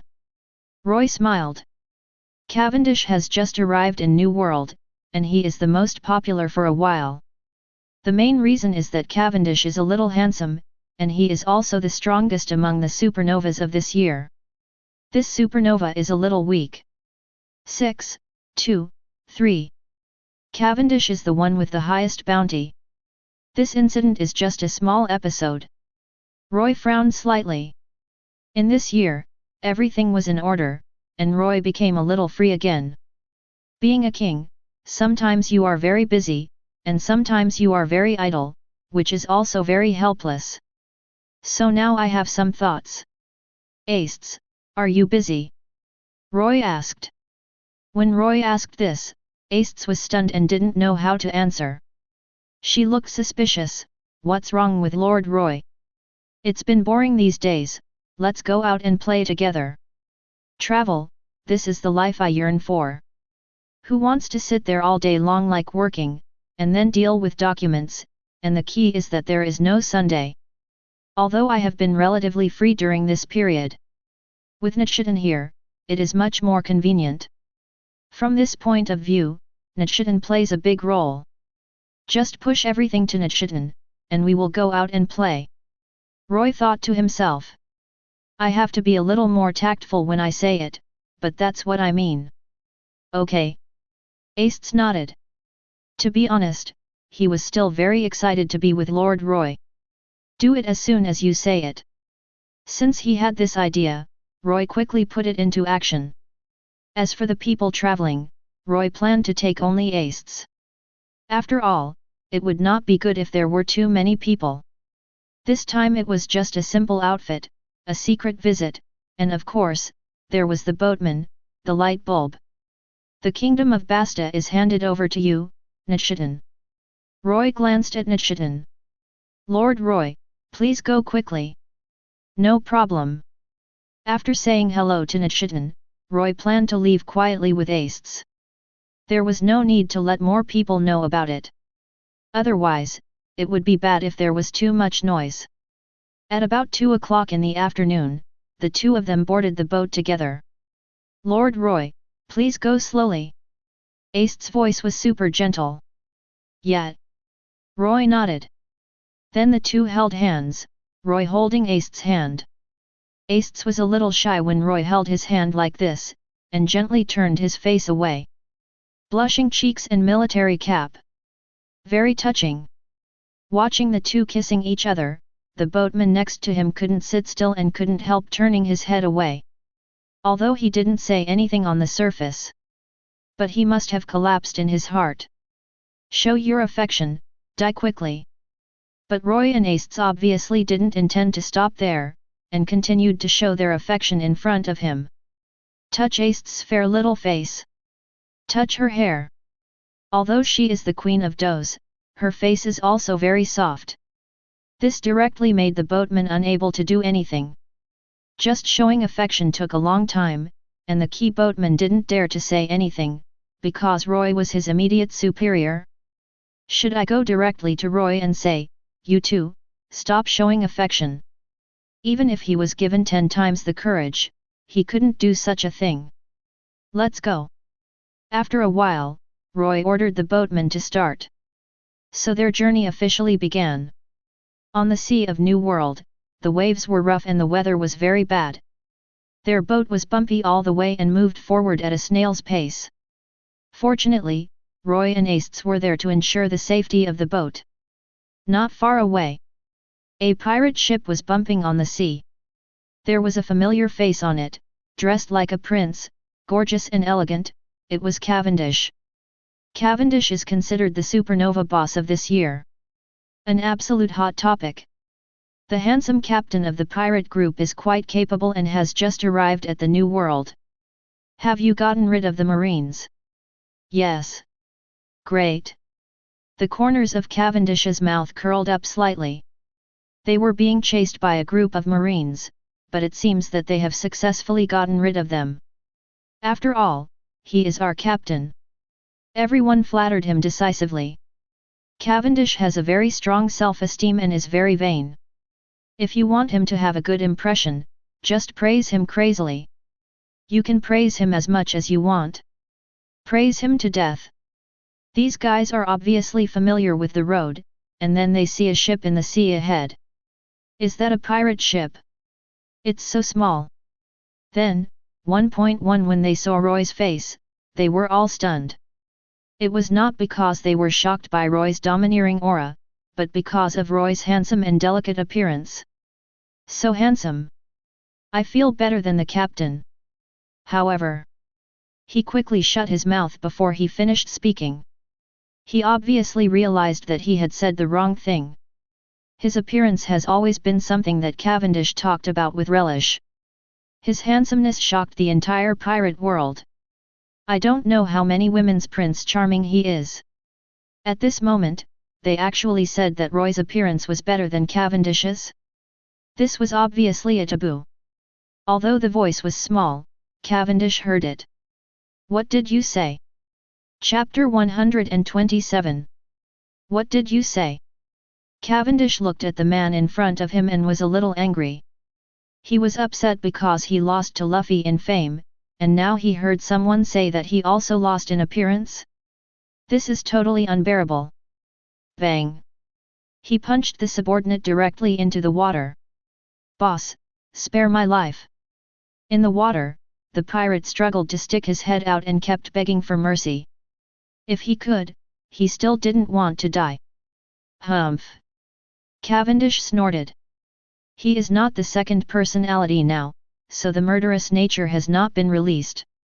If the murderous nature is released, this guy can be said to be dead. Because of this, Cavendish's attention is also on Roy. I don't know what Roy looks like. When he saw it, he was stunned for a moment. Sure enough, he is so handsome. After a while, Cavendish's handsome pirate group came to Roy. The charming Cavendish, dressed in a prince's outfit, completely ignored the beautiful Acedes next to him and looked at Roy. What's your name? Roy. Roy did not hide it. Cavendish smiled and said the purpose of his visit without beating around the bush. You make me feel very uncomfortable, so let's duel. As he said that, Cavendish had already drawn out the saber from his waist. The blade shone with metallic luster. This is Cavendish's character. After all, he once wanted to kill Luffy directly because of something boring. Of course, it didn't work. Acedes looked at Roy with some doubts in his eyes. Seeing Cavendish draw his sword, Ace's eyes flashed with murderous intent, and he also drew out the saber from his waist. In any case, insulting Roy is a capital crime. Roy patted Ace on the shoulder. Don't worry, leave it to me. He still didn't want to see blood, and generally wouldn't do it if it wasn't necessary. Sorry, I'm definitely not interested. Waving his hand, he wanted to reject Cavendish's request. But Cavendish obviously didn't agree. This guy was a stubborn guy. Stop talking nonsense, take it. Swoosh. The next moment, he had already drawn his sword and chopped it over, very quickly. The air was chopped and made a sharp whirring sound, and the attack soon reached Roy. It has to be said that Cavendish is impatient. Alas, it seems that I have to do it. As he said, Roy pointed at Cavendish. At the same time, Cavendish's sword light had swept in front of Roy. The distance between the two sides was very close, only a short 1 or 2 inches. Roy slapped hard. A huge force appeared, and then directly blasted Cavendish away. He was like a cannonball, smashing out more than 20 meters, and fell into the water with a splash, splashing water. There is no doubt, this is a kill in seconds. Are you kidding? The boss was killed instantly. They knew Cavendish's strength very well. Even if they all attacked together, it would be difficult for them to be his opponent. The result? He was easily killed by Roy in one move. Too strong. Who is this guy? Cold sweat broke out on everyone's forehead. At this moment, they didn't know what to do. What should we do? Even Cavendish was not Roy's opponent, let alone them. So they all lost the power to resist. Lord Roy, I will deal with them. Ace looked at Roy and said. Yet. Roy nodded and hummed. I saw Ace took a step forward and had already grasped the saber at his waist. At this moment, she released a terrifying momentum. Arament Haki couldn't help but gather, and then slashed with a knife. A terrifying slash split the sea in half and also slashed on Cavendish's pirate ship. 2. Everyone watched in horror. The next second, the entire ship was pierced, and all of them fell into the water. After doing all this, Ace stopped. It was just a punishment for this guy, there was no need to really kill them. The ship was broken into pieces, and they floundered in the sea, and it took a lot of effort to grab the pieces and float up. It was considered that they barely saved their lives. At this time, Roy and others had gone far away. They looked at the figures of Roy and others going away, and their hearts were shocked to the ultimate. Who are these guys? There is no doubt that the strength of Roy and others has formed a shadow in their hearts. Even Cavendish is now confused. He is a supernova of this year, with terrifying strength. He has met many marines and pirates along the way, but he has never seen Roy as strong as him. From Roy, you can feel an amazing pressure. 950. Damn it! Cavendish was a little annoyed. It's so unfair. This guy is not only handsome, but also stronger than me. On the boat. Ace looked at Roy and subconsciously asked, Lord Roy, where are we going next?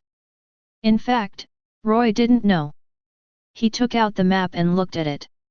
It seemed that Dressrosa was the closest to him. Let's go to Dressrosa and see if there is anything fun. Roy was looking forward to it. Dressrosa was the area ruled by Doflamingo in the original book, but it is different now. Doflamingo has been eradicated, and no one knows what Dressrosa has become now. Let's go, Dressrosa. However, halfway, Roy was stopped by a group of pirates. They looked fierce, stared at Roy and said, Boy, if you know what's good for you, take out all the money on you. Looking at the sweet-looking Ace next to them, they also flashed a greed in their eyes. Men, that's just a little fun. It's normal to be unable to walk when seeing a beautiful woman. She's so beautiful, she's as beautiful as the pirate empress. Chapter 128. Swish. Ace pulled out the knife from his waist. This girl has a temper. I like this personality. They were even more excited. Women are usually rookies, how many of them are strong? After all, there are only a few people like Hancock, the pirate queen. They didn't think Acedes was that strong. Do you want me to teach you how to use a knife? Everyone laughed crazily. These words showed that Acedes was not taken seriously at all. She's just a woman, how strong can she be?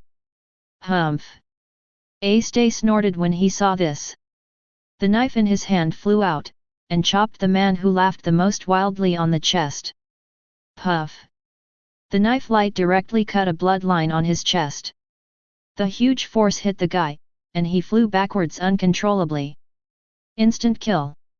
This, are you kidding me? Everyone stared with wide eyes. At first, they thought Acedes was weak and could not threaten them. Now it seems that he is still far from it. One knife killed him instantly. How is it possible? The guy who was chopped away was still very strong, but he was killed instantly. For a moment, everyone was so shocked that they couldn't speak. Eyes widened. Who is this guy? Get rid of them all. Roy said. His voice was very cold, and he didn't like these guys at all, so he directly ordered to kill them. Well. Acedes nodded. Then he flew towards the guys, and the knife in his hand also slashed out. He killed nearly half of them in one blow. It's over. Run! Everyone reacted now. Acedes was too strong, and they couldn't stop him at all. There was only one way now, that was to run away quickly, otherwise they would die without knowing how. They ran without hesitation. But then, they were shocked to find that the water surface was frozen. What's going on? The water surface was frozen, how is it possible? This scene was too weird, and he had never encountered it before.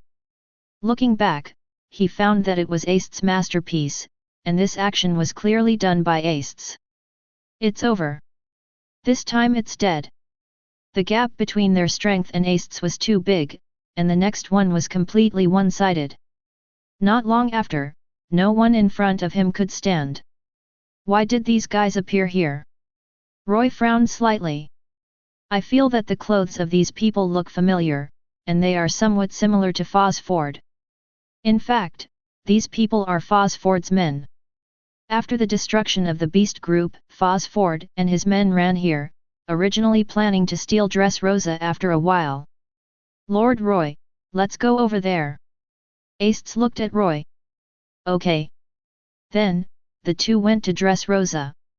It must be said that Dressrosa is still very prosperous. There are all kinds of vendors. There are food and entertainment. After turning around, he already had several skewers in his hand, and Roy ate them with relish. Lord Roy, is it delicious? Would you like a bite? Yeah. Acedes' face was a little red. Then Roy brought the skewers to Acedes and fed them to Acedes. Try it. Tempting aroma. Acedes opened his mouth and took a bite. It tastes great, soft and delicious, and the taste hits the taste buds and almost makes Acedes' clothes burst with excitement. There is a bit of exaggeration in the anime world, and that kind of excitement bursting clothes is just the basic operation of food animation. How is it? Roy whispered softly. It's delicious. Acedes said. Maybe it's because the taste is too good, she actually wants more. It seems that one can't satisfy her. Only two can do. In the evening, in front of a tavern. What do you want to order? The boss stood in front of Roy and Acedes and asked in confusion. Just order anything. Understood. After saying that, the boss got up and left. Acedes and Roy sat face to face, waiting for the food to be served. Speaking of which, the food in the pirate world has not been tasted properly, and now I can finally try it. Lord Roy looks so excited. Acedes propped his chin with one hand, his sky blue eyes that looked like emeralds were staring at Roy without blinking. It's fine. Roy replied. Time passed by little, and the dishes were served soon. However, unlike the protagonists in the daily animations of the previous life, he did not shout before the meal, "I'm going to eat." Although the taste was good, it was obviously a bit spicy. Hoo hoo. Both of them couldn't help but blow, then looked at each other and laughed again. This scene is quite funny. Zhao Zhao, at this moment, an acquaintance came in. Obviously in disguise, she handed a string of money to the boss and said, "Give me one portion." Roy recognized the person who came, after all, he had watched One Piece in his previous life. Violet. In the original work, she seemed to be the princess of Dressrosa, and later followed Doflamingo. The kind who endures humiliation and bears heavy burdens. I didn't expect to be so lucky, and actually have a little here. Violet's skin is a little dark, full of wildness, and her seductive lips are bright red. Although she is now dressed as an ordinary person, her temperament cannot be ignored. After all, aristocratic temperament is not something that can be changed in a short time. Roy subconsciously looked at her more. Then, Violet also looked at Roy, and the two looked at each other. Just because I looked at you more in the crowd. Chapter 129. Violet is her alias. In fact, Violet's real name is Violet. She is the second princess of Dressrosa. The reason why she joined Doflamingo's group in the original book was simply to protect her father. She once made an agreement with Doflamingo. As long as she is willing to be used by Minga, she can guarantee the safety of King Riku's life. For this reason, she committed herself to Doflamingo's men. Feeling the gaze behind her, she couldn't help but look back. "Who are you?" It was Roy who was not far away. Roy didn't mean to hide his tracks, so Violet noticed it. "I'm Roy," Roy said with a smile. He has a more easygoing personality and doesn't like to be held and pinched casually. In fact, he still wants to be friends with Violet. "To be honest, I used to like Violet." Roy smiled. "Roy, my name is Violet." Violet introduced herself to Roy. Based on her first instinct, she felt that Roy was not such a hateful person, and coupled with Roy's perfect appearance, 713 Violet instantly developed a favorable impression in her heart. Sometimes handsome guys have such a use. People will smile and wave their hands, saying that they are not visual animals. But they always subconsciously treat others visually, just like in the workplace. Handsome guys always get more opportunities than ugly guys, just like when they are in love, Miss prefers to be with handsome guys. This is inevitable. Although Violet is not obsessed with appearance, she still inevitably has some small thoughts about Roy at this moment. A little idea naturally rose in her heart. That is, she wants to take the relationship with Roy to a higher level, so she subconsciously came forward. Of course, with her quality, she will not do anything out of the ordinary, because she is not that kind of casual person.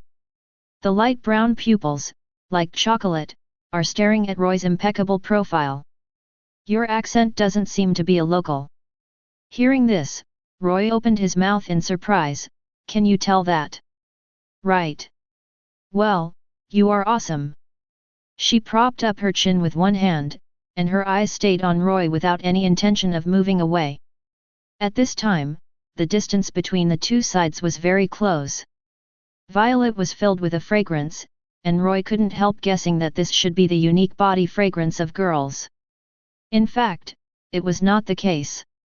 This was actually the perfume sprayed on Violet.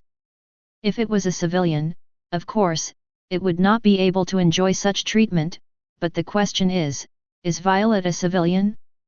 She is now the second princess of Dressrosa. With the change of power, the things that originally belonged to Violet were naturally handed over to her. Although Violet was not interested in these things. After a brief exchange, the two also got to know each other. "So you are from the Kingdom of Basta." When Violet first heard the news of this kingdom, she was still very surprised. When she heard the name, she felt familiar, but she couldn't figure out where she had heard it before, so she rubbed her temples hard, trying to get up from the place she had forgotten.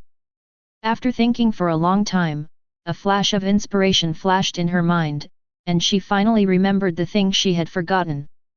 It turned out to be Rebecca. Rebecca once mentioned the Kingdom of Basta in front of her. I remember, Rebecca said she met Leone and others from the Kingdom of Basta. Do you know Leone? Yet. Roy nodded. How could she not know him?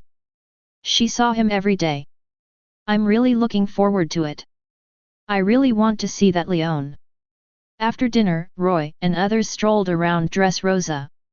Dressrosa was still very prosperous in the original book. After walking around the market area, Roy had several more skewers in his hand. When he wanted to pay, he found that Violet had already paid first. Do you need to pay when I'm here? Violet's mouth curled up slightly. Thank you. You're so unfamiliar. Added with an angry face, it seemed that Violet was very angry because of Roy's politeness. Regardless of whether it was a polite remark, such an action really made people feel very warm-hearted. Anyway, Roy gave Violet a lot of points in his heart. Not only Roy, she also took good care of Acedes. Acedes also thanked him, and then put the skewers in his hand to his mouth. Smack! Took a bite. He was eating with relish. I'll try it too. Roy smiled and finished the skewers in his hand. It has to be said that the skewers here taste good, and Roy was very satisfied. In fact, the reason why they ate the skewers in this restaurant was mainly because of Violet's recommendation. She came here to eat when she had nothing to do, and she was an acquaintance with the boss.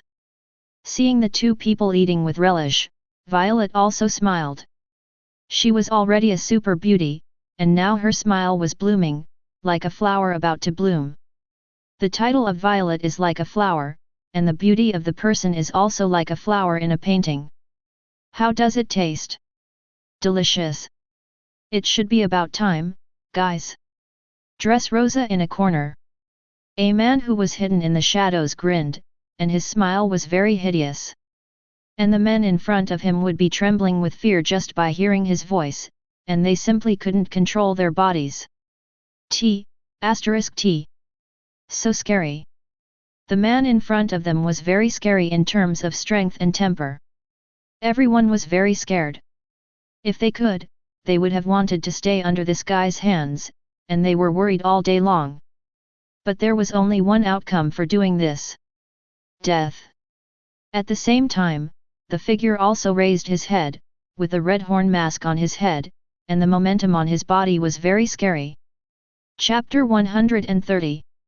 Lord Carl, what are your plans next? Red Eyes looked at Carl and couldn't help asking. Carl thought for a while and pretended to think, it's too boring now, I plan to go to East Blue for a walk. The plot is about to start, it should be nice to go there, right? Carl is looking forward to this trip to East Blue. East Blue? I'm looking forward to it.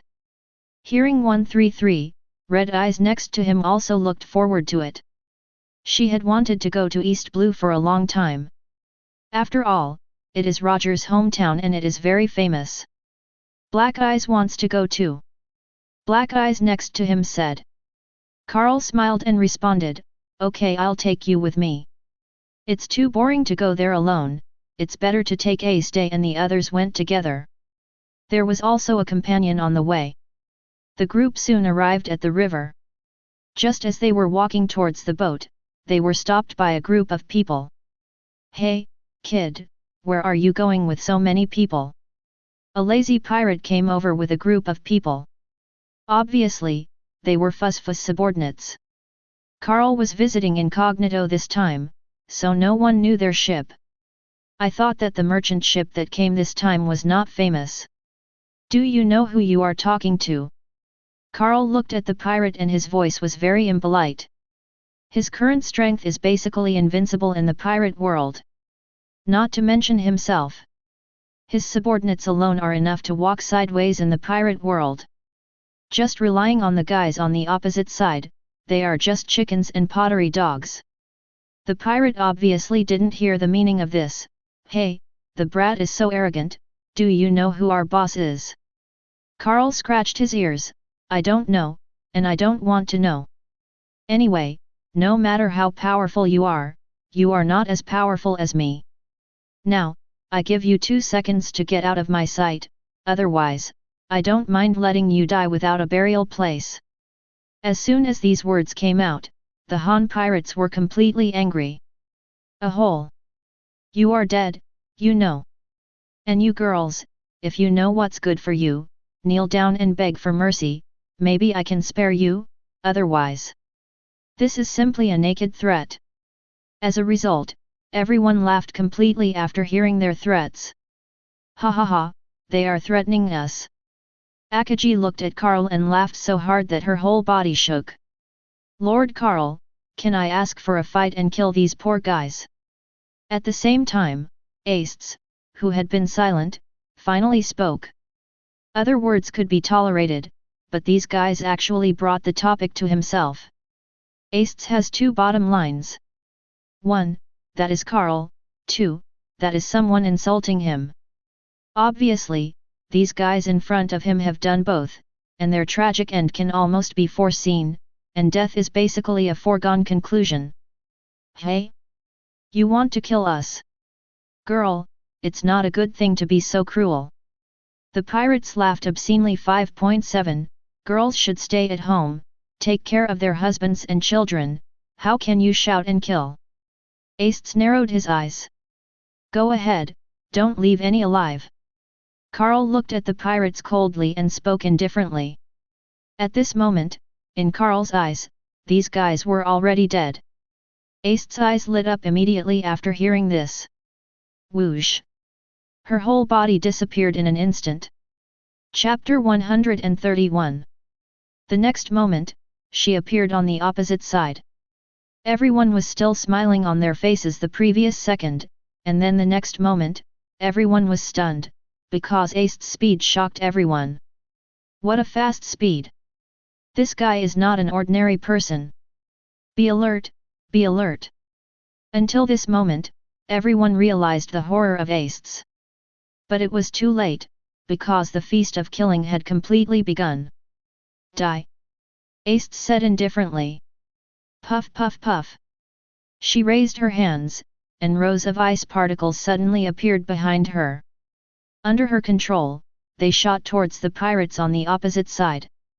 Accompanied by a series of sounds, most of the pirates fell to the ground. 24. Only a few pirates remained sober. Spare my life, spare my life. HTT. Acedes walked towards the other side step by step like a Shinigami. The footsteps sounded like a death warrant from the Shinigami. Our boss is Fosfu. Hehe, Acedes shook his head and sneered, even if it's Fosfu, so what? Why do you think he's living on the streets? You mean? As soon as these words came out, the pirate's eyes widened in astonishment. He already had a guess in his mind. Your identity is... Swish! The figure of Akame suddenly appeared in front of him, releasing a terrifying aura. Yes, it's just as you guessed. Funeral.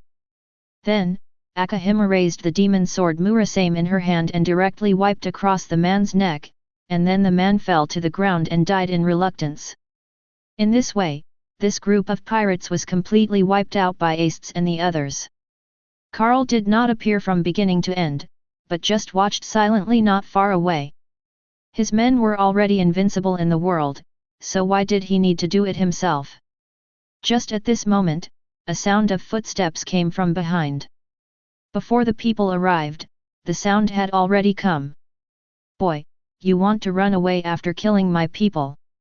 Another large group of people rushed over here, led by an acquaintance, Fosford. Except for those 4 Emperor's level masters, Fosford can basically walk sideways in the pirate world. Oh? Are you going to catch me? The next moment, Carl turned around. Ga. Fosford, who was rushing forward, was stunned on the spot. He didn't expect that the person opposite him was Carl. As Kaido's subordinate, he certainly knew the so-called Carl, who was an existence that he could never offend. However, what puzzled him was, why did Karl appear here? Shouldn't he be in the Basta kingdom? Lord Karl, what wind blew you here? Phosphord smiled and was very respectful. There was no way, Karl was an existence that he couldn't afford to offend. Therefore, it was normal to ask 96 for mercy. Ahem, what's wrong, Phosphord? I heard you want to kill me. Ha ha ha. Phosphord laughed awkwardly. Lord Karl, you are really a joker, it was all a misunderstanding just now, all a misunderstanding. If you have nothing to do, just go away. Karl shook his head. I'm in a good mood today, so I won't kill you. Yes, yes, I'll go away now. After saying that, Phosphord didn't dare to say anything more, and immediately ran away with his people. Or wait to be killed by this killer. Seeing this scene, Chi Tong asked with a puzzled look, Lord Karl, why don't you kill him? Karl smiled and said, no need, he is just a small character after all. Why should an ant be alone? Chapter 132. Karl was in a good mood today, so he didn't kill all these guys. If he was in a bad mood, he would just kill them. At this moment, Akame looked at Karl and asked, Sir Karl, what should we do next? Karl touched his chin and responded, let's continue to set off and go to East Blue. There are many acquaintances in East Blue, and you can even see Nami, who you have been thinking about. I don't know what kind of story will happen with Nami at that time. It's really exciting. East Blue, okay. Yeah. Karl nodded. Just like that, the destination was officially reached, and the group headed to East Blue. Time flies, and 7 days passed in the blink of an eye. The group crossed the New World, and then crossed the Redhead continent. Karl is different from Luffy. Luffy is a pirate through and through, so he can't use Marine's channels. Karl decisively dialed Marine's Den Den Mushi. Deed. The Den Den Mushi rang loudly. Soon, the call was connected. Hello, this is Naval Headquarters. I'm Karl, please call Sengoku for me. Karl said indifferently. Yes. The Marine saluted hurriedly. As a Marine of Naval Headquarters, he knew Karl's identity.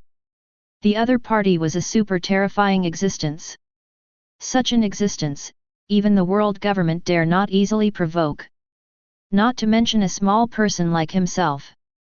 It's better to tell Sengoku about this matter quickly, so he took the Den Den Mushi to the Admiral's office as soon as possible. Deed.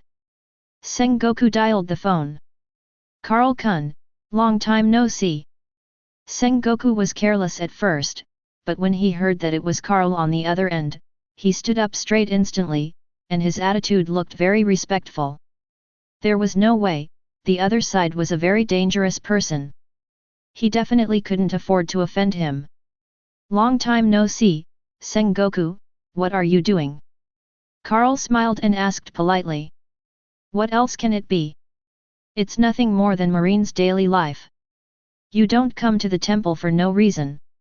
What's the matter? What do you want to tell me? Sengoku said with a smile.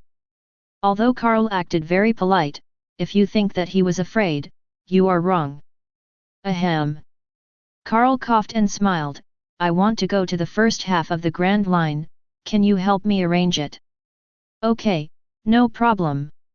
Sengoku hung up the phone politely, and then the matter was completely arranged. Not long after, a Marine took the initiative to find Karl. The group marched forward in a mighty manner. After only 3 days, Karl and others arrived at the first half of the Grand Line. As for the Marine, he also found a reason to leave. Let's go to East Blue. Karl pointed to the front and smiled. Yeah. Everyone nodded. Time passed unconsciously, and half a day passed quickly. Not far away on the sea, a huge pirate ship was sailing slowly. The pirate ship was as huge as a country. Those who have seen One Piece should know that this is the famous Moria pirates. In the Dark Castle. Someone told Perona about this. Lord Perona, there is a ship in front, approaching this place. Should we suck them over? The other side looked very ordinary, and should not be a powerful character. Perona licked his lips. Okay, this matter is left to you. Chapter 133. The camera came to Roy. A group of people were drifting slowly on the sea. Sailing on the sea was boring, so they found some fun, such as playing chess in the captain's room.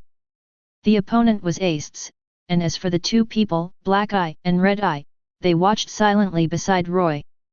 Acedes might be very good at fighting, but he was a little bit weak in chess, which tests intelligence, and was quickly suppressed by Roy. So amazing! Is this the strength of Roy-kun? Sister Acedes was suppressed. 340. Both women were surprised to see this scene. Acedes had lost 2 games in a row. Damn it! Acedes rubbed her hair unhappily. She couldn't understand why she couldn't beat Yaoi even though she tried so hard. It's my turn this time. Hei Tong said with a smile. Acedes stood up, and Hei Tong sat opposite Roy and played chess with him. Time passed unnoticed, and soon half an hour passed. The sky began to become very dim, and then an Uzumaki appeared. Uzumaki. When Roy saw this scene, he was stunned. He suddenly remembered that this was not Moria's method. It was really bold, this Moria, dared to disturb my good deeds. Hearing the noise here, several women also came out, with curious faces. Lord Roy, what happened? If nothing unexpected happens, Roy explained with a smile, this should be done by Moria and his men. This area is Moria and their territory. Moria. The two women looked at each other, and for a moment they couldn't remember who this guy was. The main reason was that Moria was too low-key, or to be more precise, he was not famous. Unlike Kaido and the others, whose fame simply shocked the entire pirate world, Roy began to explain. This guy is one of the Shishibukai. I see. Said P. So, Acedes licked his lips, is this Moria trying to make trouble for us? It should be like this. Roy smiled and responded. You are really ambitious. Acedes narrowed his eyes, flashing with amazing murderous intent, but it's good this way, I haven't taken action for a long time. Now, it's just right for Moria and the others to feel the pain. Let's go and meet Moria and the others. Lord Roy, are we going to destroy the Moria pirates? At this moment, Akame, who had been silent, looked at Roy and couldn't help asking. Roy shook his head, no need, but I am very interested in their ship. Perona is very interested, let's see if we can kidnap Perona. I see. Indeed, Roy has not yet had the intention to kill them. He just wanted to teach them a lesson and kidnap Perona. Soon, they officially landed on the island, which was the zombie island in the original book, full of zombies. When they walked over, zombies jumped out one by one, which scared Akame and the others. There are so many zombies. Facing the surging zombies, Roy looked at Acedes next to him and smiled. Acedes, these guys are in your hands. Got it. Acedes narrowed his eyes slightly, and his aura suddenly soared. With the sword in his hand, he rushed towards the zombie group not far away. Chapter 134. In the field. Acedes stood there calmly with a sword in his hand, watching the zombies coming one after another in front of him. Come on, just come on. It can be said that one man can block the pass and 10,000 men cannot pass. Do you want us to take action? Beside him, Kai Tong looked at Roy and couldn't help asking. Hai Tong also looked at Roy, but she had a different idea from Kai Tong. After all, this guy was also a battle maniac and wanted to fight these zombies. As for Kai Tong, she was just making a rational judgment. Roy shook his head, no need, just leave it to Acedes alone, these guys can't threaten Acedes at all. Now, Acedes' strength is a serious 4 Emperors level. Don't mention these minions. Even Moria behind the scenes can't be Acedes' opponent, and Acedes can even crush Moria with one hand. After all, Moria was only Shishibukai in the end, while Acedes was a 4 emperors. 4 emperors were not something Moria could contend with. Day. The zombies roared and rushed towards Acedes. Humph. Seeing this, Acedes snorted coldly and let the zombies rush towards him. They were getting closer and closer, and soon there was only a short distance of 1 or 2 meters between the two sides. Acedes, who had been silent all the time, finally took action. Die. A terrifying aura was released from Acedes. Afterwards, she rushed towards the zombies with a sword in her hand. A stunning gleam of light slashed out, and instantly chopped down a large area. There was no way, the gap in strength between the two sides was too big, and they were not at the same level at all. Acedes and these zombies were simply slaughtering one-sidedly, and the zombies were defeated wherever they passed. Who? Acedes stretched out his hand, and countless ice particles floated in the sky. With Acedes' wave of his hand, all these ice particles shot towards the zombies. Puff, puff, puff. Countless ice particles swept across and bombarded the zombies, and all the zombies fell to the ground. Soon, Acedes was the only one left in the field, and he was still able to stand crush. This is naked crush. Haitong also wants to try. Seeing this scene, it can be said that the expectation is broken. She is also a fighting maniac, but I don't know what happened. Roy only arranged Acedes to go. Please give me flowers. 0. Okay, Roy smiled when he saw this. I'll arrange you to go next time. You said it, and you are not allowed to change it. Don't change it. Hook and hang for 100 years and don't change.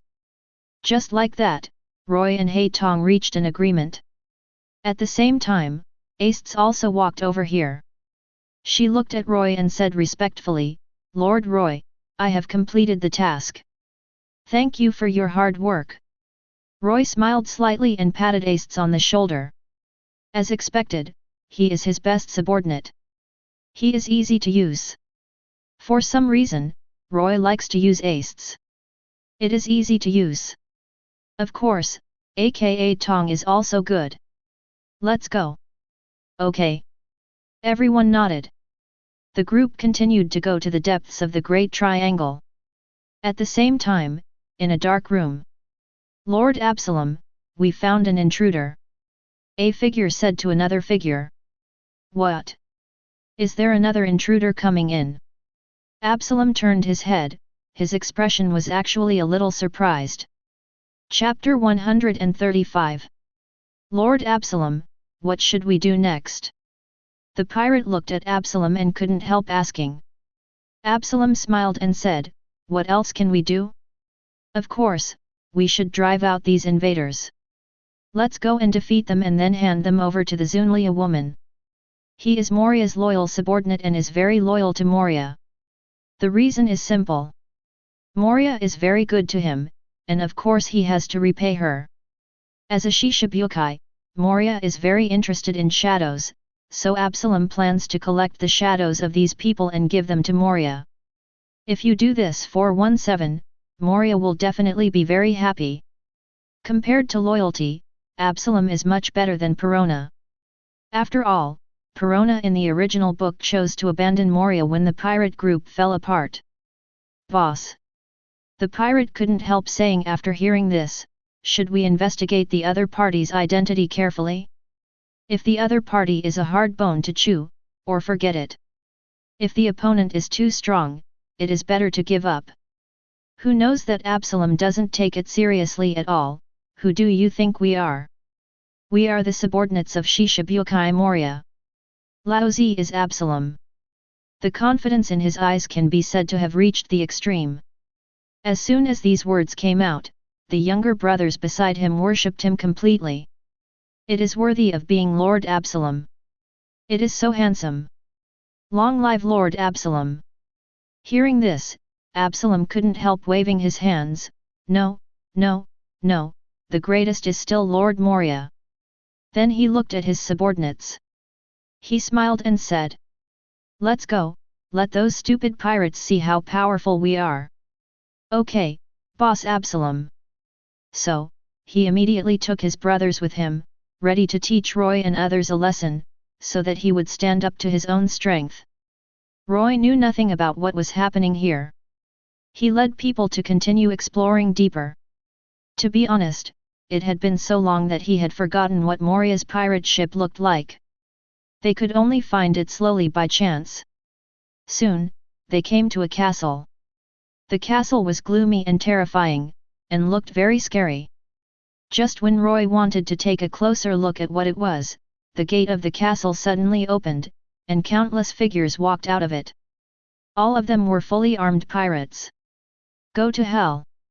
There were all kinds of weapons, including knives, guns, sticks, and even some pirates used guns. Unfortunately, in the world of pirates, the most useless thing is firearms. Firearms basically can't hit people, only cold weapons are king.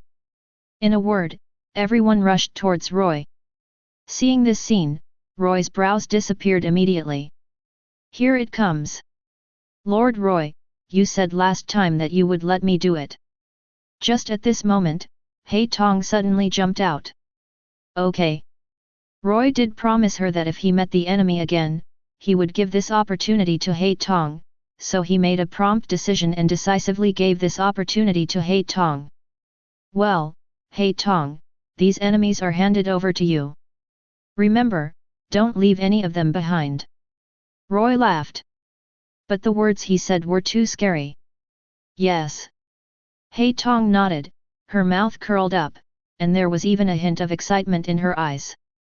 The reason was simple.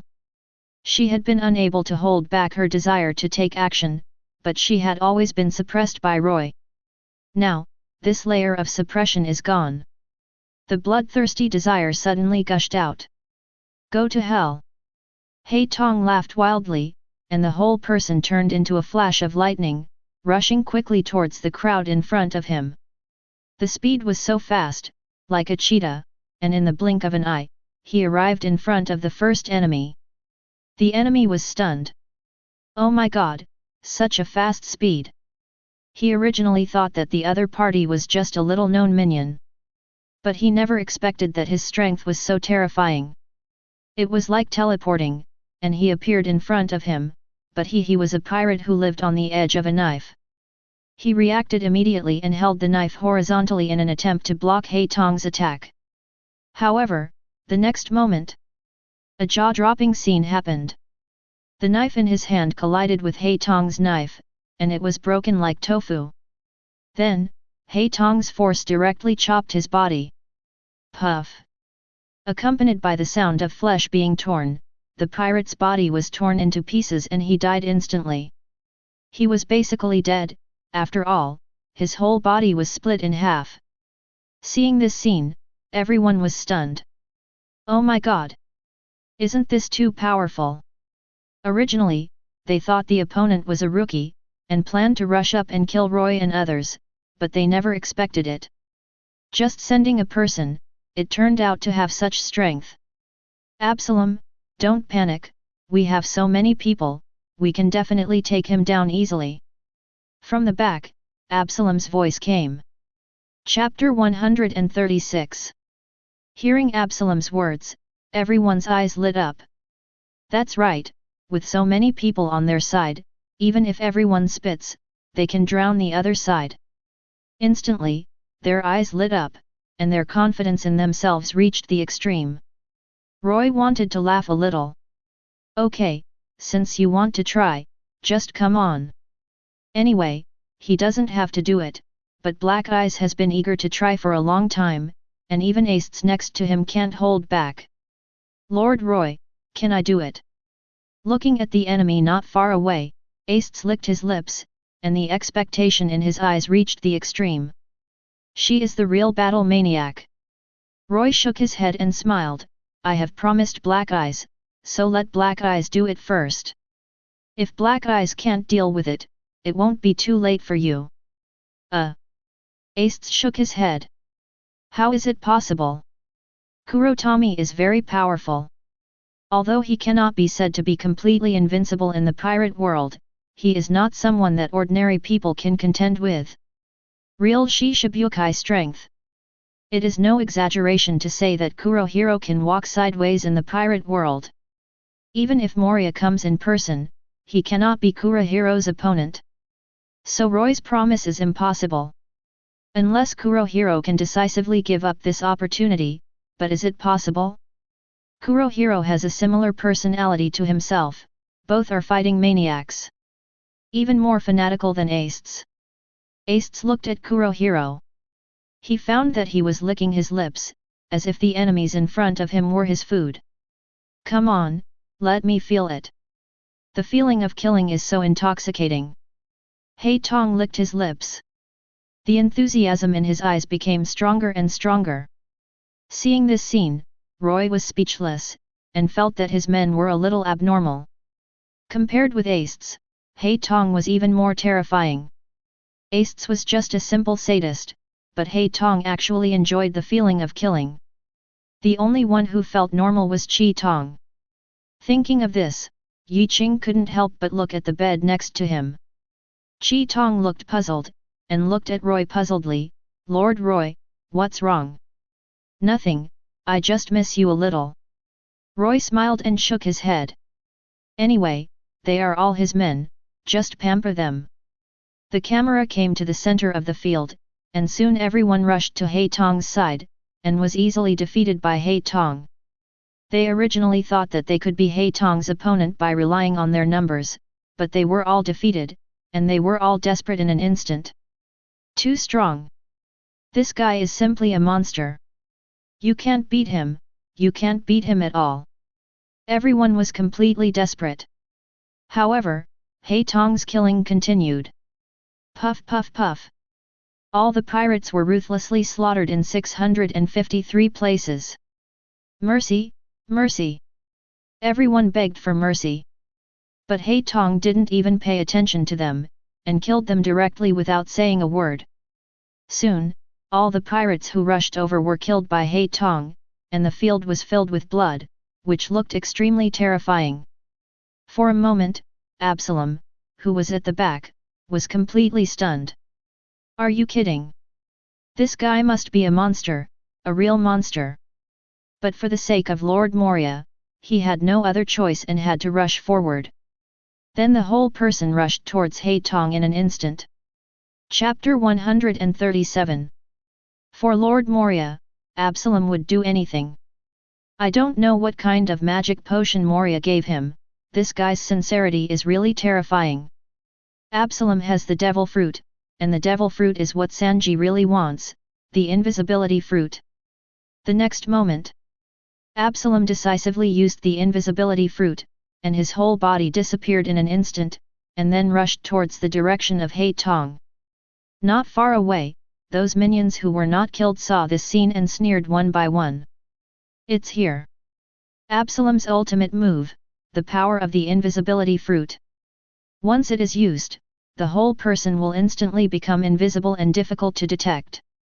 Absalom would spar with his subordinates whenever he had nothing to do, so everyone knew this move very well. Anyway, they had no way to deal with Absalom, so they subconsciously thought that the same was true for Haitong. Absalom was a capable general of Lord Moria, and he was not a well-known boy like Haitong who could compete with him. She's dead.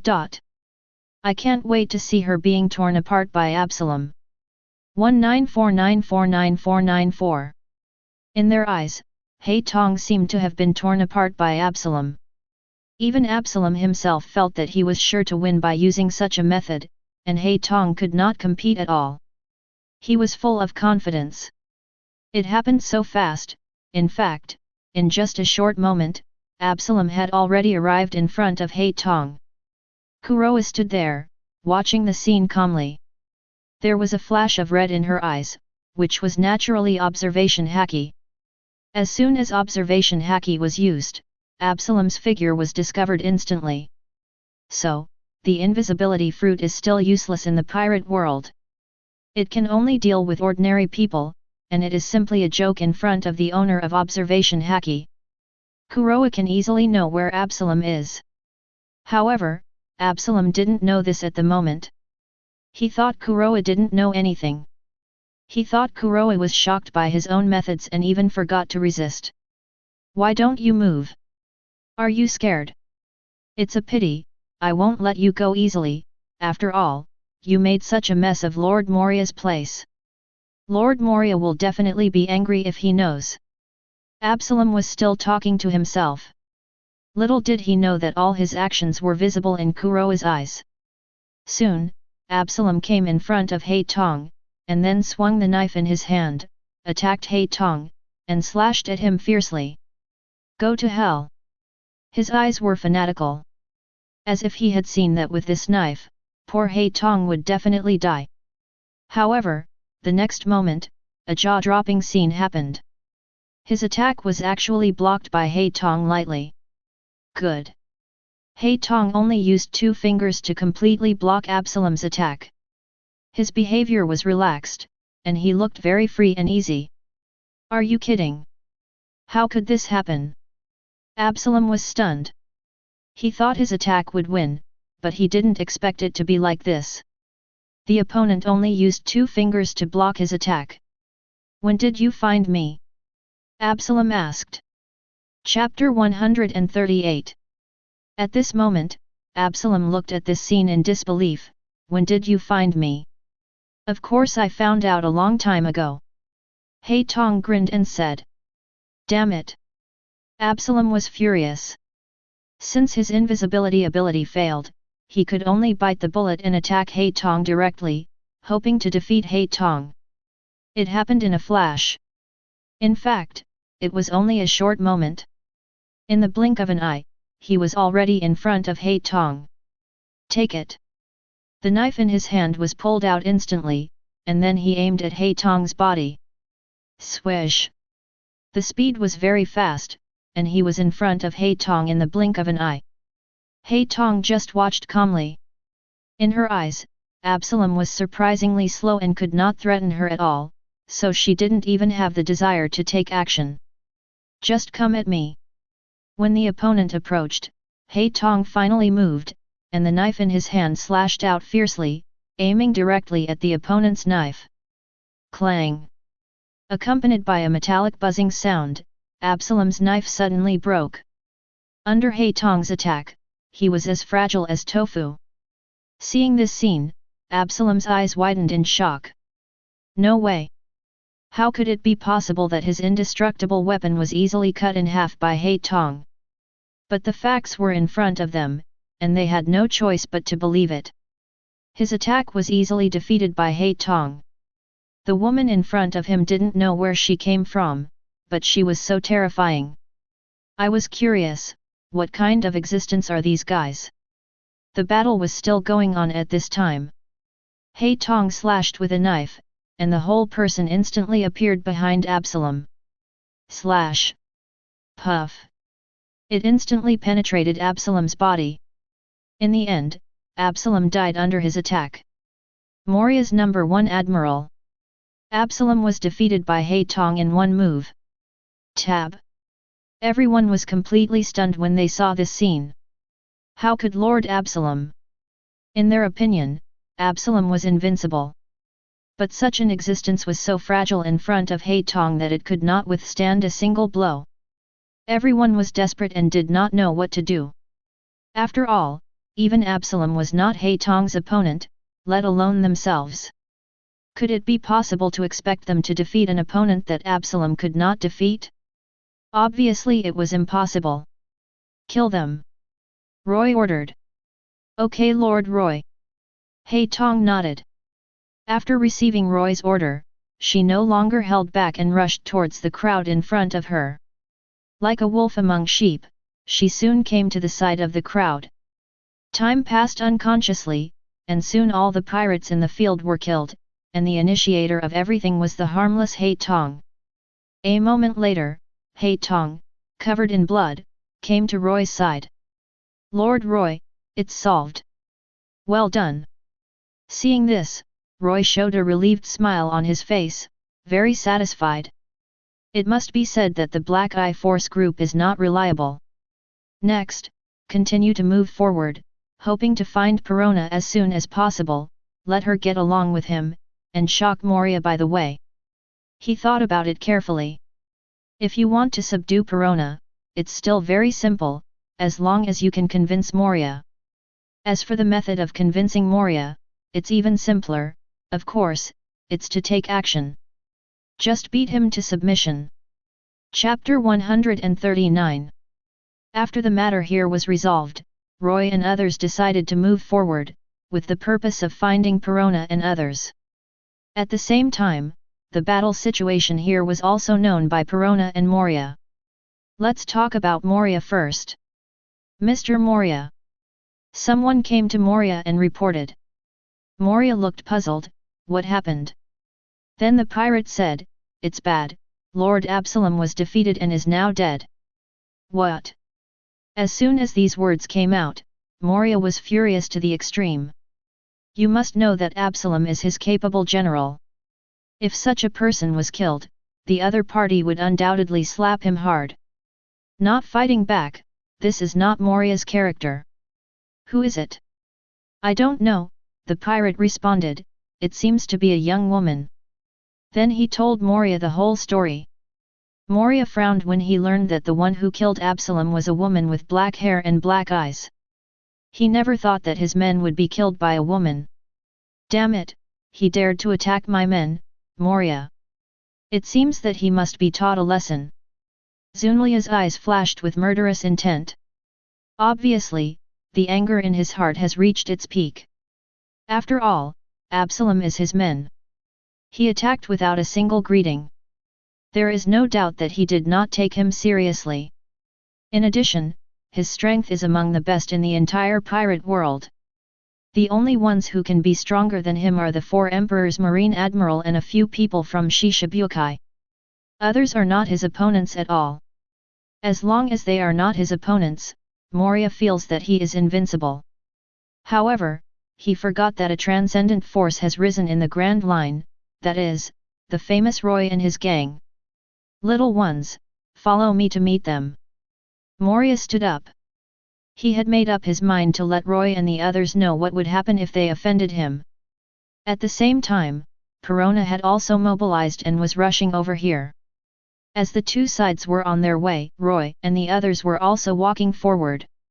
Time passed unconsciously, and soon more than 10 minutes had passed. Roy and the others finally met Perona, Moria, and the others. The two sides stood face to face, looking at each other. We found them, Lord Roy. At the same time, Acedes turned her head and looked at Roy with a slight smile on her face. She knew that a battle was about to begin, so she quickly put her hands on her waist and was ready for battle. 0. Similarly, Black Eye and Red Eye also held their weapons, ready to fight at any time.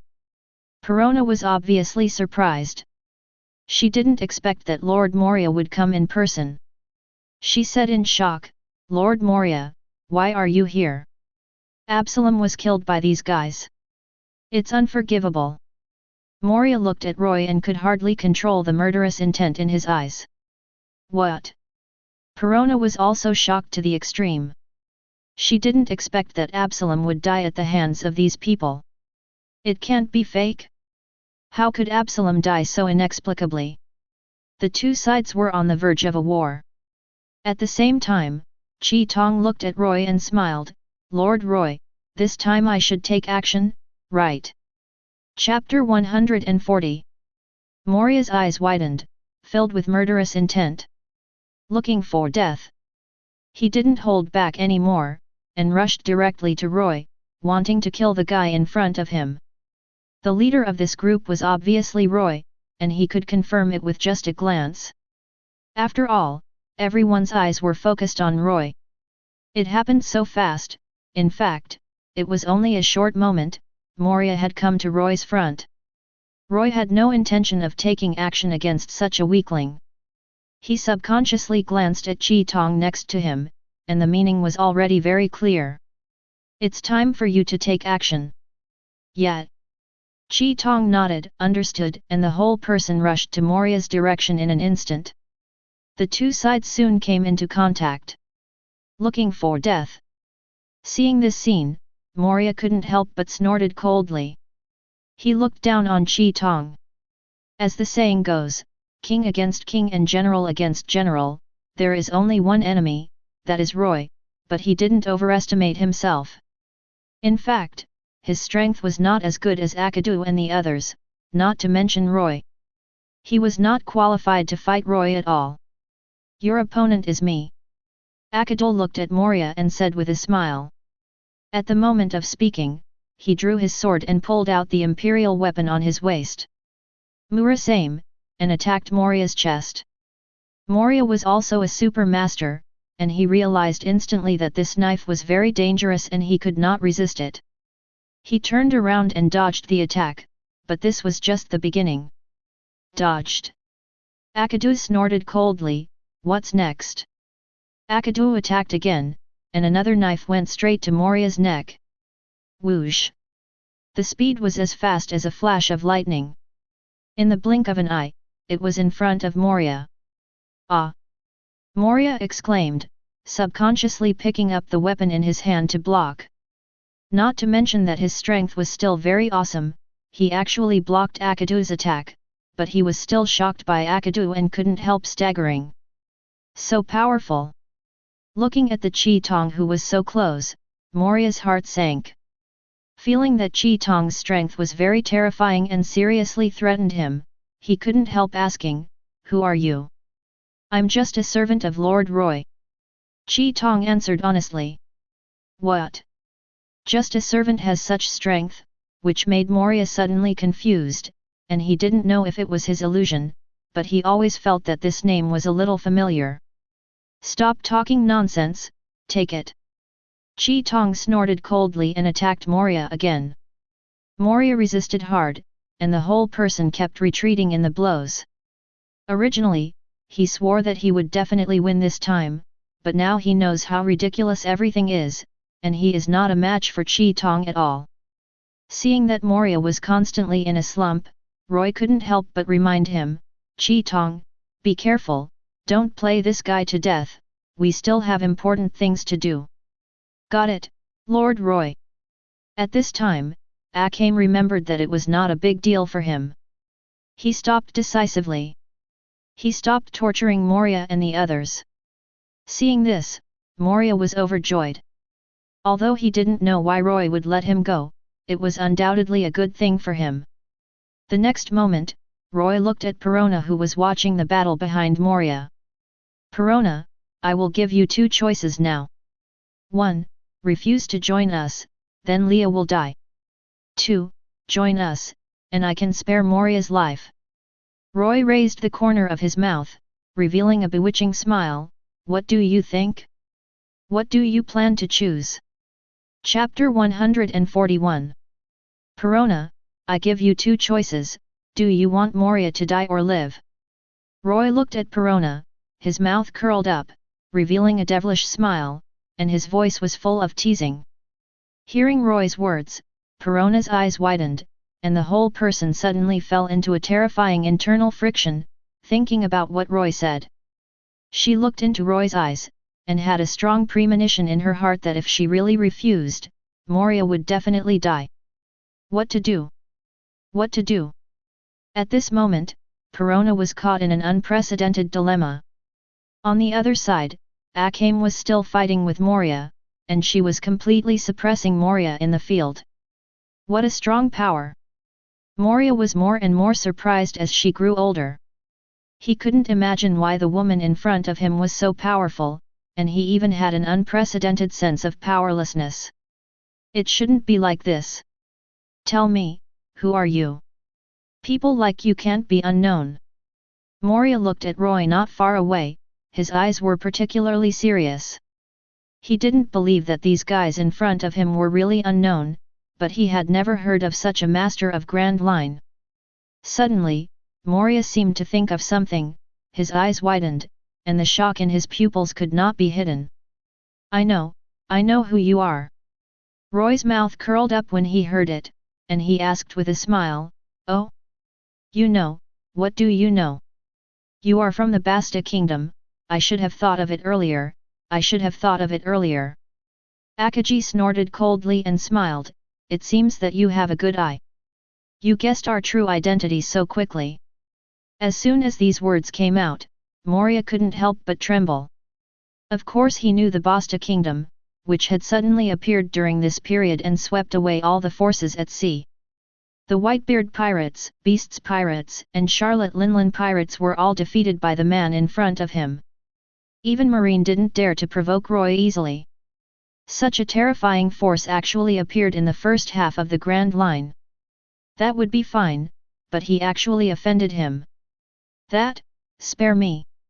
The next moment, Moria surrendered decisively. He knew that Roy was so powerful that he could not contend with him at all. Didn't you see that the entire Beasts pirates were destroyed? If this guy wanted to kill him, it would be easier than crushing an ant. At the same time, Perona also successfully discovered Roy's identity and widened her eyes in surprise.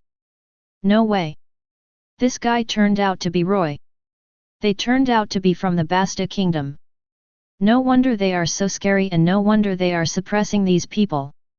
If it were them, then everything would be easy to understand. What do you think, Perona? Do you want to join me? Roy looked at Perona and invited him again. I agree. This time, without any hesitation, Perona decisively agreed to Roy.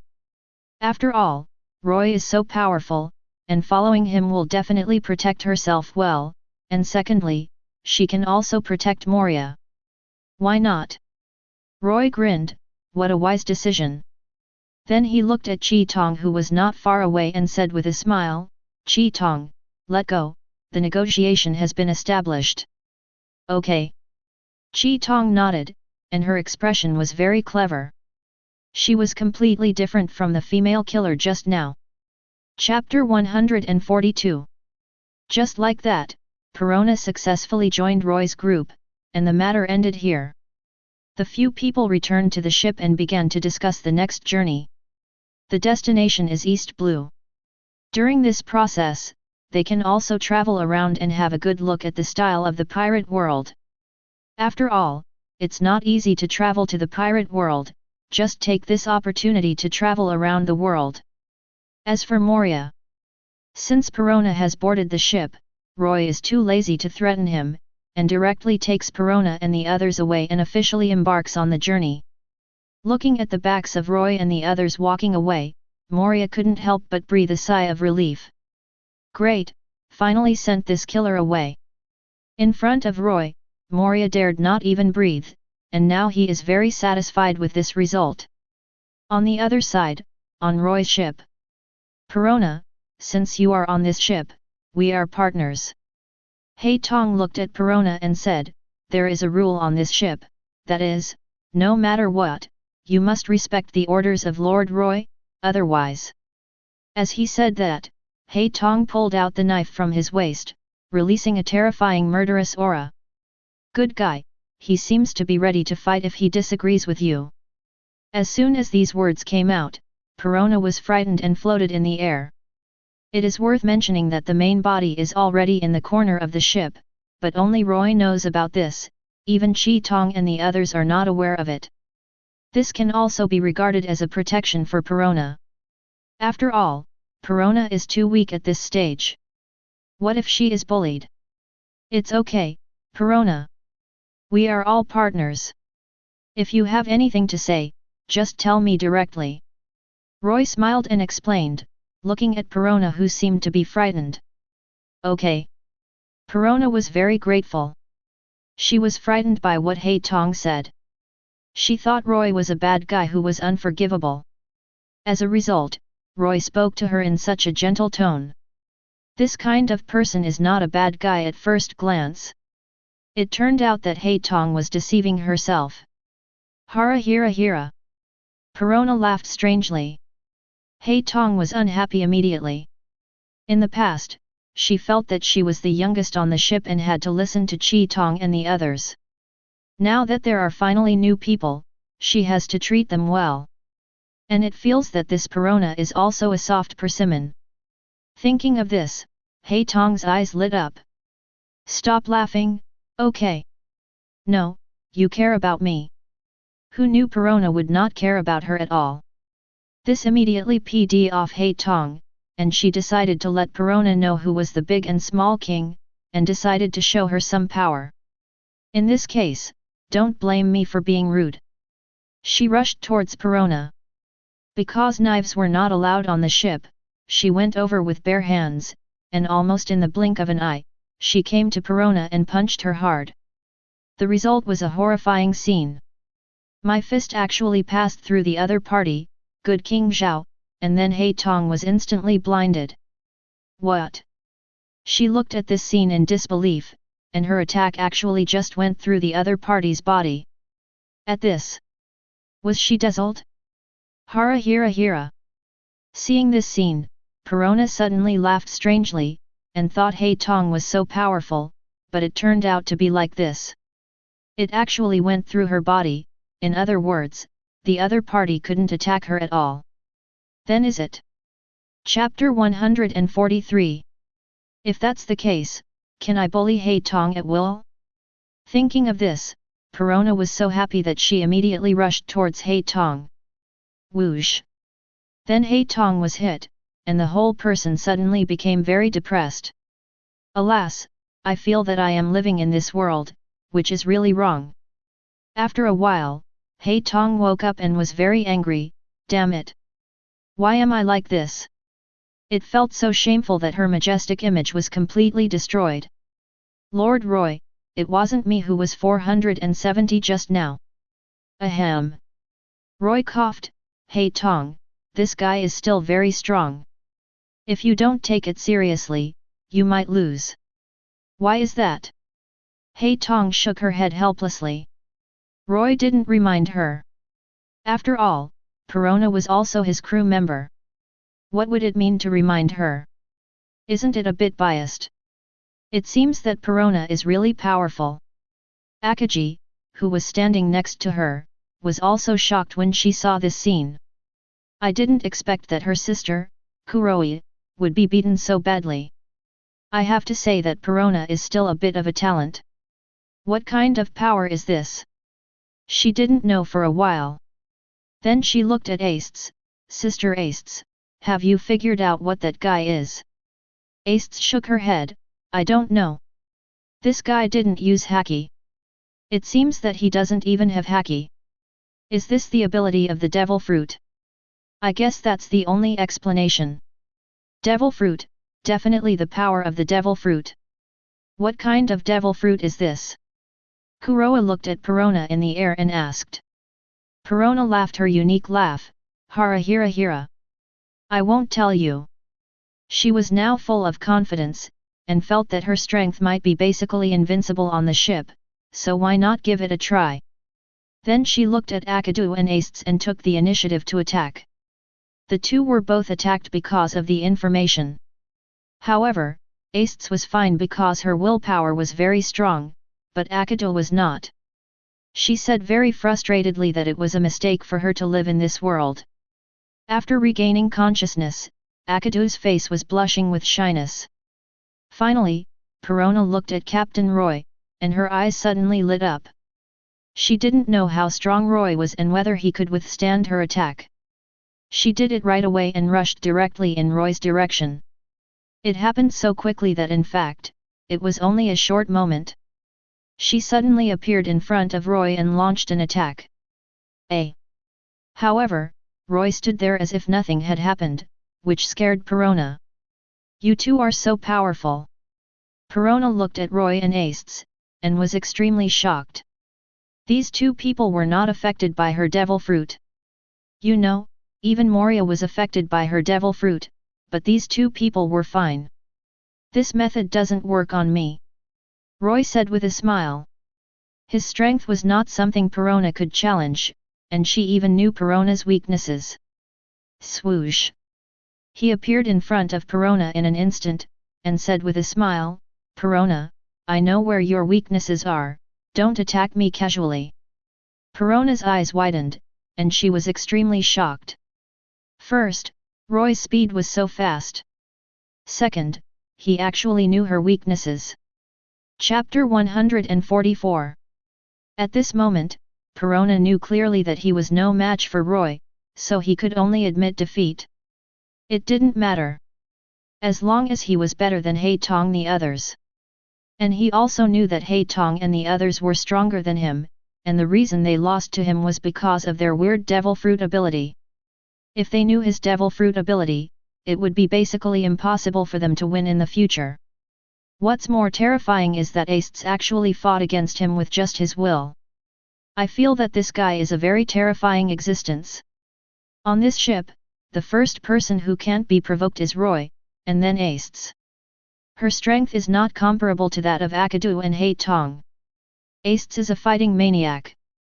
Since she crossed over to the pirate world, she has been fighting continuously.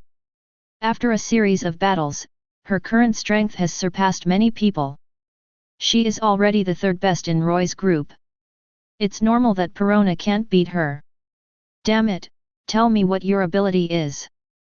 Haitong was very unhappy. She was defeated by Kurome, so she kept asking what Kurome's devil fruit ability was. Kurome didn't tell her, of course.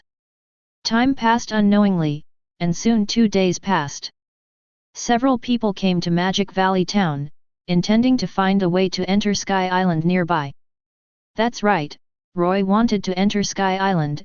After all, it was the Golden Country, full of gold and silver treasures. He was still very greedy for such things. We're here at Magic Valley Town. Roy looked at the Magic Valley Town in front of him, grinning, and was in a very good mood.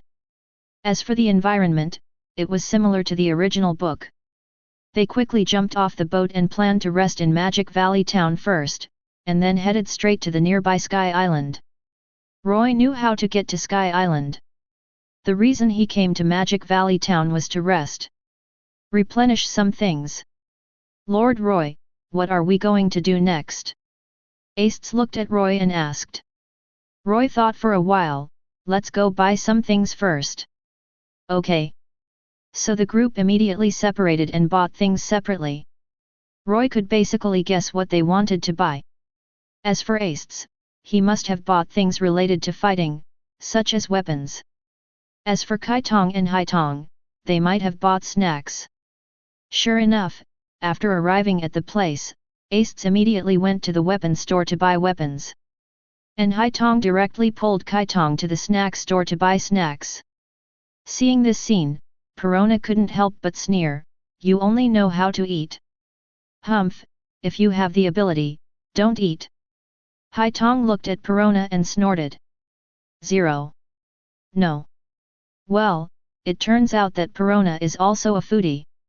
In the end, Kurome and Haitong bought snacks, and Haitong was free. Lord Roy, what do you want to buy? Haitong looked at Roy and asked subconsciously. Well. Roy thought for a moment and replied, buy some daily necessities first. Oh, and it's almost time for you to change your clothes. I'll buy you some clothes. Can I? Obviously, Haitong was not looking forward to it. Yet. Roy nodded, and then the two of them went to the market to start shopping. They first bought a lot of daily necessities, moved them to the boat together, and then returned again to buy clothes for Haitong. Thank you so much, Yi Tianxia. Haitong looked at Roy and shyly.